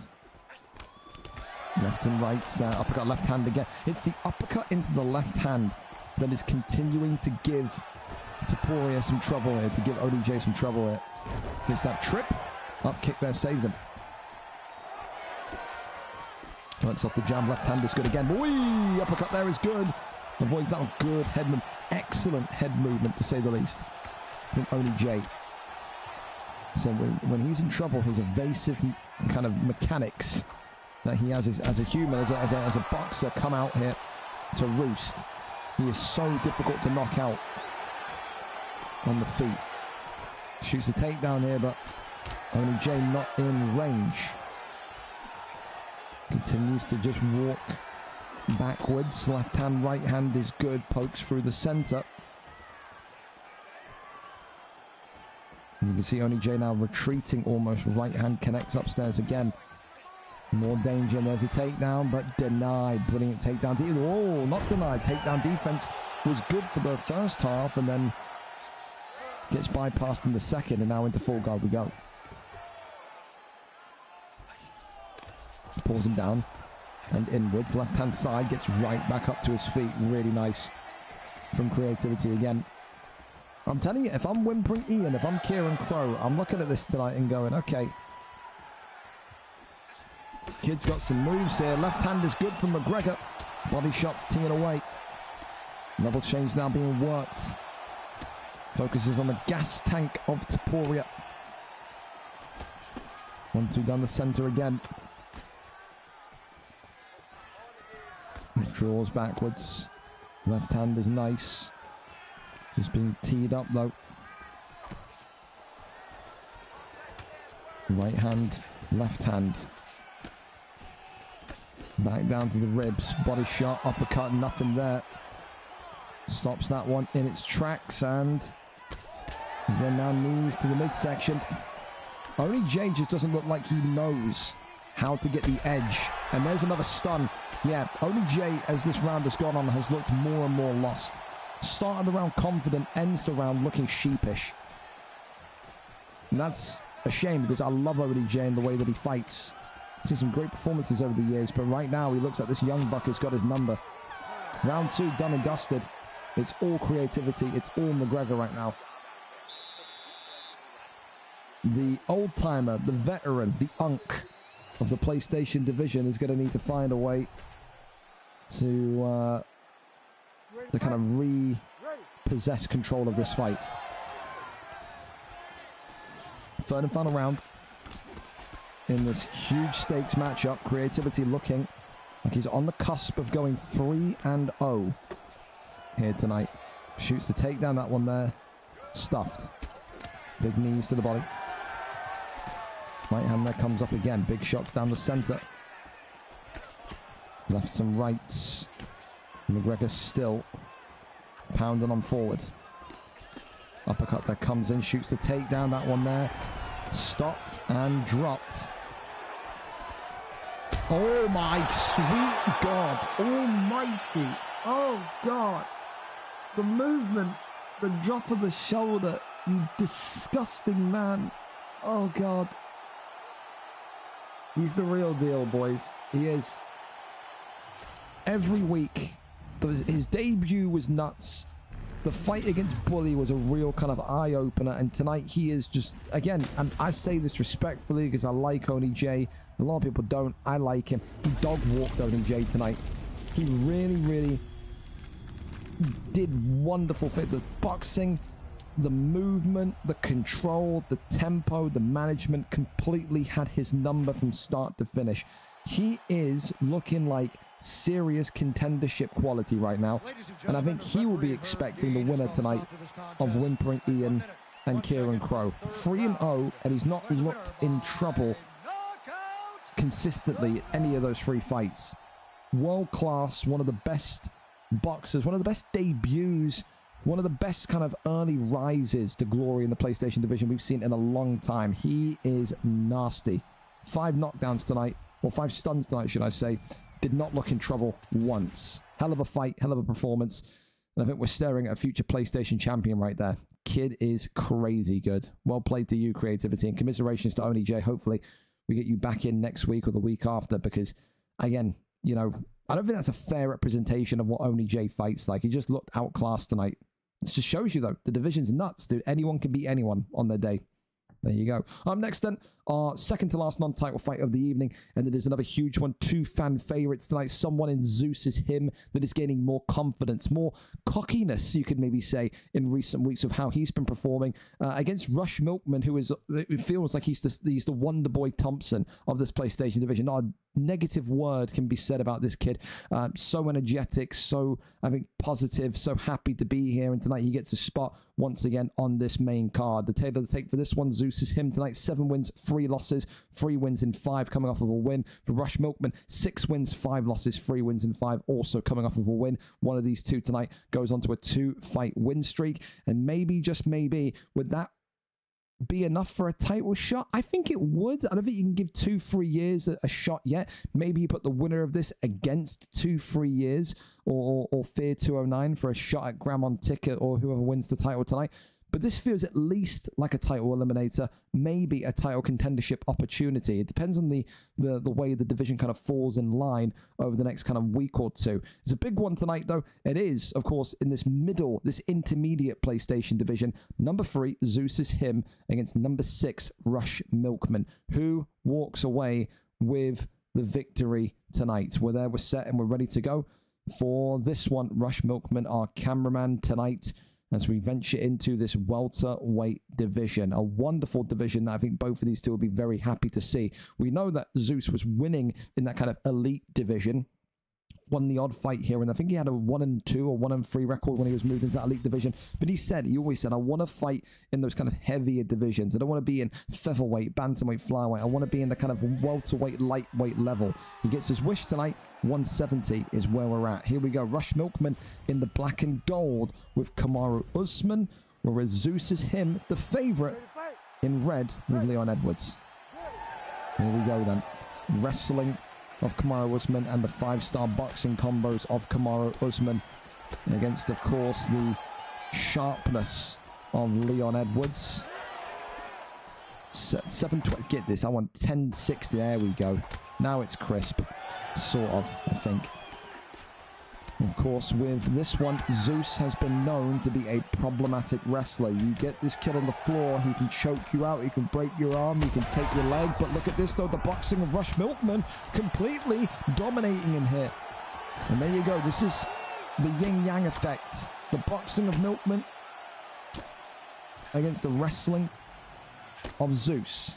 Which is why I'm almost a little surprised as to why Zeus didn't take Usman himself. It felt like it was a more Zeus pick, but hey, you know, the fighters know what they're doing. They know what they're practicing with each week. So can't really hate it. Shots here to the midsection from Leon Edwards early on. Got to find a way here if you're Milkman to get back to the feet. You've shown already that you can pressurize and you can put him in a spot of maybe hectic frenzy, you know. One time for the gringos. Thank you so much for the follow as well. Welcome aboard. just in time. Got one more fight after this, and then 5 title fights tonight. Coming at an ideal time. Top mount gained here. Rains down some big strikes here. There's Zeus and gets one elbow that cracks the dome of Milkman. And Milkman's in big, big trouble here. And Milkman's out of there. Leon Edwards gets it done in 1. Zeus is him, continues to live up to his name, and there's a reason why this man has a confidence and swagger about him. 8-3 he goes to, and I think with a victory like that against someone that's highly respected like Milkman, I think Zeus will know he is next for that PlayStation Championship of the World. He will be keeping a keen eye tonight on Gramontic and Jazz Cox. He has said he wants to get the gold. He has said he wants to dominate this division, and he is living up to those words. It sucks, dude, because Milkman nearly could have won that fight in the first 30 seconds with all that pressure from Usman. It's, again, it's been a night where I've seen about 4 or 5 guys lose that I'm like, I understand why they're pissed off. The annoyance of this game is up there with none other. Absolutely. I had a fight earlier against Bean. I need to practice more. Hib, thank you so much for the follow. Appreciate you. Hey, it's just one of those, man. It's one of those, you know, you have to kind of just put the time into playing. So, yeah. Well, up to our next one then, and it is the final non-title fight of the evening. We're 7 minutes early. Warbsy tonight against Rise in this flyweight matchup. Warbsy and Rise, 2 elite level strikers. We get to keep seeing this elite level, talent of the flyweight division rise to the top. Warbsy tonight, 16 wins, 20 losses. You could argue Warbsy wins here tonight. He'll be in a 3-fight win streak, 4 wins in 5, and that would maybe give him the opportunity to fight for the vacant belt. We know it's vacant because Keza, of course, won the belt against Final Block and then retired, so it's open for business, that division. For Rise, same thing. Win this one tonight, 5-3. You beat a top 3 guy, and maybe you will be up next for that championship opportunity. The likes of Winter, the likes of Maxi will both be feeling like they have earned their stripes, but one of these two tonight may well put their name in the hat. 16-20 for Warbsy against 4-3 for Rise. Only one of these two continue to be great on their journey to the top. We're there, we're set, and we are ready to go for this flyweight matchup here this evening. Thank you as well to Hi Bye Go Away. Love that, by the way. Thank you for the follow. Appreciate you. Is there any teams free in VFL? You caught me at the wrong time. I can't exactly stop the stream now and do this. You want to manage in the Super League, then make sure you know what you're doing. Make sure you're not stupid and end up getting banned. And then just DM me tomorrow and we can discuss it. Because usually Thursdays are my worst day. Thursday I'm like busy with UFC from 7 until midnight. And then I got admin work for UFC afterwards. So yeah, just hit me up probably tomorrow if you want to talk about that. All right. Let's get this one rumbling then. And then we're on to our 5 title fights this evening. No doubt a lot of the guys will be happy to be knowing that we're on time or ahead of schedule. People get to go to bed earlier. Joshua Van, dude, love seeing Joshua Van in terms of real life and also the video game. We've only seen a couple of Van appearances in the league. We get to see another one here tonight. Joshua Van in green against Brandon Moreno in the black and silver. Van tonight in green for none other than Rise, I'm pretty sure it is. Yes, for Warbsy, goes with old, reliable Brandon Moreno. He is powerful, but also durable. Whereas Joshua Van, very accurate, very precise, and also very snappy with his strikes. So one of those tonight where you're going to get to see a little bit of that kind of quickness from Joshua Van. And both of these two fight identical. Both of these two love to be in the pocket. Both of these two love to strike. We always talked about how Warbsy was probably the best Sugar Sean O'Malley that we saw back in UFC 4, with how he kind of manipulated and controlled him. For Rise, this is a guy that dominated the featherweight division early on, came back into this bantamweight flyweight division for his second appearance, and seems to be taking names just like he was before he left. So again, a huge kind of matchup filled, I think, with confidence for both of these two. Both of these two will walk into this one tonight thinking they are the invincible conduit here, and they will be the one that win this fight. And you need that kind of belief. You need that energy if you want to go on to compete for the flyweight championship of the world. Again, people like Winter, people like Maxi are killers on their day. You need to be at your absolute peak performance to be able to beat them.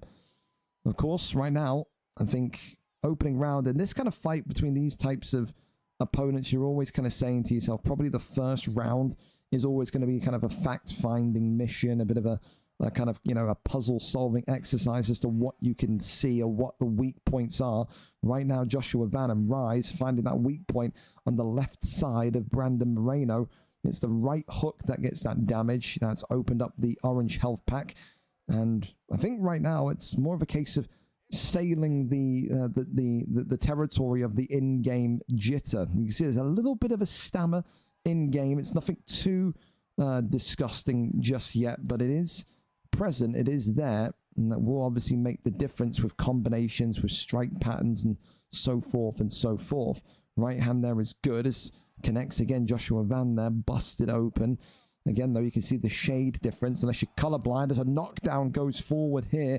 Warbsy is now being assaulted by an absolute frenzy. A boatload of strikes here from Joshua Van.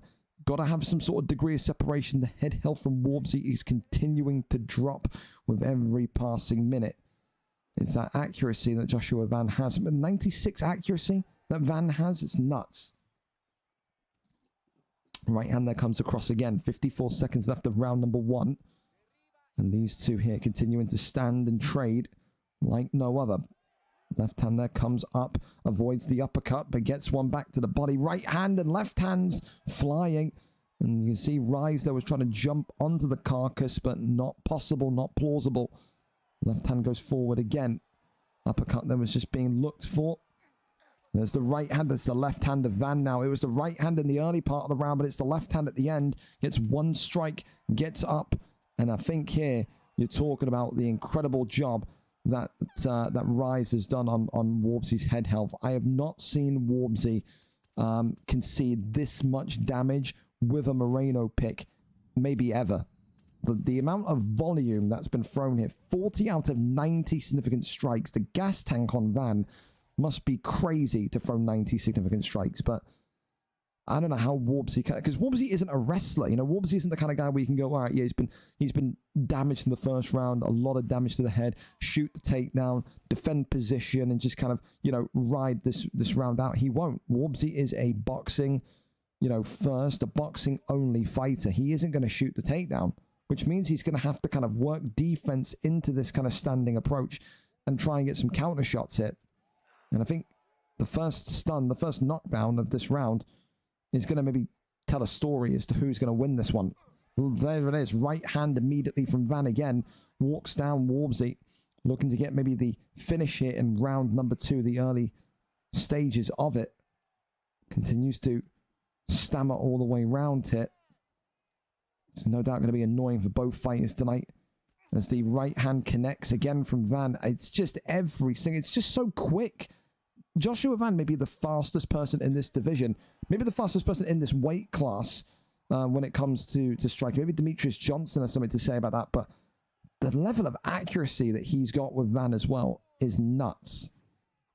Left hand there comes forward again. 1-2's down the center. It's a slip straight there. Creeps in.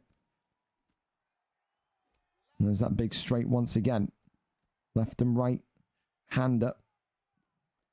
Warbsy has got to be ever so careful in this kind of sequence, because it just takes one drop of the shoulder, one pull, one slip, and he's going to be eating dirt on the canvas here tonight. Well, probably not even eating dirt, mopping up that blood that's kind of made a mess in the middle of the octagon.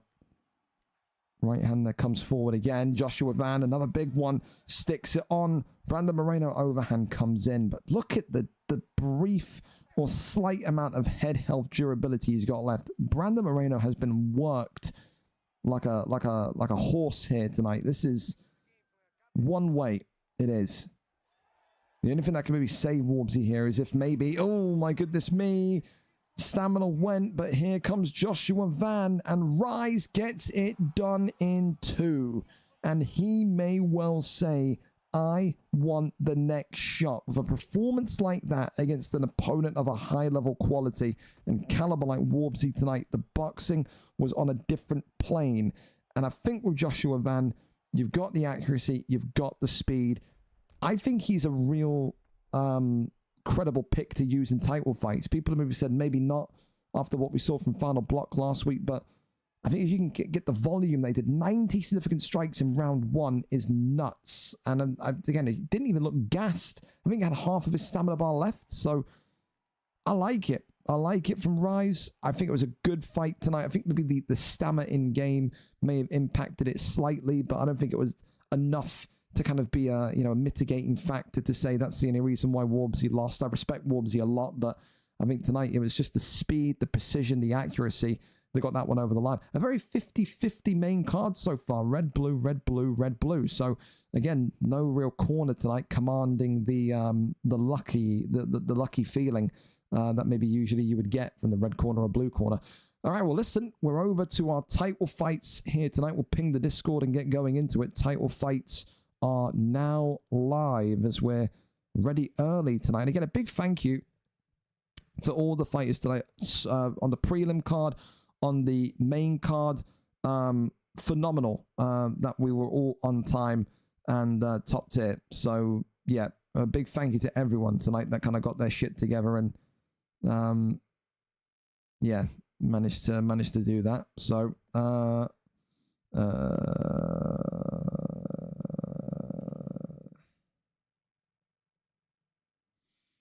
but yes, all right, here we go then. Are we set? Do we have a link? We're just waiting for Lucky and Co to be ready. Lucky and Adam Toy, we can do the build up for that one. And Lucky 13 tonight. 3 wins, 2 losses for the champion in this heavyweight division. A kind of whirlwind start to his heavyweight life. He was thrusted into this heavyweight title picture when maybe he wasn't necessarily ready record-wise, but he made it work. Right position, right time for Lucky 13. 2-fight win streak. They're looking to make it a first successful title defense tonight against a man that he has history against. Adam Toy, the rightful heir to the throne. 5-1 record as a kickboxer with a 4-fight win streak. He has been leaving a trail of destruction behind him every single time he fights. You go back and you look at these 5 fights, or these 4 fights he's done in a row. A round 1 submission against Moby. A round 2 victory by knockout against Sicknick. A round 2 victory against highly rated heavyweight Benji. And then, of course, a round 2 victory against Lucky 13. Apparently the second time they fought, so this would be the third time, a trilogy. So we go back and actually have a look and see the first time him and Lucky competed against each other. The last time was VFL 202,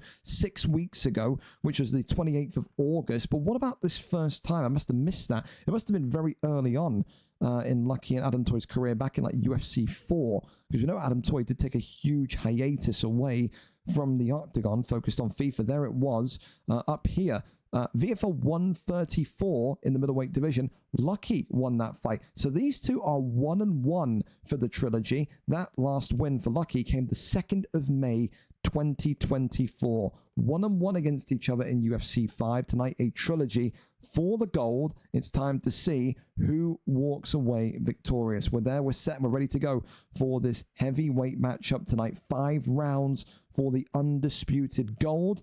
Time to see if Lucky still has that X-Factor quality about him when it comes to title fights. We saw it in the light heavyweight division in UFC 4, but can he knock down Adam Toy, who is on an incredible run of form from his perch? Here we go. Of course, Tom Aspinall tonight against Stipe Miocic, which I believe is the alter ego Stipe Miocic. We haven't seen a Miocic pick. I'm actually loving that. We've not seen a Miocic pick in, I feel, well over a year. So I love that. So the champion tonight in black and gold. There is the challenger, Adam Toy, out in those jet black trunks to your left.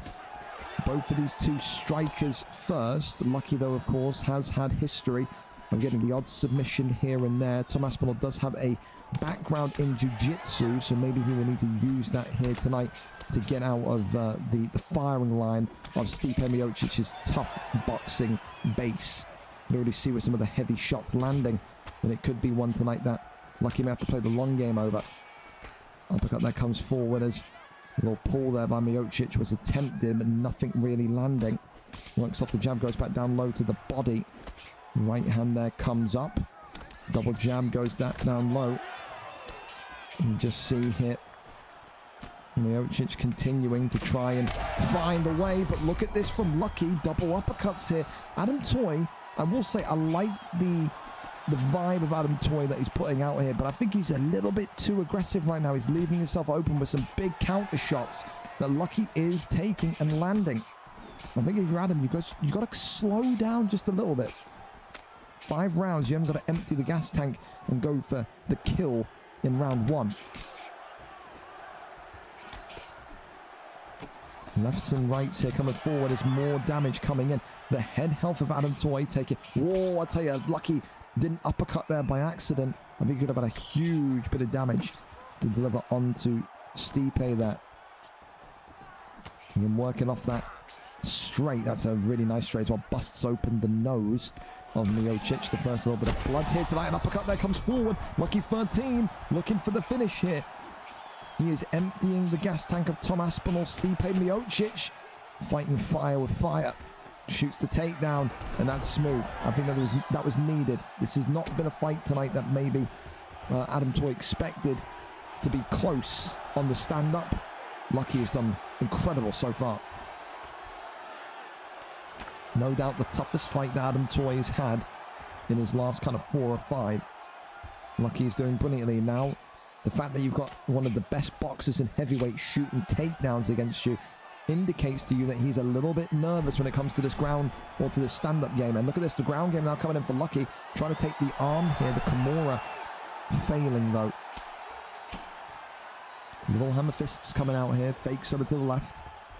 As Lucky, with about 14 fakes, ends up getting back to his feet. Fan favourite is Lucky 13, one of the oldest fighters, both age-wise and experience-wise, to be in the octagon. And he has just had a whirlwind round number 1. Lucky 13 takes that one, the champion up 10-9. Adam Toy has got to figure himself out quickly here. He has eaten a shed load of damage. He cannot continue to do that against Tom Aspinall. I stand by what I said. I think he's been a little bit too aggressive. It's not a great position to be in right now. Yes, damage is not on his side. Yes, he's down on points, but he's still healthy enough where he can not lose this fight. However, if he walks into shots like that, he will be put in a casket very quickly. Again, just too aggressive. And again, too aggressive right back into the pocket. He has to let himself recover. He's got to let himself kind of get back to full strength here. He's rushing. It's so much kind of like, I've been knocked down, I've got to get it back quickly. He's just not allowing himself to recover. Again, just walking forward. You would think that Miocic hasn't been hit this fight. And Lucky doing the exact correct thing. Walking backwards, re-entering with a straight right to that damaged nose. It's a really good performance from Lucky, the champion here tonight. 3:40 left here in round number 2. The nose here in a pummeled state on Stipe Miocic and Adam Toy. And another uppercut that creeps forward. And now a big drop here. Lucky standing over and goes over into stack guard. And this could be over here. Adam Toy's in big trouble. And this one in round number 2 is all over. Lucky 13 ends the streak of Adam Toy. 1 minute, 49 seconds into round 2. And that is one of the best performances I've seen from Lucky. Not just this cycle, but maybe his whole UFC 5. The way that he controlled the pacing, the distancing, and the way that his striking was so accurate tonight was the stuff of dreams. He keeps the heavyweight gold, and he stops someone that was on a 4-fight win streak. The confidence that Adam Toy must have come into this fight with is sky high. Tonight, the champion shows him, I'm here to stay.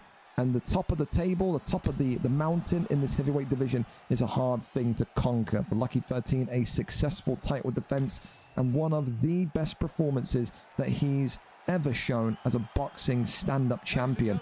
Incredible. Really impressed from Lucky. Really impressed. Round number 2, yeah. Is it good enough a performance of the night? Is the question. Because that was good, dude. That was really good. I think you got to keep it with Break Your Jaw. I can't lie. Break Your Jaw is very good as well. Very close. Like if you're hearing this, it's like a joint performance of the night. But you should be very happy with that one. You win the belt, or you defend the belt. You win the trilogy. All's well that ends well. Congratulations, champ. And still, Love that from you.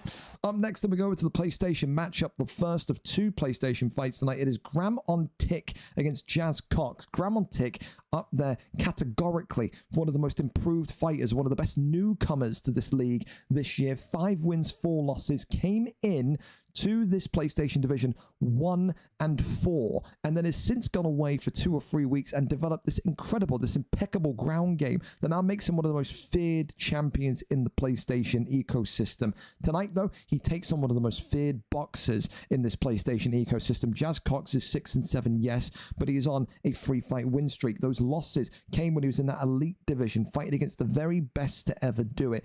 Tonight, it is all about his takedown defense. It's all about his denies, his transition defense, all of the above. Gram on Tick will not look to stand with one of the most feared boxers in the division. He will look to take him down, grapple him, and enact his will upon him. Jazz Cox has to know the takedown is coming and has to defend it for dear life. Does Gram on Tick tonight add another high-level submission victory to his resume, or does Jazz Cox complete the spell in this division, go to 7-7 and capture the gold for the very, very first time? We are over and up to it. The champion, of course, sets the division. He can pick between middleweight, welterweight, or lightweight only. Gram on Tick knows where we're going here tonight. We are there and we are ready to go for this one. Let's see what the picks are going to be. Middleweight is the division, and Dricus du Plessis and Hamzat Chimaev seemingly are the selections.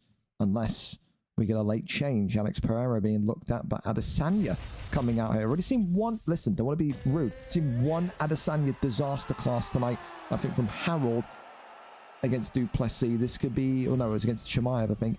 Are we about to see another one? Here we go, then the champion tonight, Gram on Tick in the green with du Plessis. The challenger, of course, for...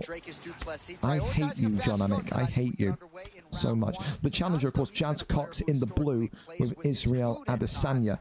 Boxer in the blue, wrestler in the green. Who comes away with the victory tonight?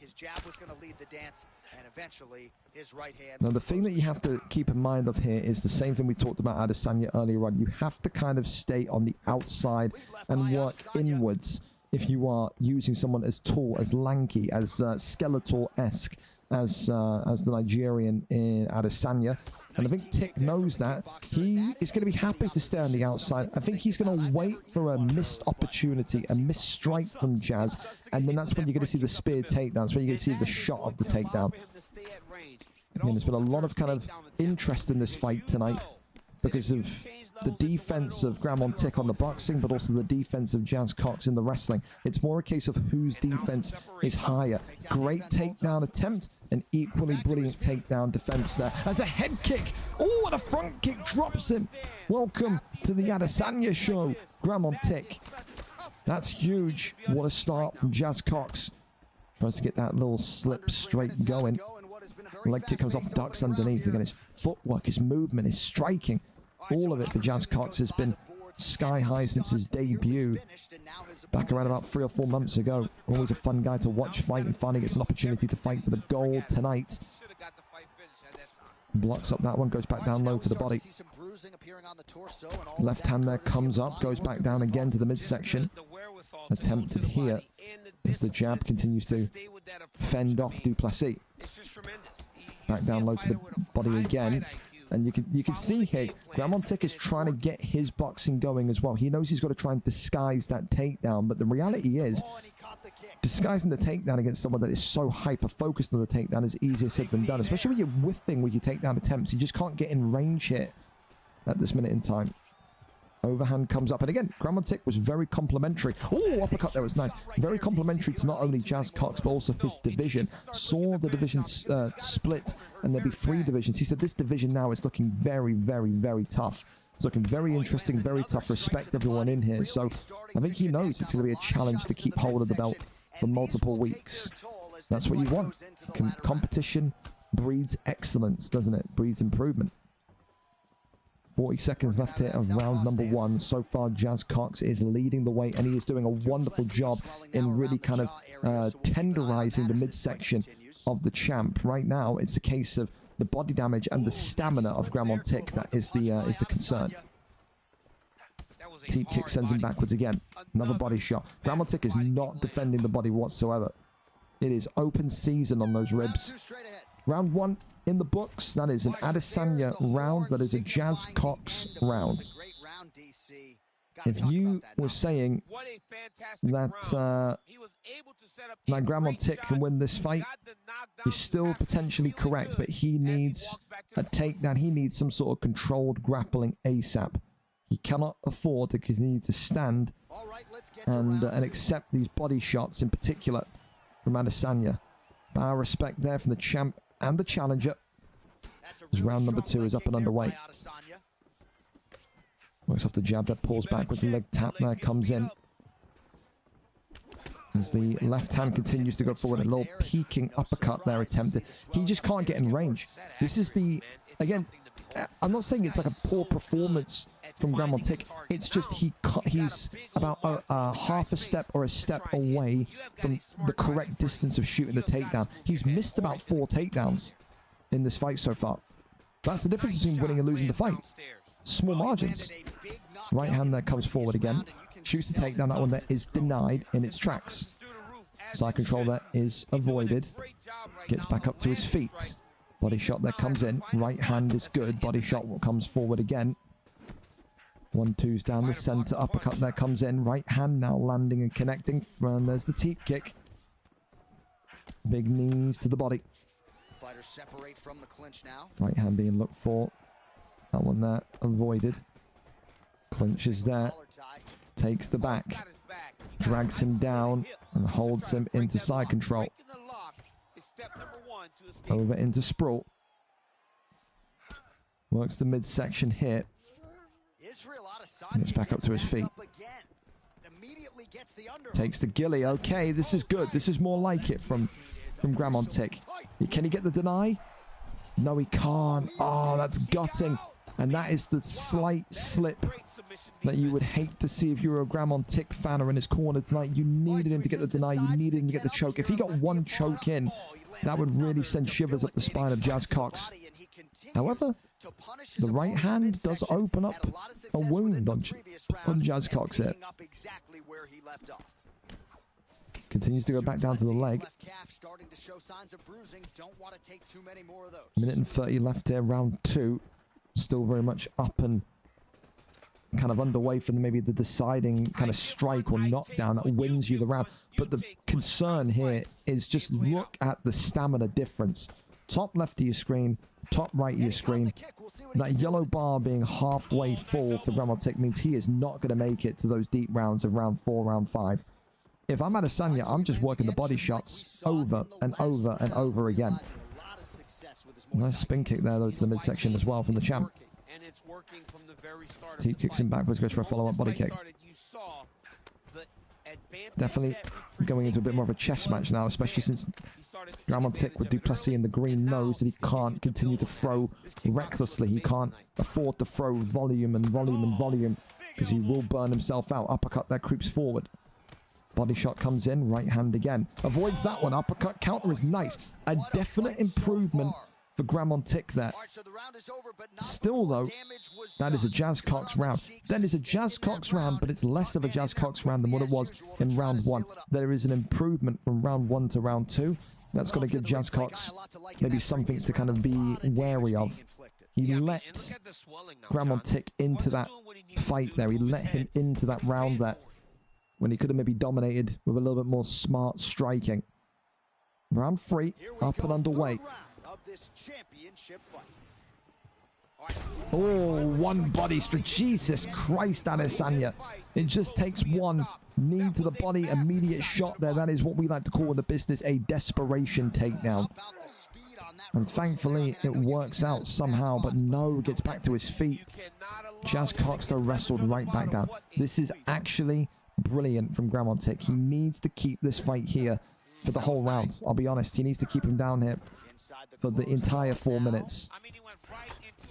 He gets the submission, this fight is right back on. Absolutely it is. Little taps there, tries to cross over into top mount. Tries to get the flicker rotation, and here comes the guillotine. Or is it Darce choke? It's a Darce choke. Here we go then. Goes to the back flat instead.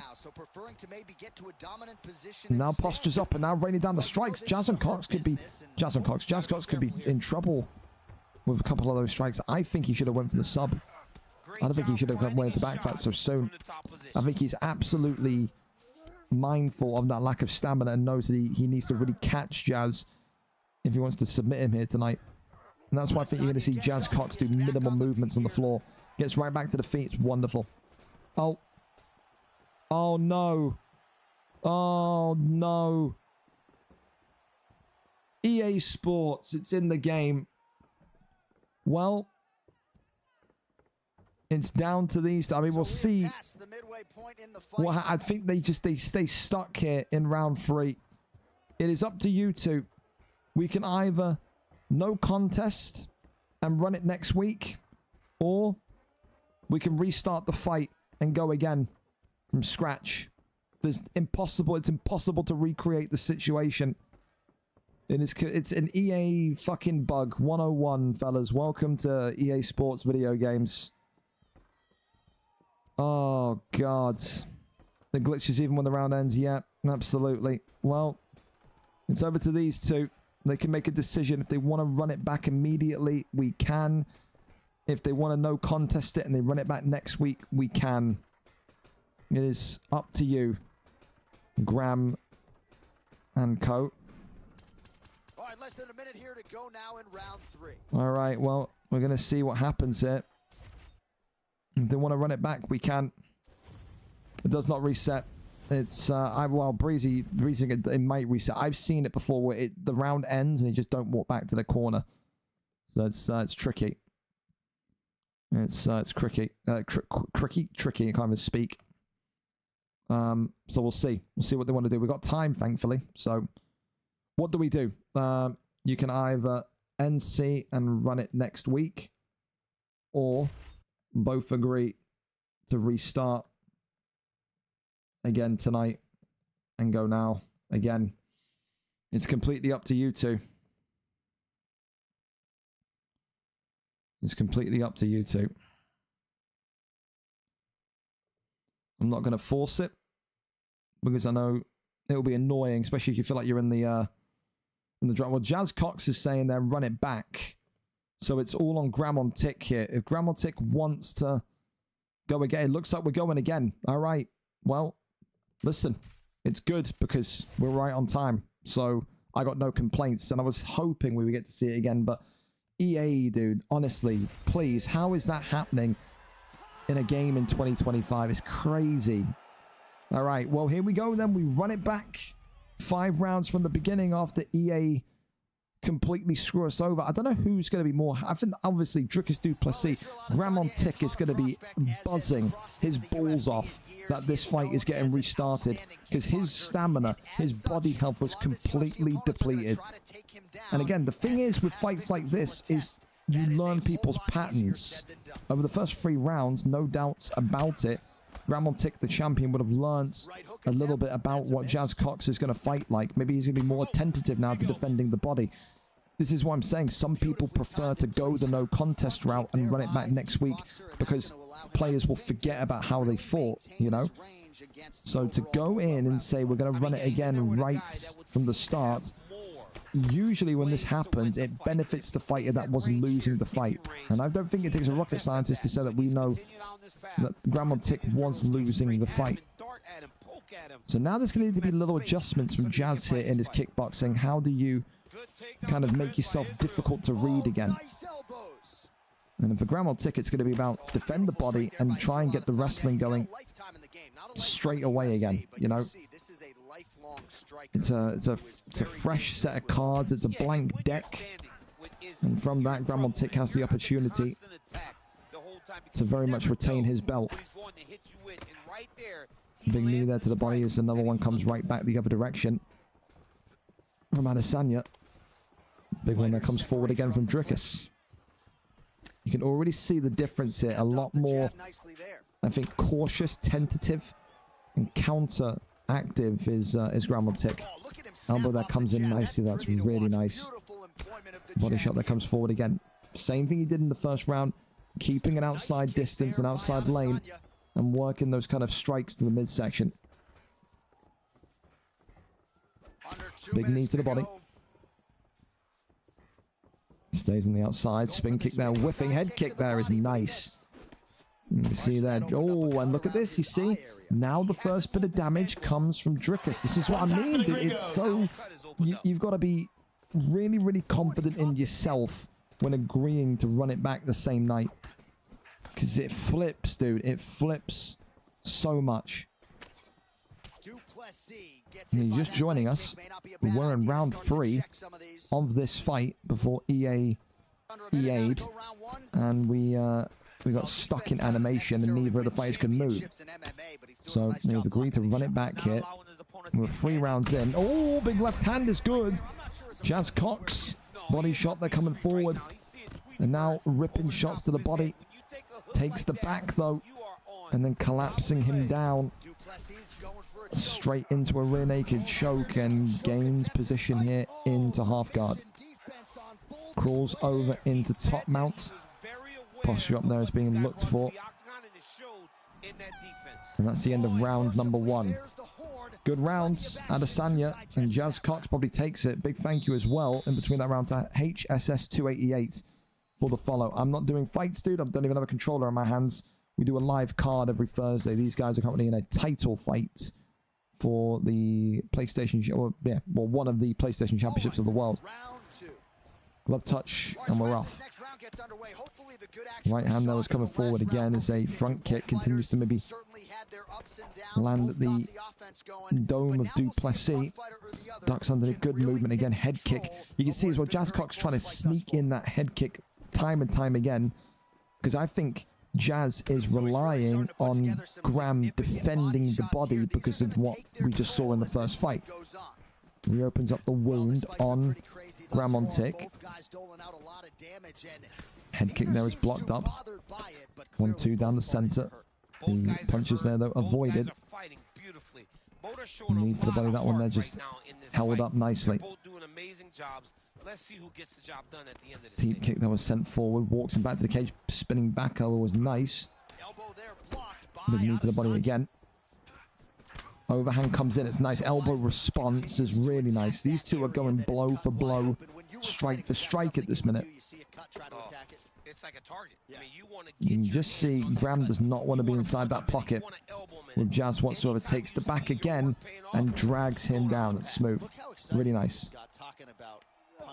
Over into full mount, and now this is where Jazz has claimed many losses in his time here, being taken down, but thankfully up he gets.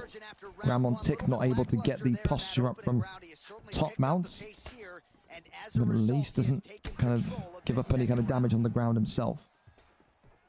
Body health is continuing to be a problem once again for Graham. Uppercut there, swings on by. Right hand comes forward. Big straight once again. It's almost kind of like you take a turn, I take a turn boxing. You give me 4 or 5 strikes, then I'll kind of walk forward and I'll give you 4 or 5 strikes. They're kind of it's very kind of patterned fighting at the minute. That usually comes from a tight fight. These two now are pretty much going towards round 6. There's a front kick there. Lands on Drickus Duplessis. Body shot that comes forward again. Flying knee. Lightning fast. Jazz Cox opening up the doors here.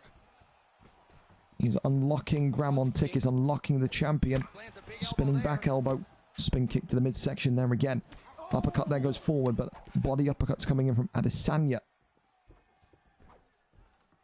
Kind of faking and feinting those punches, those jabs to try and maybe get the kind of twitch from Graham on tick here. Well, eventually, you know he's going to turn I'll tell you what, the overhand was nice. I thought he was going to go for the uppercut, but the overhand and the body shot, and this could be it here. Knee on belly, running down the strikes here, and Jazz Cox not able to get it done yet, but so close for the challenger here tonight. Round 2, done and dusted. Jazz Cox is, I think, a couple of combinations away from becoming your new PlayStation champion of the world. I tell you, Graham on tick has got to get something going here. in terms of control, in terms of anything. He's either got to control the striking exchanges, or he's got to get to the ground and just kind of lay on him for a round. You have to get momentum back and respect back in this fight. 2 rounds to 0 for Jazz Cox. The body continuing. Oh my God, flying knee.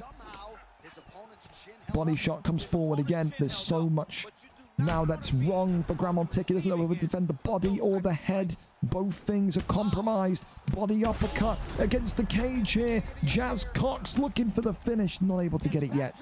Big knee to the body though. It's all over. Jazz Cox finally has gold. One of the best boxers in PlayStation history, I say tonight, gets the job done with a fantastic, a blended combination of strikes to the body, the head, the body, and tonight the wrestling of GramOnTick, the champion, did not come home to roost. He said it was a tough division. He respected the people in his division, and tonight, very much so, Jazz Cox gets gold for the first time. It was a wonderful performance, and I don't think there's going to be too many complaints here from Tick tonight. He just couldn't really make the reads, could he, as to whether it was going to be body or head or body. That's the signs of a fantastic kickboxer, when they can make you almost kind of unsure of where they're going to go. You could see as well, he was going for a body kick into a flying knee into a body kick. He was varying up his strikes, which, yeah, Adesanya, there you go, I can never spell it, which again showcases the brilliant mind that he has. He's now the champion, and coming up next for him is, I think, one of GramOnTick's friends, because Zeus is him, who again, one of the best up-and-coming wrestlers, will now be landing at his front door. 8-3 after tonight. How will he fancy his chances against the new champion of this division, Jazz Cox? 4 wins in a row, 7-7, and finally with a gold strap around his waist. Congratulations to him tonight. A wonderful kickboxing frenzy that he showcased there. And talking of kickboxing frenzies, don't go anywhere, because it's Smiley AUFC and Ellis JP, next 2 people that will always be around for a round 1 car crash of a fight. Smiley tonight comes in 8 wins, 7 losses, hailing from Scotland, 3 wins in his last 5, a 2-fight win streak, whereas Ellis JP 4 wins, 3 losses on a 3-fight run of pure knockout brilliance. He was one of the best, if not the best, knockout artist in the welterweight division during his time there. He, of course, succeeded. He now moves into the lightweight division, and today wants to hold the lightweight strap for the first time in UFC 5. 4-3 against 8-7, a 2-fight win streak against a 3-fight win streak for the vacant lightweight championship of the world. You will be shocked out of your skin if you see a takedown, a submission landing here tonight. We are there. We are ready for it. Smiley and Ellis JP ready to do battle for this lightweight championship. They have never faced each other before, which always makes it a fun little adventure. Here we go then. Max Holloway against Ilia Topuria. Holloway in the white for Smiley. Topuria in the black and gold. No, Smiley in the black and gold with Topuria. Ellis JP in the white for Max Blessed Holloway. Of course, both of these two have had spent time in the featherweight division at different periods. Ellis was back in there in UFC 4, whereas Smiley had an extended period in there throughout UFC 5 before dropping into this lightweight division. Tonight, maybe it's a rare case of Smiley being seen with gold around his waist after tonight. They will stand up, they will do battle, and it will be the first one to blink and the first one to make a mistake that makes headway. Big shots here already. The flying knee from Smiley AUFC coming out nice and quickly. And you're already seeing that power, that force, that velocity that Ilia Topuria brings to the octagon. Huge start from Smiley AUFC. For Ellis, again, it's the same thing we said about some of these other guys tonight. He's got to back away and he's got to let himself recover. If he keeps walking into fires when he's already on fire, it's not going to go well. The head health is being dropped at a dramatic rate already for Ellis JP. Of course, a student of the game, Ellis JP taught pretty much nearly the majority of what he knows from Liam Kendor, a no doubt future Hall of Famer, as a flying knee comes forward again. Uppercut there comes in. Ellis JP, though, continuing to trust in his block and continuing to trust in his defense. Elbow there comes off. That's wonderful from Ellis JP. Gets a stun right back. We said it was going to be nothing but all-out brawleristic warfare tonight between these two. The health pack, of course, damaged for Smiley. Head health for Smiley is also not looking too great. How the hell has Ellis done that with limited shots? I don't know. Good slip hook there. Uppercut pokes forward. The Scotsman going forward again, though. Those little arms of Taporia, though, like T-Rex arms. He's struggling to get any sort of length on them. Body shots going right back. Uppercut there lands brilliantly. Body shot once again. I think it's going to be a case tonight where Smiley will have to be brave at points and really go into the pocket boxing when he doesn't want to. I think that's going to be the distance or the separating factor between this fight. And I think for LSJP, distance could be a key factor as well. Stand on the outside, work the body shots, work the head shots. You don't need to go into the pocket, into the storm with Taporia. Overhand there just whiffs. Goes back down low to the body. That's a lovely shot there. Using some of that Jazz Cox level change that we saw. Left hand, though, is nice for LSJP. Smiley nearly sidestepped into that as well. That would have been dangerous. As the left hand catches him. It's a nightmare for Smiley. A great start of the round for Smiley. A horrendous end of the round for Smiley. As this one is going into round number 2. These two are identical. It's like staring in a mirror when it comes to their fight style. Absolutely awesome. This is what you wanted to see in the lightweight division. It's what you want to see in a lightweight title fight. Two sluggers going at it. Right now, you probably got to give that one to Ilia Taporia. Significant strikes are there, but also he got that extra stun on top. So, Taporia, Smiley, AUFC up in the scorecards, but who gives a flying fuck about the scorecards? This is not going to go to a round 5 decision. Mark my words. Bet your house on it. You got more chance of a fucking UFO landing in your garden. It's not happening. Round number 2 up and underway. Reminder, LSJP in the white with Holloway. Smiley in the black and gold with Taporia. Goes to the right hand side of Holloway again. Body shots here now being loomed in from Taporia. Swings on round, big knee to the midsection. Right hand is good, opens up the wound on Smiley. Gotta think, if Smiley continues to eat these shots, eventually, well, he's betrayed the brotherly conduct of a boxing affair. That tells me that Smiley is feeling the pressure a little bit from LSJP. He goes for the takedown. He says it's a title fight. There's no rules of conduct in a title fight. If I need to take you down, I will. So maybe LSJP going to be feeling a little bit betrayed by what he's just seen there. But Ellis has to now find a way to show us that he can get back up, and he gets the back here of Ilia Taporia and then forces him back to a standing position. Claps at him as well. That's a sarcastic clap. Almost like a kind of, well done. Are you proud of yourself? Overhand, though, clocks him. And this is big from Smiley. Big shots here to the body. Smiley AUFC, a head kick knocks him. And this is all over. Smiley AUFC is your new lightweight champion of the world. 2 minutes and 12 seconds in to round number 2. He throws in the wrestling limit to get a little bit of head loss from LSJP, and then manages to end it with a vicious head kick victory. Look at that. He leans into it ever so slightly as well. What a way for Smiley AUFC to hold gold once again. One of the nastiest strikers at 155, and he now has the hardware to back that comment. Incredible from Smiley tonight. He's a fan favorite. Again, this is someone that people always want to see do well. This is someone that we've always questioned, saying like, why doesn't he use more of his wrestling? Tonight, he used his wrestling tonight. He used it as a distraction to then lead up that devastating head kick. You go through the history books, the last time Smiley held gold, because again, this guy has been the whipping boy of the featherweight division. No disrespect to him. He's not held gold in what feels like so long. So let's go through and have a look at how long this drought is. Let's go and see. The last time Smiley won gold, not competed for gold, won gold. Let's have a look. It's going to be a while ago, man. For Smiley, that's going to feel so good to get that victory over the line today. The champion again, and at the top of the division of lightweight, showing that he is the guy to beat. Smiley AUFC. Interim belt, lost that one. He's had a poor record in title fights. It really has. Has he ever won a belt? That could be his first ever. No, there it is. VFL 43. The last time Smiley won a title fight. The 22nd of December, 2022. Nearly 3 years ago.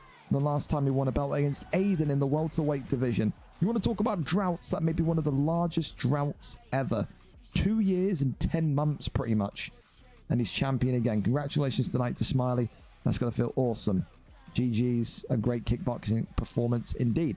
So our next fight, then our co-main event of the evening, and it is Whimpering Ian against Kieran Crow. Tonight, Whimpering Ian comes into this one with a great bit of history and a great bit of form. He's won the belt, he's defended it twice. Of course, 15 wins, 1 draw, 3 losses for the champion, who has continued to dominate since accumulating those wins under his belt, since accumulating and achieving the belt in general. For Kieran Crow, 10 wins, 1 singular loss. Who was that loss against? Of course, it was Whimpering Ian. He, Kieran Crow, in this division has been nuts. He has been one of the hot topics of the PlayStation world. And again, with a record of 10-1, you can't really blame him. The last time these two competed against each other then was all the way back over here. It was Kieran Crow that won that last time out then. So sorry, who did Kieran Crow lose against? Now I need to know. Who's the one person that beat Crow on PlayStation? It wasn't Webbo. Who the fuck? Now I'm like... Oath Kex.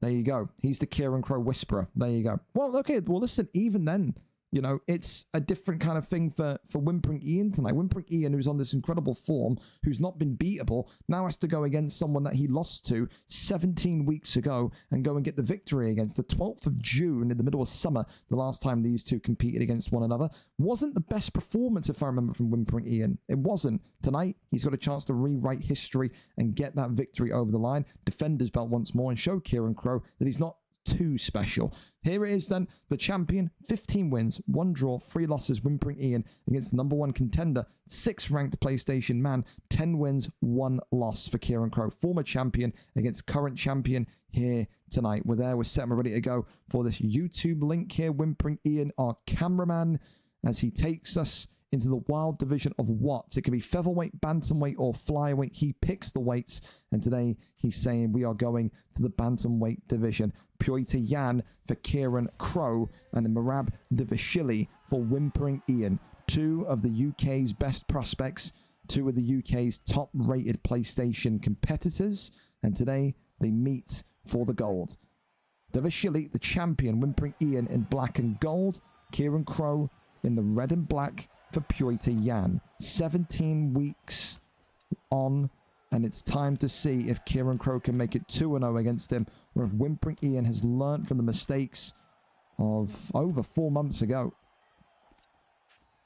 Of course, for Kieran Crow, he comes in as a balanced fighter. The man in red and black can wrestle, he can box, but the majority of his victories have come from knockouts. Whimpering Ian, of course, very much the same, but, you know, we've seen him wrestle more often than not. This is someone that can knock you out on the ground or on the feet, but to go Merab Divashili today, maybe that indicates that he's expecting to have to use those takedowns. He's to expect a long fight, you know. You go a decision, or you go to a decision once, you can expect that these two think that it's going to go to a decision again tonight. So a chance very much to show maybe the PlayStation division how much they've both developed if it doesn't go to a decision. I mean, put it this way, when I was matchmaking, I was saying to myself, this is a fight that could end in a draw. You know, that's how highly rated I have these two, you know, against each other. So Kieran Crow used his Xbox status to effectively get practice runs, to get, you know, to stay competitively warm, if you want to call it that, over the last couple of weeks while he waited for Whimpering Ian and he waited for this title shot. You can already see that the first takedown there denied as a peekaboo uppercut counter comes in. Body shot then rains on the ribs of Piotr Jan. Big knees here to the body again. Left hand body shot comes in. This is the thing. You're going to need to continuously sneak in that body shot here tonight. Again, ask the excellent Spooky Ghost from the PlayStation side how he was doing the the wrestling and the kind of the sequence of wrestling when he was kind of consistently fighting on PlayStation. You work in those sneaky body shots, you zap the stamina, you get your opponent nice and loose early on. As these two have seemingly, well, froze, but there we go, we're back in action as they, during that kind of glitch in the Matrix there, we've seen damage opening up on Whimpering Ian. So, and this is what we said as well. We said it earlier on in the card when we saw Pure Ian come back out. Since that Yan alter ego came out, he has really regained his kind of fearful reputation that he had in UFC 4. When you saw Bantamweight in UFC 4, you always saw Yan because of the Force of Nature perk. You're seeing him again now here today because of just how damn good this alter ego is. Clinches up with Yan here. Puts him against the cage. Takes the judo toss and gets it. 38 seconds left here of round 1. And so far the damage is in the favor of Kieran Crow. The champion busted open, but he's not anywhere near being beaten just yet. Round 1 ends with rabbit punches galore from both of these two. As we head into round 2. Round 1's got to be a Kieran Crow round. I think so. There was a decision Kieran Crow's way last time. Could it be a decision again this time? 25 significant strikes to 20. Confirm that fact. The good fight shouts here from one corner. Respect from the other. That's what these two will say about each other. They want to beat one another, but they are very much engrossed in a mad amount of respect for each other. Opens up the damage already again. Does Kieran Crow. Whimpering Ian here continuing to kind of step into the firing line. And you'd have to think, at one point, will he need to go for Merabdivashvili and shoot, you know, 685 takedowns in 10 seconds? What is he going to have to do to bypass and break these defenses down of Kieran Crow?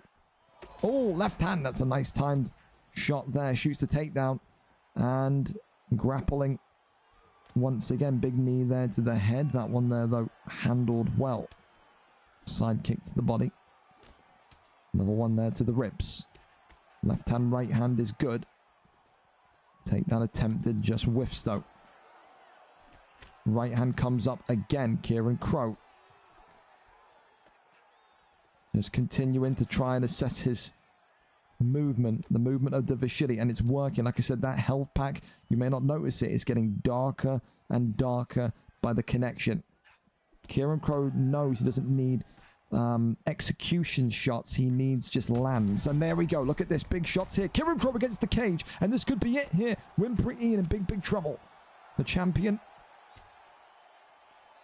right back onto his feet, but that is not what you want to see if you're a Whimpering Ian fan here tonight. Kieran Crow had his number back in June. Kieran Crow maybe continues to have his number now in October. The musical chairs merry-go-round of this title in the PlayStation division will always be intriguing. Gains top mount here and then gets out a poor one from Whimpering Ian. Love the guy, think he's awesome, but you can't be letting the get up happen that easy. Kieran Crow right back into the firing line on the feet, pulls him down with the bail. And Kieran Crow wags his finger almost like a disappointed father and says, not today. Another takedown attempted. Another takedown landed. Wow. Taps here to the head.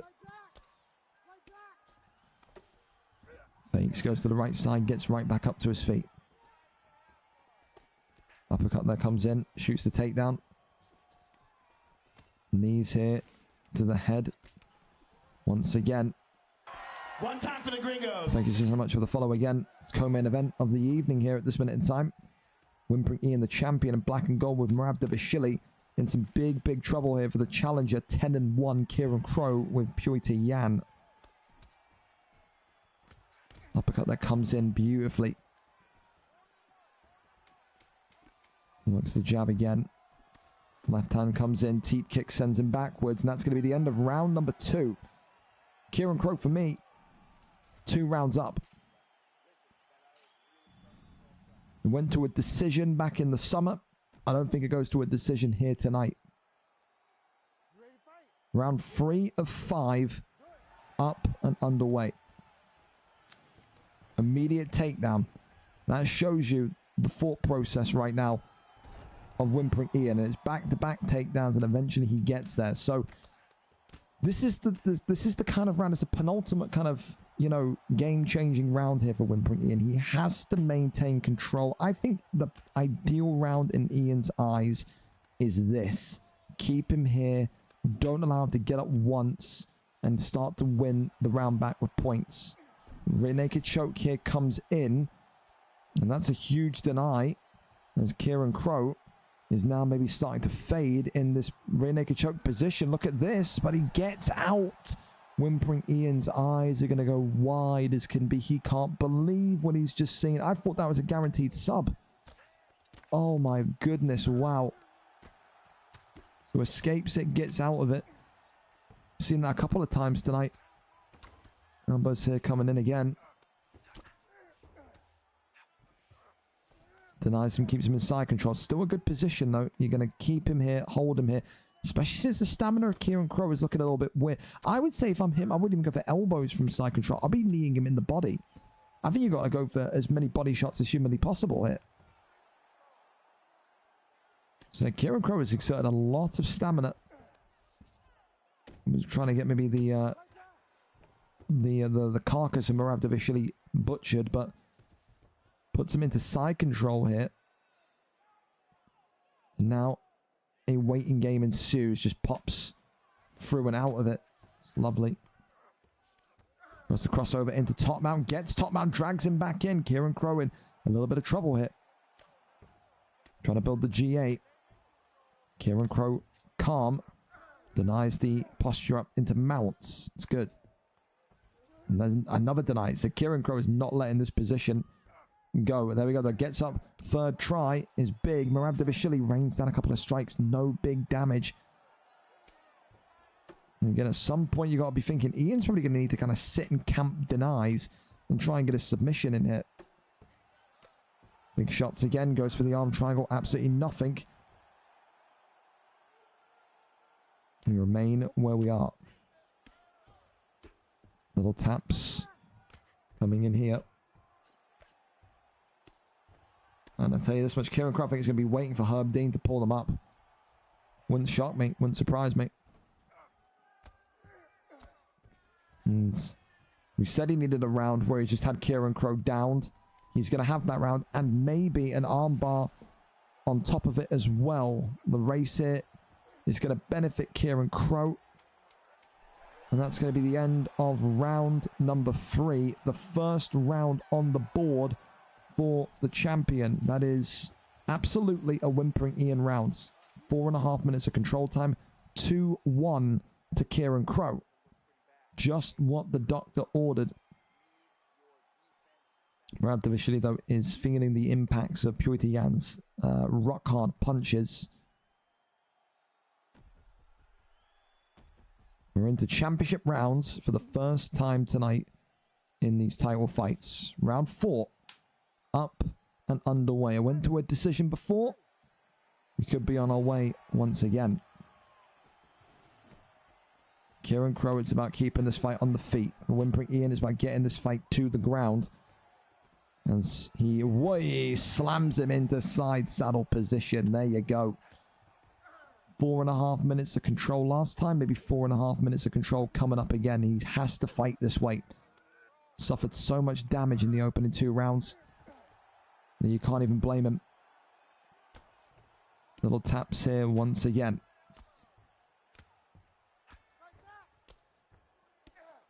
Does Kieran Crow make a move here? No, he doesn't. Posture up is there from Whimpering Ian. Big shots round the side. Through the middle here. Elbow clatters onto Kieran Crow. The first sign of maybe a little bit of panic from Kieran Crow now emerging. Posture up is there again. Rains down the heavy strikes here. And then in the end, doesn't manage to get any sort of significant damage through. Little taps once again, more and more. And this is what you've got to do to win a championship sometimes, boys. It ain't got to be pretty. But when you've lost the first 2 rounds and you're on a comeback mission, you got to do this. Big strikes coming in. Kieran Crow eats another big shot. If it stays like this is going to be 2-2 going into the 5th and final round. Another big mount hit. As Kieran Crow eats another big one. And then voids and shimmies out the way. Arm triangle attempt did that one there. I think rushed. I didn't think he needed to go too soon with the arm triangle. I think he could have waited a little bit. More little taps to the dome here. He keeps on going. Keeps on reining it in. Posture up is there. Rains down some strikes here. Big shots coming. Marabdivashvili again. And this is the thing. It's just like 4 or 5 significant strikes at a time. Mount again. Kieran Crow defending himself well. The block not being juiced just yet, but the head health is absolutely in a position of trouble. Look at that at the top right of your screen there, the little flickering red bar underneath Kieran Crow's stamina. That is not good. More and more damage in here as the mount is gained again. Rains down the big strikes. Marabdivashvili gets the elbow in. The mount there again denied. Kieran Crow got to try and wait his way into round number 5. Posture up is there though. That's big. And this could be the moment here. Big shots coming in. Marabdivashvili still not able to crack on through. 6 seconds remaining of round 4. Can he finish him? Yes, he can! 1 second to go. 4:59. Whimpering Ian channels his inner Habib. And he gets it done from 2 rounds down. It doesn't need to be pretty. It just needs to be effective. Kieran Crow was stuck in round 3 and in round 4. 4 minutes 59 seconds in to round number 4, and the champion fights back to keep his gold strap. Say what you want about that tonight, but sometimes, like I said, when you're 2 rounds down and you're a wrestler, you have to do what you have to do. Whimpering Ian did exactly that tonight and gives Kieran Crow yet only his 2nd loss as a PlayStation contender. Brilliant. I think, listen, to deal with Kieran Crow's strikes and to then know in your head, I've got to kind of switch this up. He did exactly what he needed to do, and he gets over the line tonight with that performance. It's not going to be one that Kieran Crow maybe appreciates, but it's one that you have to do. Thank you as well to Hashish Hands. Wonderful name, by the way. Top tier. Top tier. Ian, are we going to ignore those bubbles? Again, crying about bubbles. Like, what are we talking about? He lost. Relax. He lost on his own accord. Exactly. He lost on his own accord. Agreed. Agreed. Thank you, Kruger. Again. Yell. Oh, Kieran yelling at... I don't know. Who is... D Noah, do I know you have like a different name in the chord, right? You're in the chords, I think. Maybe you and Kieran Crow need to duke it out. I don't know. I don't know if you've ever played it before. I feel like I recognize you. I just know that you've got a different name. There's someone in BK always kind of flips the name. I swore at you. Everyone does that. I still don't know who you are. But, yeah. Ashish Hands, nice again. Thank you so much for the follow as well. I cursed your carcass. Again, this is no idea. Anyway, we go to our final fight of the evening. A good fight, nevertheless. A good fight between those two. I mean, the first 2 rounds are Kieran Crow clinic. The last 2 rounds are Whimpering Ian clinic. You know, those two... Or again, you think 2 fights, they went 9 rounds with each other. It's nuts. You don't really see that too often. Here we go then. The UFC 5 ping is being sent. Main event is now live. And look at that. We're 10 minutes early. Aren't you all fantastic today in terms of getting yourselves organized? It is the big one. It is the loud-mouthed American JRilla, the self-declared king of New York, against the man that eats porridge in his living room at 11:50 p.m. at night on a Thursday. ViperrkoTTV, a proper intercontinental matchup. The USA against the UK. New York versus Leicester tonight. 2 boxing machines in the bantamweight division. 10 of the tape is as follows. JRilla, the champion, 5 wins, 2 losses, 4 wins in his last 5 on a 2-fight win streak. ViperrkoTTV, 20 wins, 17 losses on a 4-fight win streak, looking to make it a 5-fight win streak and reclaim the gold strap that he held some months ago here tonight. It is all about boxing. It is all about the inside pocket exchanges tonight. Maybe Viper goes heel and shoots a takedown. We've seen him wrestle before, but you think tonight both of these two want to show one another that they are the superior boxer in bantamweight. The champion JRilla 5-2 against the #1 ranked, #1 contender ViperrkoTTV. 20 wins, 17 losses to close out this 100th numbered card of UFC 5. UFC 5 for VFL started at VFL 108, VFL 208 tonight. 100 cards there for the taking. We are there and we're ready for it then to close out the show. Viper against JRilla. And I think he's talking to someone. He's got someone in his corner. He was complaining about a lack of a corner before. Maybe he's got a corner here tonight. Purity Yan against Cody Garbrandt. Garbrandt, of course, for Viper, the challenger in blue. The champion opting with Yan in red, taking his Yan pick. Fight today on streamed. This guy picked fucking Gilbert Burns. Here we go then. The blood's still in the octagon from the last couple of fights tonight. Champion in the red, challenger in the blue, and no doubt about it, if JRilla wins tonight, you guys in the Discord are going to hear about it. The champion made a statement with a butchering of Mark the Shark. Turned Mark the Shark into sushi the last time we saw JRilla. He says tonight he will do it again, just to this poor boy out of Leicester. So it doesn't matter whether you're UK, whether you're USA, French, Tahitian, Canadian. He says he is the best boxer in this bantamweight flyweight division. Of course, with Cody Garbrandt, you've got a good counter pick to Yan. Incredible levels of power. 343 right now. But some people have also said that he does feel a little bit tankish, a little bit sluggish at points. Of course, when you do think about JRilla's weaknesses, you do think about the wrestling. So, will at some point you see Viper betray that kind of silent agreement of no takedowns and shoot the takedown? Excuse me about my voice, by the way. I've been commentating for the last 5 hours. It happens. Sorry. It was worse for NFL London last week. Well, Sunday just gone. My voice was really gone at that point. Left and right hands continue to land here for Cody Garbrandt. 2.5 minutes left of round number 1. Half the round gone. So far, both of these two giving as good as what they can get. Similar kind of fight style, similar kind of tempo. No one really kind of controlling the, you know, the feel and the pull of this fight. So far, the kind of momentum smack bang in the middle. Big damage there, though, from ViperrkoTTV. It's a straight from Cody Garbrandt that just opens up the nose of JRilla and Yan. Already a lot more of a tense fight than the last time out with JRilla. We saw JRilla absolutely body bag and butcher Mark Jeff. Turned out to be his final fight in UFC 5. He retired shortly after. Sadness in the eyes of all the Mark the Shark fans. ViperrkoTTV today saying he will win this one for the Shark as he rocks the champion here, JRilla. Already in a little bit of trouble here. Works off the jab, works the left and right hands here. Cody Garbrandt looking for the overhand. Could have been good night Irene there and then.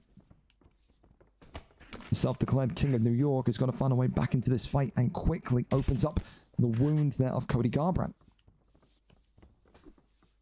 Tries to find that jab. Tries to stick and move. Can't get that connection though. Left hand comes across and upwards, but still nothing more to say. I mean, that's definitely, you can see Viper saying that's my round. I think with the 2 stuns, I can agree. I think I can agree. I think if those stuns weren't there, nature activated as well. And yeah, those 2 stuns weren't there, I think that'll be a Yan round. But I'm gonna say Garbrandt round. No, I think the stuns like will outweigh the 6. 5 significant strike difference, 2 stuns in his favor. You know? Round 2 up and underway, and now here comes JRilla right back into the pocket, as does ViperrkoTTV. He's gonna start pressing a lot more as well because he knows he's down. Looks the jab hit. So Viper conversing with his corner here tonight. Wonder what advice they'll be giving him. Works off the 1-2s down the centre. Left hand is good. He's reacting a lot now. And he feels like JRilla is just reacting to him. He isn't being proactive, he's being reactive, and that's the worst kind of situation you can find yourself in as a champion, let alone a competitor. You can't let the man alongside you dictate the way the fight's going to go. Has to try and kind of get this one back into his control, and he does with a huge stun there. That's big from Jan, big from JRilla. Lands the right hand onto the block there, but still continues to walk down ViperrkoTTV. Viper, he's just walking into the end of that jab straight combination each time. It's not the fact that JRilla is timing it perfectly, it's that Viper is walking into it. Gets the jab there. Nice line up perfectly. Right hand is good, but these two similar. Very similar head health levels here. Uppercut there is wonderful from ViperrkoTTV. As these two continue to walk the tightrope for the Bantamweight Championship of the World. Right hand there was looking like it was going to be a exclamation point. Continuing just to shuffle on backwards. There's another big strike there from JRilla. He's looking to really work that straight of Jan. It's the elbow there just glances by the dome of Jan, courtesy of Garbrandt. Works off the jab again. 1-2s down the center. Right hand, that's a good slip hook there. That's a really nice one. And again, it's you stun me, I stun you. It's car crash boxing, but we love it. Leg kick into that straight as well as a nice kind of combination. People that usually come into the league use that. Still used at this level, and that's straight again. It's the straight of Jan. It's the right hook of Garbrandt against the straight of Jan right now.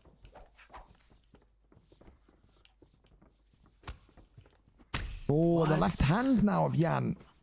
Oh, what a drop here. And this could be it. JRilla looking for the kill shot. The King of New York gets it done. Round 2, 431. Who is going to take the belt off this kid? He continues to be the best informed boxer in bantamweight flyweight. Pyotr Jan continues to be the pick in bantamweight. Round 2, 431. He gets it done. And for Viper, he says if that wasn't Jan, he would have lost the fight. So he's saying Jan carried him through in that one tonight. I don't know how much JRilla will agree with that one. But again, the ever so outspoken champion hailing from the great New York City will no doubt have something to say on that. But JRilla gets it done tonight and makes it 2 wins in a row with the gold on the line. A huge, huge victory. Who can stop this loudmouth New Yorker? Only time will tell. A great card though, fellas. A wonderful card indeed here this evening. Congratulations to everyone that won. Commiseration to everyone, of course, that lost here tonight. I told Viper not to underestimate Rilla. Great boxer on his day, dude. Absolutely he is. Let's get you a recap of tonight's title winners then, and still heavyweight champion of the world Lucky 13, and new PlayStation champion of the world Jazz Cox 69, and new lightweight champion of the world Smiley AUFC, and still PlayStation champion of the world Whimpering Ian, and still bantamweight champion of the world JRilla550. Performance bonuses tonight are as follows. Performance of the night, Mr. Break Your Jaw. Fight of the night was Free Wag against Tay on UFC. Knockout of the night was Rossetti against Silver Salt. We've got no submission. Where do you go and give submission to? You got the pick of Adversary or Leo. Only 2 submissions tonight. A very empty submission card. We'll probably go with Adversary purely because he had his opponent changed. Yeah. Adversary, if you hear this, remind me who you were for your submission, and we'll get you that graphic made up. Congratulations to you tonight. Just ship it to me in the DMs. Fellas, the 100th card of UFC 5. I understand UFC 5 is in its kind of dead period now. We're in the graveyard, like, road, like, you know, area of UFC 5. Everyone's waiting for UFC 6. No one knows. Is it November? Is it February? It can't be next winter. Everyone is just kind of not going to be interested by that point. So let's cross our fingers and hope and see what happens with it. But 100 cards of UFC 5 is great. Like I said, we've been around since 2022. We continue to be around and continue to give you guys a place to fight every week. You don't have to be ESFL level quality. You ain't got to be fucking anything other than a smart individual. You show up on time. You know what day you're fighting. You be here. You'll have a place to fight. Okay? Thank you so much for your continued support. Thank you for your follows tonight. Thank you for all your subs tonight as well. Sign-ups for VFL 209 will be up as you're asleep or awake at the late hour later on this evening. Okay, you need me, drop me a Discord message. I'll be watching the NFL and doing admin work, but for now, take care, take it easy, and have a wonderful weekend. Don't die. We need you for 209. Good night.